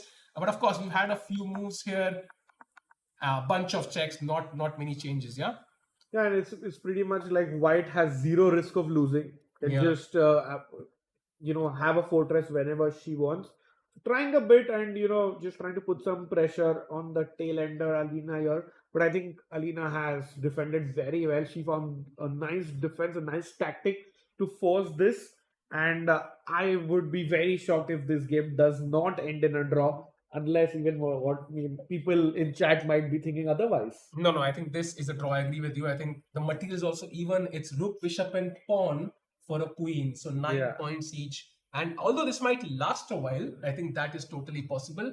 The end result will not really change much. And the queen is a very active piece. And Alina has been playing very well in the last few moves, not giving White any chances. And Vaishali also not giving the black queen any chances. So feels like an even fight. So this should end in a draw in some. So board 1 and 2 looking like likely draws, Rakesh. So we've only had 1 result so far. So will Humpy kind of win? Can we go to her game now?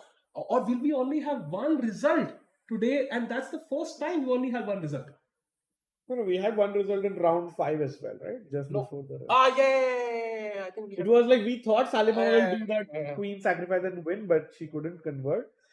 But it's been a very exciting. But Sahil, if Humpy wins, we'll have 2 decisive results, and which was your prediction like 4 hours ago. That is true. So let's see what happens. This is the game where this is not only a game where one side is better, but also a game which could decide the tournament. He knows how impressive Zuzina's play has been. Her resilience kind of has impressed us all. But this one will also be difficult. Right now, the knight on b1 seems to have, as we switched colors, it's on its enemy squares, enemy territory. And now the black king is also a bit weak. And whenever the black queen tries to go on the initiative, there'll be bishop e6, winning a pawn and getting a passed pawn on the e file. And the black king will be weak, so White will never be risking anything. Yeah, White will at least always have a repetition with this and maybe even a better position. So Rakesh, 23 minutes for Zuzina, 9 for Humpy. Is time potential problem for either player? I don't think that much, because White has very a very good position and can easily gain time by making a couple of moves here and there just to gain time, and should definitely think about getting the next winning attack. So knight c3 played, which is the best move in the position. I think, do you go knight? Oh, knight c3, king g2. Yeah, knight c3 on the board. So that tells me, Rakesh, again, that the king does not belong on f1, right? So it just feels too open. For example, if you play king to e1 here, queen b4, No. already a great move Yeah. for black, threatening some discover attack. Bishop e6, f e6, queen e6, knight d5 check, and again that queen knight creating a lot of problems. So again, the king should go to g2. Bishop d2 played, Sahil. Not the best move. Ooh, that's a big mistake from Humpy apparently. And now knight d8, attacking the queen and attacking the e5 pawn would really give through great chances to hold. As we have seen, she's all resilient and she always finds these resources. She does not miss these, Rakesh. And knight d8, the point is queen is attacked, pawn on b4 is attacked, pawn on e5 is attacked. If you're white, you can't defend all three. Oh my god, what a miss by Humpy. But yeah, that's what happens, Rakesh. You are low on the clock. There's not enough time to calculate, and bishop 2 feels very logical, right? You want to attack this knight, which doesn't have any great squares to go to. So where can you move the knight? E4, E2, D1. All are controlled. A2. You've just come from B1 and knight A4. I mean, I can't imagine that being a legal move. So I think it makes sense to play bishop D2. And of course, there's queen C F3 incoming as well. But apparently knight d8 seems to be. And normally they say it's not easy to see the knight coming back, like backwards. It's not easy to see those moves. In fact, knight c3 is also knight coming backward, as shocking as it may seem. But Sahil, one important point is knight d8 now, and you can't play queen e4 because that knight is controlling it. Yeah. It was not being controlled one move ago. Maybe Humpy missed that, Sahil, at some moment. Absolutely, and very important, queen f3. There is simply queen takes e5. And I think only black can be better here, Rakesh. The knight are doing a splendid job of defending that f7 point, and you can see Zhu locked in. She tries to figure out what is the best defense. Rakesh, yes or no? Does she find knight d8? I think it's very easy. It is completely up her alley. I mean, Zhu has had minus positions in the last two games, but she's defended so tenaciously and has always gotten the draw or the win yesterday. She is taking her time, and I think that's a good sign because as we saw even against her game in round 2 against Munguntul, it felt completely winning. She would have had a million ways to win this, but she took that time to figure out the the cleanest way to basically convert that game. So I like that style from her. Like, she doesn't panic regardless of how the position looks like. She will take that extra time, and right now she's doing that to great effect. And knight d8, Rakesh, would be a great move. Does knight f8 also work? Well, the problem is after queen f3 you can't really take because of queen f7, and that's why knight d8 is the only move because it kind of only move that actually saves it. Yeah. And it's good for Zhu that she has 20 minutes and not 9 minutes like her opponent, because you need that 20 minutes if you want to figure out the only defensive resource in the current position. Yeah. Pepsi Cola saying Zhu and Humpy have both performed well. Zhu's been a beast this tournament. I absolutely agree. I think she's by far been the best player in the tournament with that, defending those worst positions and winning the chances she gets. But this is a tough challenge, and both number 1 and number 2 in the standings battling it out. And of course, Divya also kind of joining them now. So it's going to be an epic finish, Rakesh, in the final 2 rounds. Definitely, and it's Divya versus Zhu tomorrow. So it's like a semi-final before the final. Can you the standing and the pairings for tomorrow once, because we love to see who are the players playing. Who is Humpy playing? So first of all, Koneru against Harika. That will be an important match, of course. Munguntul against Polina. So looking forward to a result there. For sure. Win or loss, we don't know. Zhu Junior against Divya Deshmukh. I sense That is a very, very important game. Along with Alina against Humpy. That is such a crazy game because Alina was not in form. Then she had that, crazy game yesterday. And now she's kind of playing good chess again. But of course, Humpy will like to put pressure even with the black pieces and try to win that game. And of course, Nurul against Vaishali, another, match between two youngsters. So tomorrow promises to be amazing, Rakesh. But of course, all depends on whether Humpy can strike today. Definitely, the strategies for tomorrow might change Yeah. depending on today's result. And for all players, not just the Zoo and exactly, Humpy. So for all players. if Zoo loses somehow, Humpy takes the lead, then of course Divya has already played Humpy and she cannot catch up with Humpy. So Yeah. if Zoo somehow draws, maintains lead, then Divya has a chance to beat Zoo and gain the lead. So it's a lot of ifs and buts there, and with enough games to go that you can't really predict who will end up winning. True, and you see, it's going to be different for everyone. For Divya, it's also different tournament situation. Maybe GM now, or she's in sole second place. Yeah. So many possibilities there, and we'll see how that happens at the end of the day. But for now, Sahil, 98 only move for Zujana. Yeah, Otherwise, she might be in trouble. As she thinks, let's have a quick look at the other two games just to understand why it's a dead draw. First of all, this is the game between Nurgul against Sun. This is where we left it. I think King City was the last move. Yeah, 97 did happen. And Rakesh, I can't imagine this winning for either side. This should be an elementary draw. Yeah, I mean, it's like you have an advanced king. You have the pressure against the pawn, but what's your winning plan? Yeah, there is no plan. And even if Black sacrifices this pawn, exchanges one pair of rooks, even that endgame should be extremely comfortable draw. The king is in front of the pawn. The rook controls the seventh rank. There is no stress for. Yeah, and just a quick example to the chat, like rook goes to the left side. Yeah, you chill. And just king f7, Rakesh, and there is no way. Whenever the rook moves up, I will give a check, push your king back, and move the king to g6, and it should be a very simple draw. Yep. That means this game likely in a draw. Other game is Vaishali against Alina. Again, both players trying to really, play on, but they have enough time on the clock. Yeah. I think if both had 30 seconds, I would imagine somebody making a mistake. But I think this game should end in a draw as well. And very important, so move number 50 is when the last pawn move was played, and we are at move 60, of course, 11 moves only. So good to keep an eye out on that one. And finally, the result, Humpy against Zoo. Who will win this, Rakesh? Could decide the bet. Yeah, it's a very important game between first place Zujuna and second place Humpy.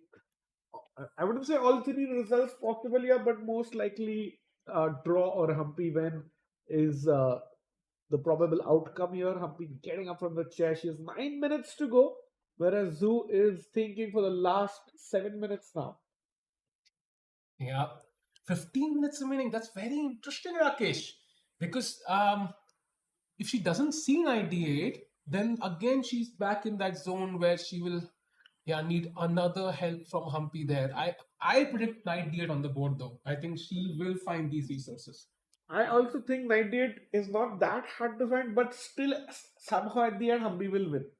Because it's not easy to defend, and she knows the pressure, and it is, and this game can literally decide the candidate spot for them.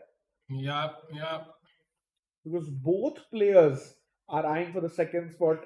Remember, this is Zujana's second event, whereas it is Koneru Humpy's third and last event of the Women's Grand Prix in this season. So Zoo about to play. She looks ready. The last check of her calculation.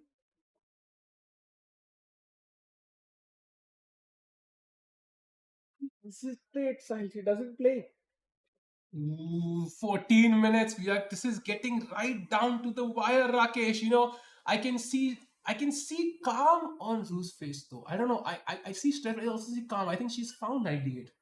That's my guess. I also think so, but why isn't she played it yet, Sahil? I think she's just trying to make sure everything works because it's very difficult. Again, Chad, when you have the two bishops, Sometimes they are so difficult to play against because they cover every single square on the board, and that just makes it extremely difficult. Yeah, and so under 14 minutes now, Sahil.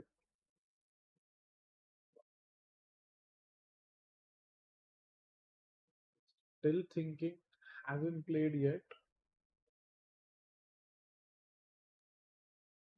Yet Queen D6, like challenging the Queen and allowing White to have a passed pawn, is quite interesting.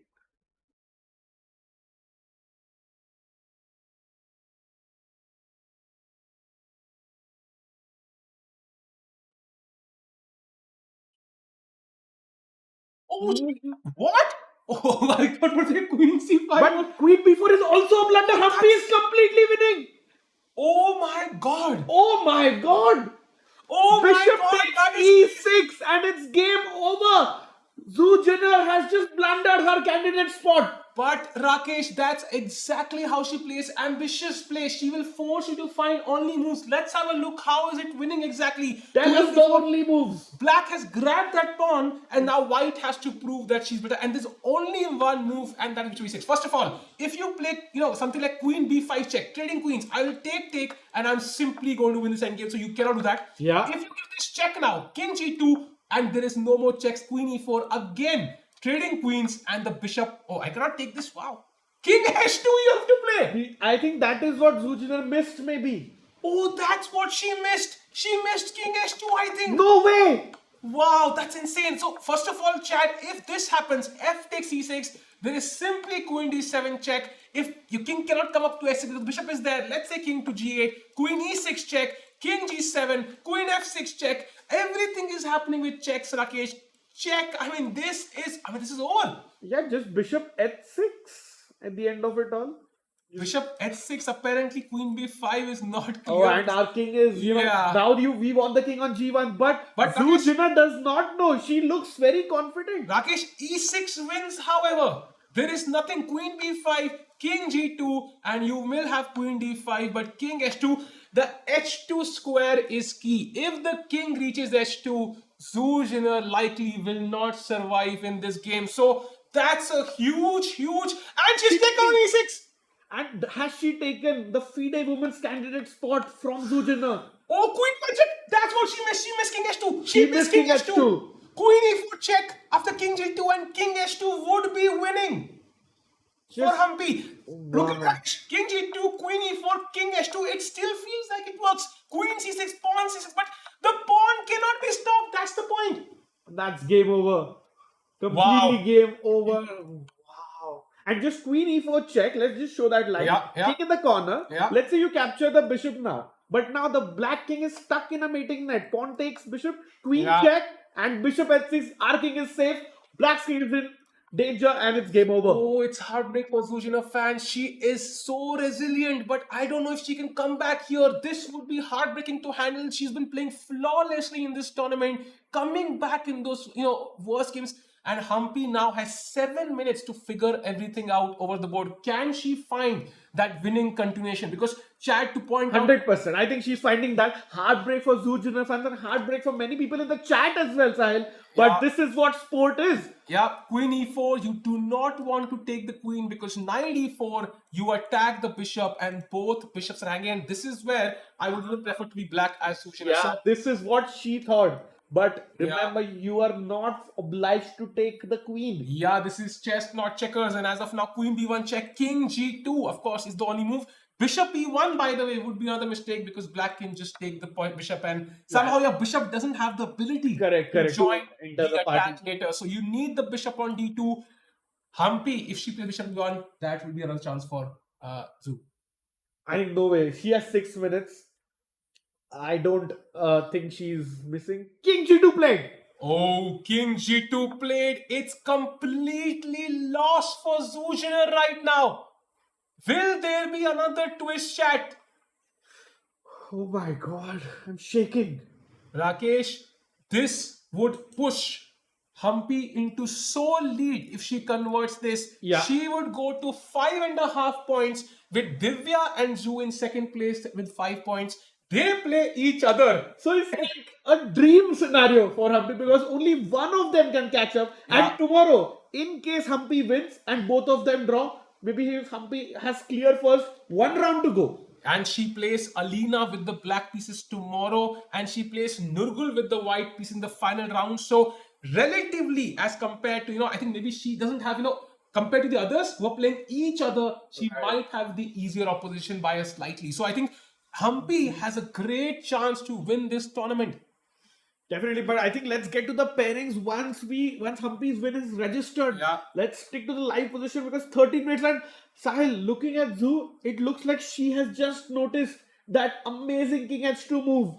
Yeah, I think she might have, and she's very, very tricky though, Rakesh. I still expect, I would expect. No way. Yeah, there might be a twist, Rakesh. I have full faith in Zuzina there. She's going to come with another trap there. Yeah, there might be a trap, but I don't think there will be a twist. Yeah, there'll definitely be a trap at least. And whether Humpy can find that, what's the best continuation here will be very, very important. So 6.5 minutes, I think that's enough for Humpy to convert this, and Black is now struggling. What do you play? Queen E4 check has to be played. Yeah, I mean, if F6, I think we saw those checks, right? It's literally mate in 8 now. Queen D7 check, King G8, Queen E6, King G7, Queen E7, King G8, and Bishop H6. And now there is no Queen E5, Rakesh, which we had previously. So this is mate here. It's over. Yeah, and Queen E4 check. Oh, there's a move, yeah? Oh, Yeah. I think there's somebody blocking the view. Can we change the camera quickly? The board is not perfectly fit for this one. Maybe we can check which is the best version. Yeah, we can see the board from here actually. But good to have one on the bottom right, maybe. King G2. And I don't know, I think Zoo thinking, can she go Queen E4 check? Can she play pawn takes bishop? Because currently, remember, Black is a piece down. You have to do something. Lujana has 11 minutes. Humpy has 6 minutes, 38 seconds. Maybe if you have clear cameras, we can cut to the front angle because would be great to see the expressions of both the players here. And that's amazing. And we see, Zujida not happy at all. Sahil, look at her. She does not look confident. But she's planning a trap, Rakesh. She's planning a trap. What's your trap? Can you tell me? I don't know. If I knew, I would be playing this, Rakesh. I think, but we know how good she is. We know how good she is, and definitely, yeah, we've seen it in live. Yeah, the last she's two planning a trap there, and she succeeded a couple of times in kind of letting her opponents fall into them. So, what that trap is, it's not clear yet, though. But wow, what a twist to the tournament, and Humpy winning and blowing up the tournament wide open, giving her a big chance to play for the women's candidate spot. Absolutely, and we can see 10 minutes for Black now. Rakesh getting too excited, dropping from his chair. Rakesh, it's okay, but I get your feelings, Rakesh. I get your feelings. It is indeed a very, very sharp game.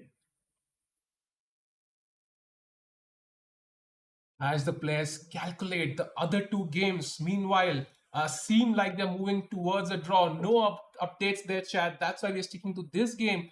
This is the star game for today and potentially could decide the Women's Grand Prix and the candidates and the World Championship. Imagine if Humpy, wins the Women's World Championship. Sahil, this would be the moment where it all began. Absolutely. And it's like, Gukesh winning that all-important Chennai Grandmasters tournament. Otherwise, he was not going to play the event at all. And like Arvind, winning the second version of that, also now reaching world number 11. Yeah, shout out to our producers who organized that and not anyone else. Yeah, that's crazy. Wow, Queen E4 check has to be played, I think, to have any chance of some trap. 9 minutes. Oh, I think Zoo senses. She's just socking H2, but you have to play Queen E4 check and pray that Humpy does not play King H2. Rakesh, so let's imagine Queen E4 check, King H2. Maybe the best plan here is a move like Queen E2, threatening Queen F2 and Queen D2 at the same time. Sahil, this is the traps that you were talking about. Yeah. Very tricky. Suchana This- will not give up without a fight. This is tricky because the best move here is bishop c4, sacrificing both of these, which is not easy to find for a human. So there could be a twist. And now if queen f2, there is queen g2 saving everything. Oh, wow. And if queen d2, there is queen f6. So again, there could be a twist, chat. Do not underestimate Zuzhiner here. Queen e4, queen e2 could be one way to create some chances. And she has been thinking so hard. Sahil, do you think Humpy is fully confident that she's winning now? I'm not sure. Queen e4 Queen played. played. We'll find out. Yeah. So here king h2 or king g1 would be the winning move. King g1 also works. King g1, queen b1 check would be repetition. So you will then have to play Uh-huh. to h2, I think. But I think king h2 is the cleanest. And then it depends on what black sets up as her last trap. Remember, just don't. If white captures the queen, then it's a draw. So you should not be playing queen takes e4. King h2 played, Sahil. Humpy is winning. Humpy is indeed winning, Rakesh. If you can have a better angle there, the board covering up another board. Yeah, this is a great angle there. Yeah, this is amazing. And Rakesh and chat, question for you. Yeah.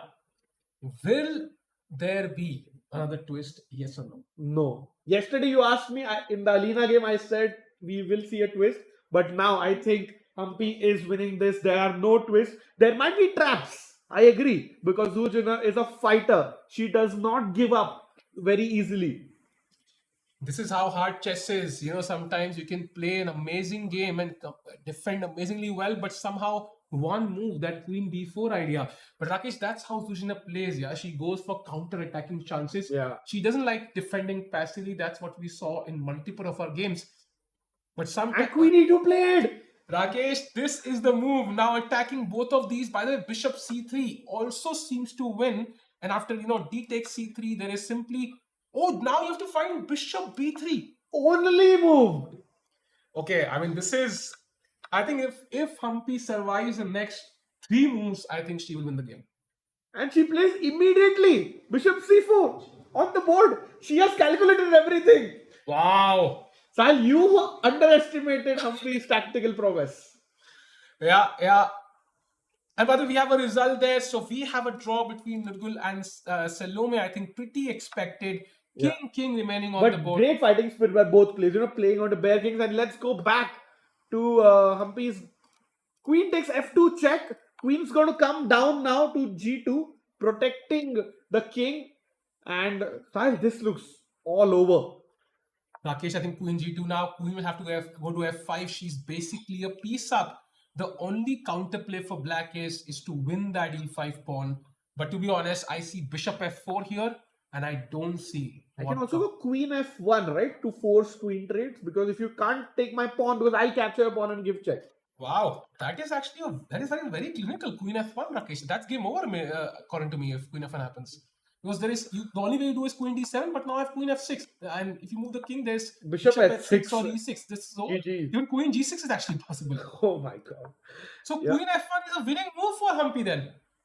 I think we might expect resignation at queen f1 side. Wow. So Koneru Humpy coming up with a stunning game today. I think there were chances for either side, both ways, that both players missed, but overall a very, very smooth game. And if she wins this, she will be in sole lead after 7 rounds, Rakesh, with 2 rounds to go, and she'll be the favorite to win the Women's Grand Prix in India.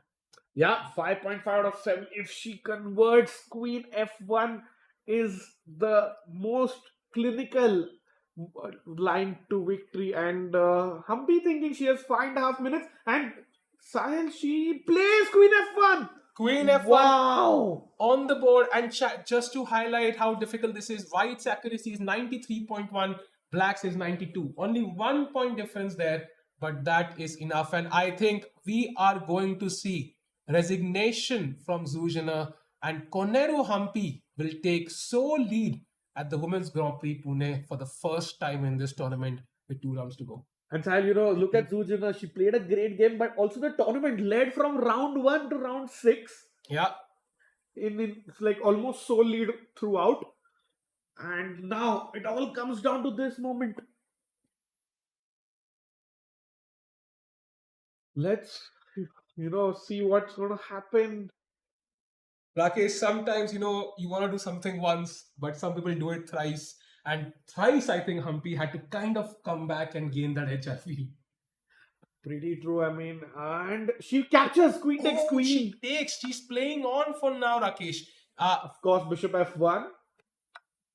And now this knight is also kind of The problem- Yeah, king f8 played. We'll have action coming in very soon now. I think she should not take the knight. I think this would be a bit tricky now because the bishop is always stuck. I think the best way forward is to just kind of put the bishop on c4, pressure this weakness. So that means black king cannot move forward. Then you bring the king and then you simply take. Yeah, as they say, king must be used as a piece in the end game. So makes sense to bring play king g2. The knight on c3 isn't attacking anything at all. It's not really threatening anything, and it's like Zujina is completely lost. It says white is plus 5.5, which is almost a rook and half a pawn. Sahil, this is game over, right? Any chance, any percentage chance that you give for Zujina? No, I think this is over because two bishops already are pretty strong against two knights, and we have only one knight here. So I think this should be over. And but hard luck for Zuya. You really feel for her because she's led the tournament throughout, and she's fought back in many of these games, and she's kind of had some brilliant attacks. For example, yesterday as well, different attack from Vaishali and then attack on her own. But today was just not her day. Yeah. And bishop c4 played. We were thinking we might get 4 results today, but silent in fact it's going to be just 2 results. Your prediction is coming right, and 2 Indians winning. Big day for Indian women chess. Absolutely, and I think Black's last tries to hope that somehow the bishop moves and I push the pawn to d3. No and then way. d2. But the bishop is not going anywhere, and I think this is over. Yeah, just maybe save the bishop with bishop h6 check, king g2. That's gonna be game over.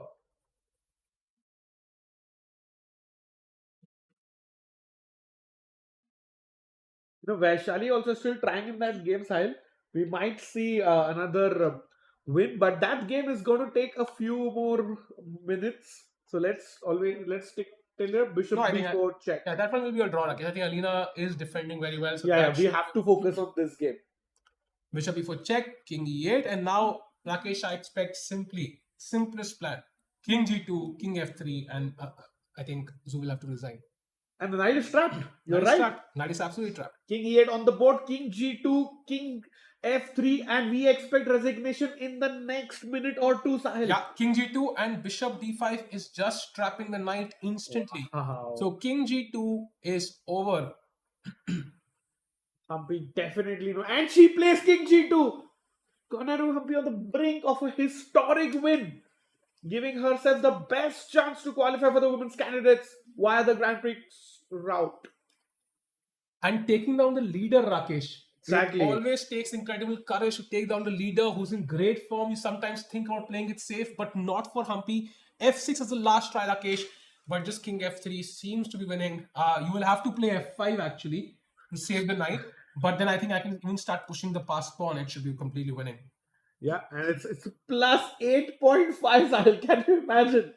And Chad, by the way, going crazy after they've realized that Humpy is winning. That mistake with, queen f1 idea, they've realized that white is winning. So Zoo goes down, Rakesh, in this crucial game. And who is she playing in the final 2 games? She's playing Divya. and Polina. So not easy matchups for her. Not at all. An informed Divya, by the way, who just won a crushing game. So tomorrow's game will be very, very important. Yeah, and Zhu Jiner, winner of the previous Grand Prix, he was already on the brink of winning her second Grand Prix, but if Humpy finds king f3, it would be resignation time. And after this win, Humpy slowly inching towards a 25-50 rating, Rakesh. That's also, I think we'll have to see her cross 2600. That'll be amazing. Yeah, she already has. Yeah, so but again, yeah, definitely. and in fact play the Women's World Championship as well. So this is a big step towards that, and she's playing King F3 side. She's played it. Yeah. And now I think it's over because the knight has no squares. You will have to play f5. But I'm guessing, I mean, there could be a million ways to win this. Resignation. Koneru Humpy wins a very, very crucial game, beats Zujina, the tournament leader, and goes into the sole lead with 5.5 out of 7 games. That is insane, Rakesh. And, that means the tournament has been blown wide open. Now, after leading for 6 rounds, in the 7th round, Humpy is in sole lead. Half a point behind, we have 2 players, Zujiner and Divya Deshmukh chasing her. And of course, both of the players placed in second place battle each other tomorrow. What high stakes game is that? And of course, Humpy has also an important game tomorrow, Rakesh. If she keeps winning the remaining 2 games, nobody can stop her. And we spoke this at the start. It was not in her hands until now, but now with Humpy being in the sole lead, it is completely up to her. And if Humpy wins the next 2 games, she has a great chance of qualifying to the women's candidates. And Sahil, what an important win! Yeah, and Rakesh, that's an important win. Let's have the final game for today. That's Vaishali against Alina, and not much has happened in the last 20-25 moves here. So overall, Rakesh, 2 results today so far. So my prediction is correct, unless somebody can pull off a win here. Which looks unlikely. I mean, the queen is quite active, but the rook and bishop just don't have enough juice to create something here. Yeah. Bishop e3, and of course, once you play g5, you're also opening up your king quite a bit. So I think you have to be absolutely sure that this works for you. So I am expecting a quick draw here, Rakesh, in the next 5 minutes. And also engine evaluation looks like 0.00, so not much there for either player. And in fact, Sahil, I don't even know who's pushing. It was looking like Vaishali was trying to win, but now just absolutely nothing. Yeah. By the way, we have 4 games over, Rakesh. 1 game to go. How has your experience been in this entire tournament, Rakesh? Because we've seen a bunch of results, a lot of exciting games. Back and forth games where one side was winning, then the other was winning. I think it's been a treat to watch overall.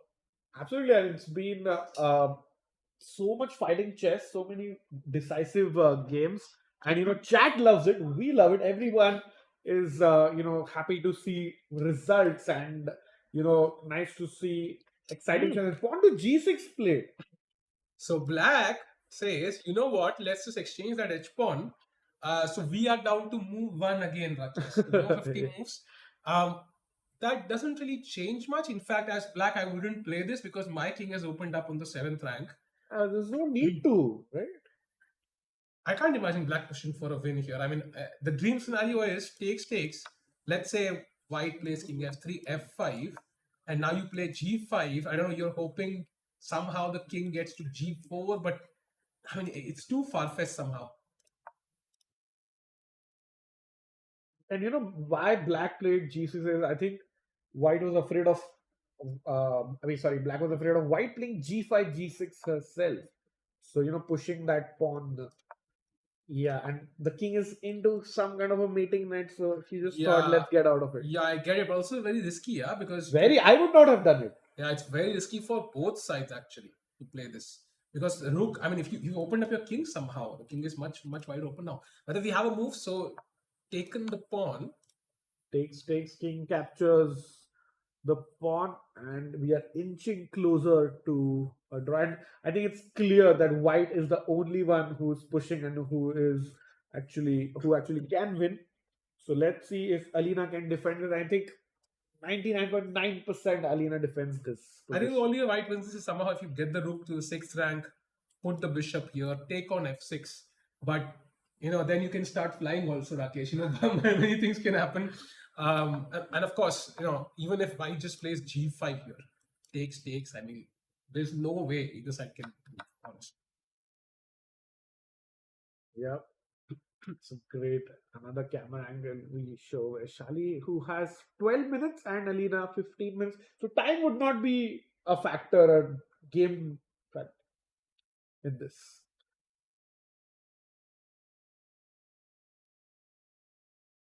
White wants to try to get in F5 check maybe, and try to get the rook around the side, because otherwise it looks very, very tough to make progress. Black has no check, no good check actually currently in the position, so she is happy to defend.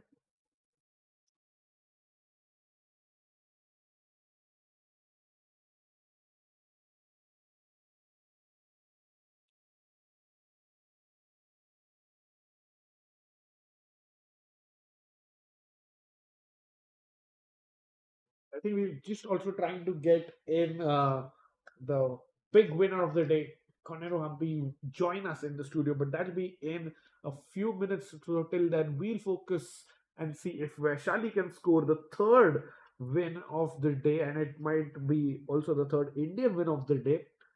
So Vaishali plays pawn to F5 check played.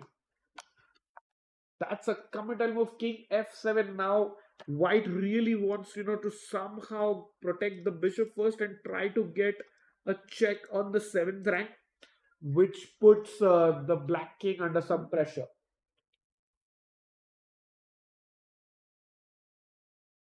And more often than not, this is one of the only, winning plans there, and not easy to execute at all.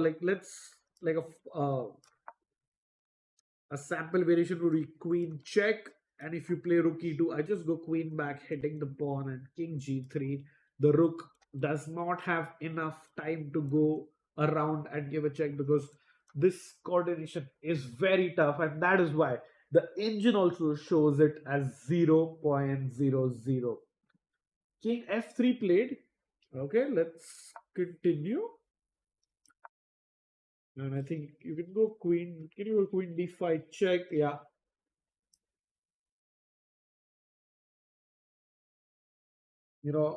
White played queen d5 check. Black is just mopping up the floor, very easily. Just all the pawns are going to be gone if white is not careful.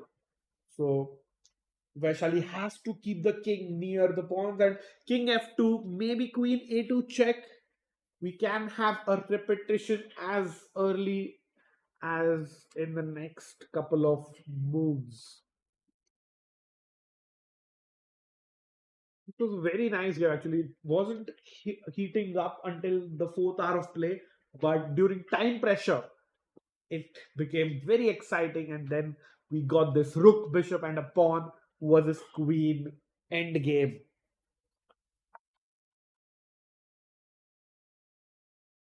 Queen a2 looks like a great move. You can in fact just take queen e4 is also possible, hitting that pawn. I think that's the cleanest way.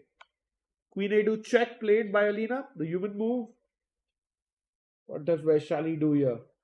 If you go king f3, there's queen d5 check. He goes king to g3, and yeah, you just pin the bishop again with queen b3, and Alina about to play that, and she does. So there's no time, absolutely zero time for white to play this maneuver, and as soon as you go king f3, Alina will be happy to play queen d5 check.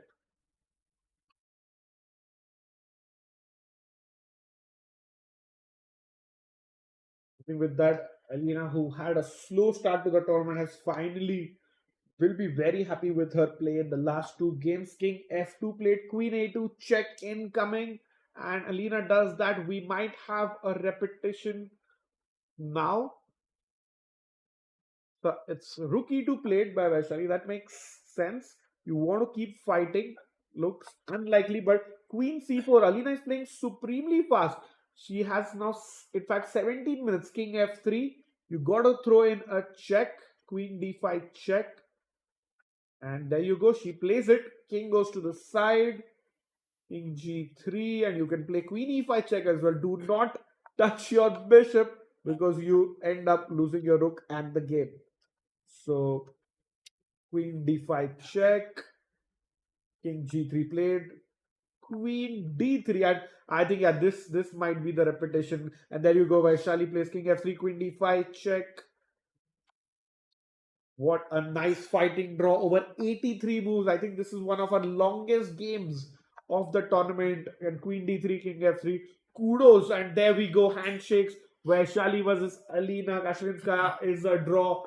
Wow, wow, wow. Day 7 has ended here with 4 draws and 1 decisive game, Sahil. But Rakesh, the game that was decisive was the critical game, and Made the tournament only decisive. and, a couple of decisive games, right? So Humpy won and Divya won. Both those games were the crucial ones.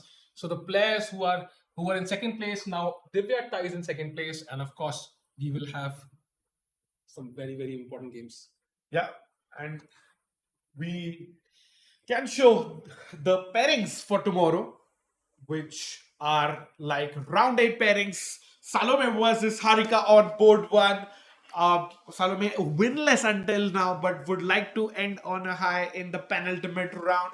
Munguntul versus Polina. Munguntul has had 7 games and she has won 2 games and lost 5. So a very attacking player, very aggressive player who wants to have those results. Sadly, they are not going in her favor. Polina, who is going to play an important role in determining the champion of this event as she plays Zhu Zhino in the last round. Then today's only loser and tournament leader until yesterday, Zhu Zhino, takes on Divya Deshmukh. Divya, who is in second position, is also on course for a GM norm. That is going to be tomorrow's highlight and tomorrow's game of the day. So we'll be featuring that a lot. And but before we forget, it is Alina Kashlinskaya versus Humpy, and in the end, Salimova versus Vaishali. We'll be back with you guys after a very short break, and we might have Koneru Humpy with us in the studio.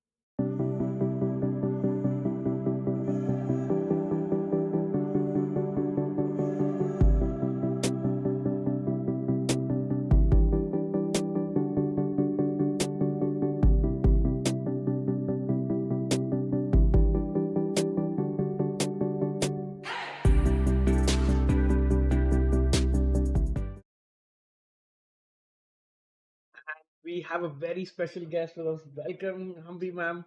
A nice, important win in round 7. Take us through your thoughts overall first. Yeah, it's a quite unexpected opening, and she got a very pleasant position once I made this mistake of playing bishop f4. Uh, so then she should have captured knight into d4, queen d4, bishop c5, queen f4, bishop d6, and knight f7. I felt that was quite a nice position for black to get out of the opening, utilizing my mistake. But when she went for c5 e3, yes, it is kind of equal position until she played bishop a6. Yeah, So bishop a6 was the mistake. Yeah. Yeah. So here, yeah, she had to play a6 for sure, just to maintain the position. And once she played bishop a6, I felt I was completely better here because my knight is jumping c6. Yeah. But I'm not interested on that a7 pawn anyhow. But probably it might have made sense to start with knight c6 to make sure that queen on f8 is struck for some time. Yeah. But I felt this was quite decent as well over the board. But here the queen came out to the game. But I believe this is a big advantage for black, and this is the crucial point where I made a mistake. So knight e5 was a big mistake.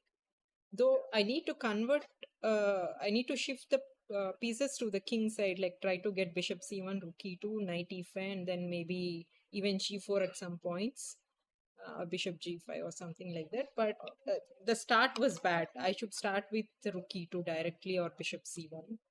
Yeah, I think bishop c1, bishop g1, you also have this queen. Yeah, right. check once. Yeah.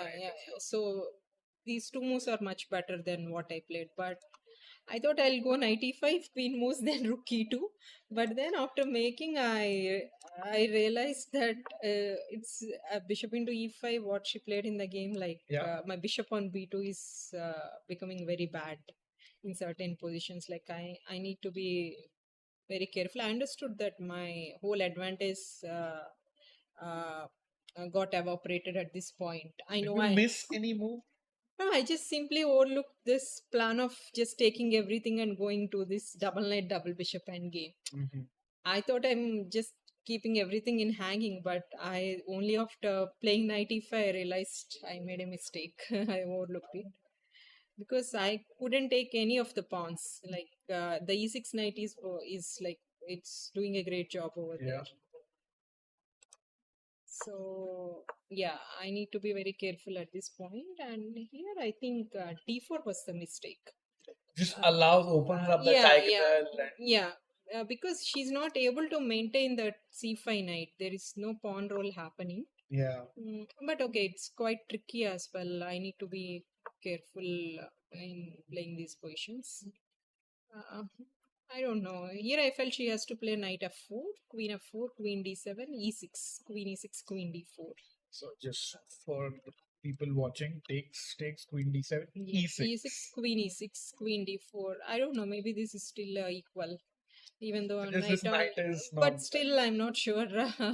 But this is what I was seeing over the board. But when she played king g7, I felt again I had an advantage because now I could take the initiative with this queen c6. Yeah. And she cannot capture, and now I'm saving the double bishops. And this a4 knight is out of the game. So yeah, and this is the crucial point where 40 moves got completed, and I spent a lot of time here. I think almost 50%. Yes, 15 minutes right. you spent. Yeah.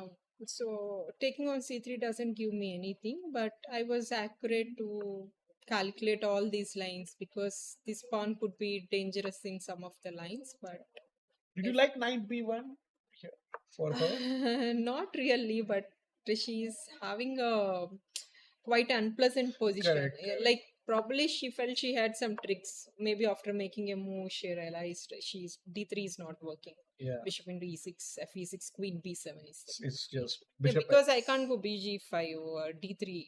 Correct. Oh no, sorry. I can. So bishop e6, fe6. So let's. Yeah, pawn is already on D3, D3, right? yes. D2 will come. So queen B7 check. Yeah, Correct. right. So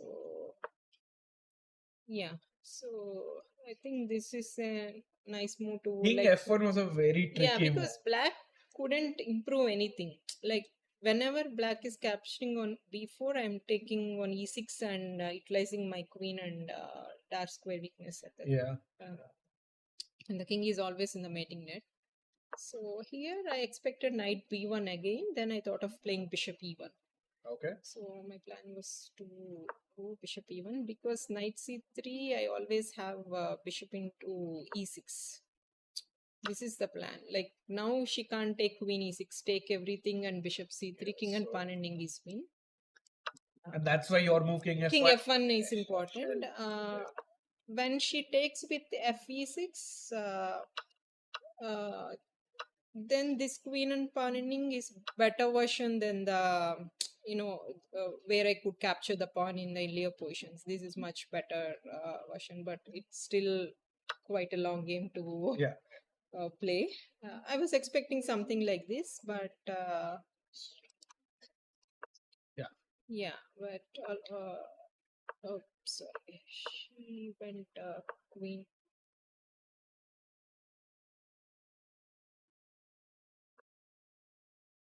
All of a sudden she blundered. It's a blunder. Yeah, it's a blunder. Had you seen Yeah, this as a I've seen blunder? this. Yeah.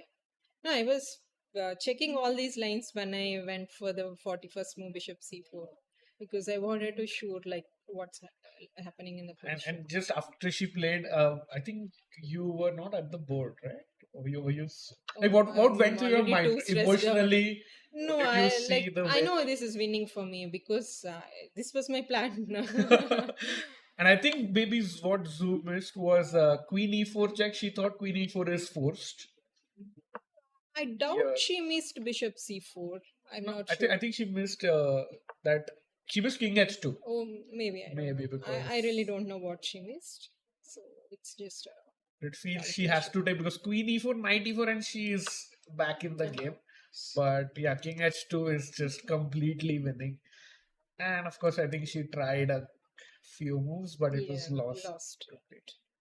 And yeah, very big, important win over the tournament leader. Your thoughts on that? You knew this was a must-win game, right? Yeah, like the position just happened. So like we both played few mistakes from both sides, and the game was seesaw in many positions. But towards the end, I managed to capitalize her mistakes. Yeah. And yeah, 2 games to go. What's your strategy going into those 2 games? I know right now I'm very tired, so I just want to rest and then think of the other matches. Yeah. And good luck on those 2 games, and we let you go. And that was Koneru Humpy, winner of the day, the only winner of the day. And as we have the results, that we can see Humpy is the only winner. And Divya also winning a very important game. And Humpy plays Alina Kashlinskaya tomorrow with the black pieces. And yep, very big thanks to Humpy, and we hope to have you again as the champion of the event. So rooting for that. And with that, let's show the pairings quickly for round 8 before we wrap up. So Salome versus Harika, Munguntul versus Polina on board 2. Most important clash is Zoo Jinner versus Divya Deshmukh Sahib. Yeah, those 2 games will be very important, and thanks a lot for the players to giving us time. Yeah. Divya, Humpy, both coming off with some amazing victories there. Rakesh, I think last 2 days remaining. We have one leader, that is Humpy on 5.5. We have a couple of people chasing up with half a point behind. Yeah. I expect all those 3 people to just kind of go after this first place. First, the coveted winner spot there, of course, with the first place could mean qualifying to the candidates and Absolutely. potentially winning the world championship. So there's huge stakes, chat. Do not miss the last 2 days, as we are going to have a winner in just about 48 hours from now. So Rakesh, thanks a lot for joining the commentary. It was amazing to commentate with you. Thanks a lot to our amazing production team, and thanks a lot for all the players for joining us and playing some spectacular games. And the wonderful chat, like super friendly and very excited for seeing the Indian players win. So big shout out to everyone in chat. We appreciate you, and we'll be back same time, same place, 3 p.m. IST Thank you so much and take care.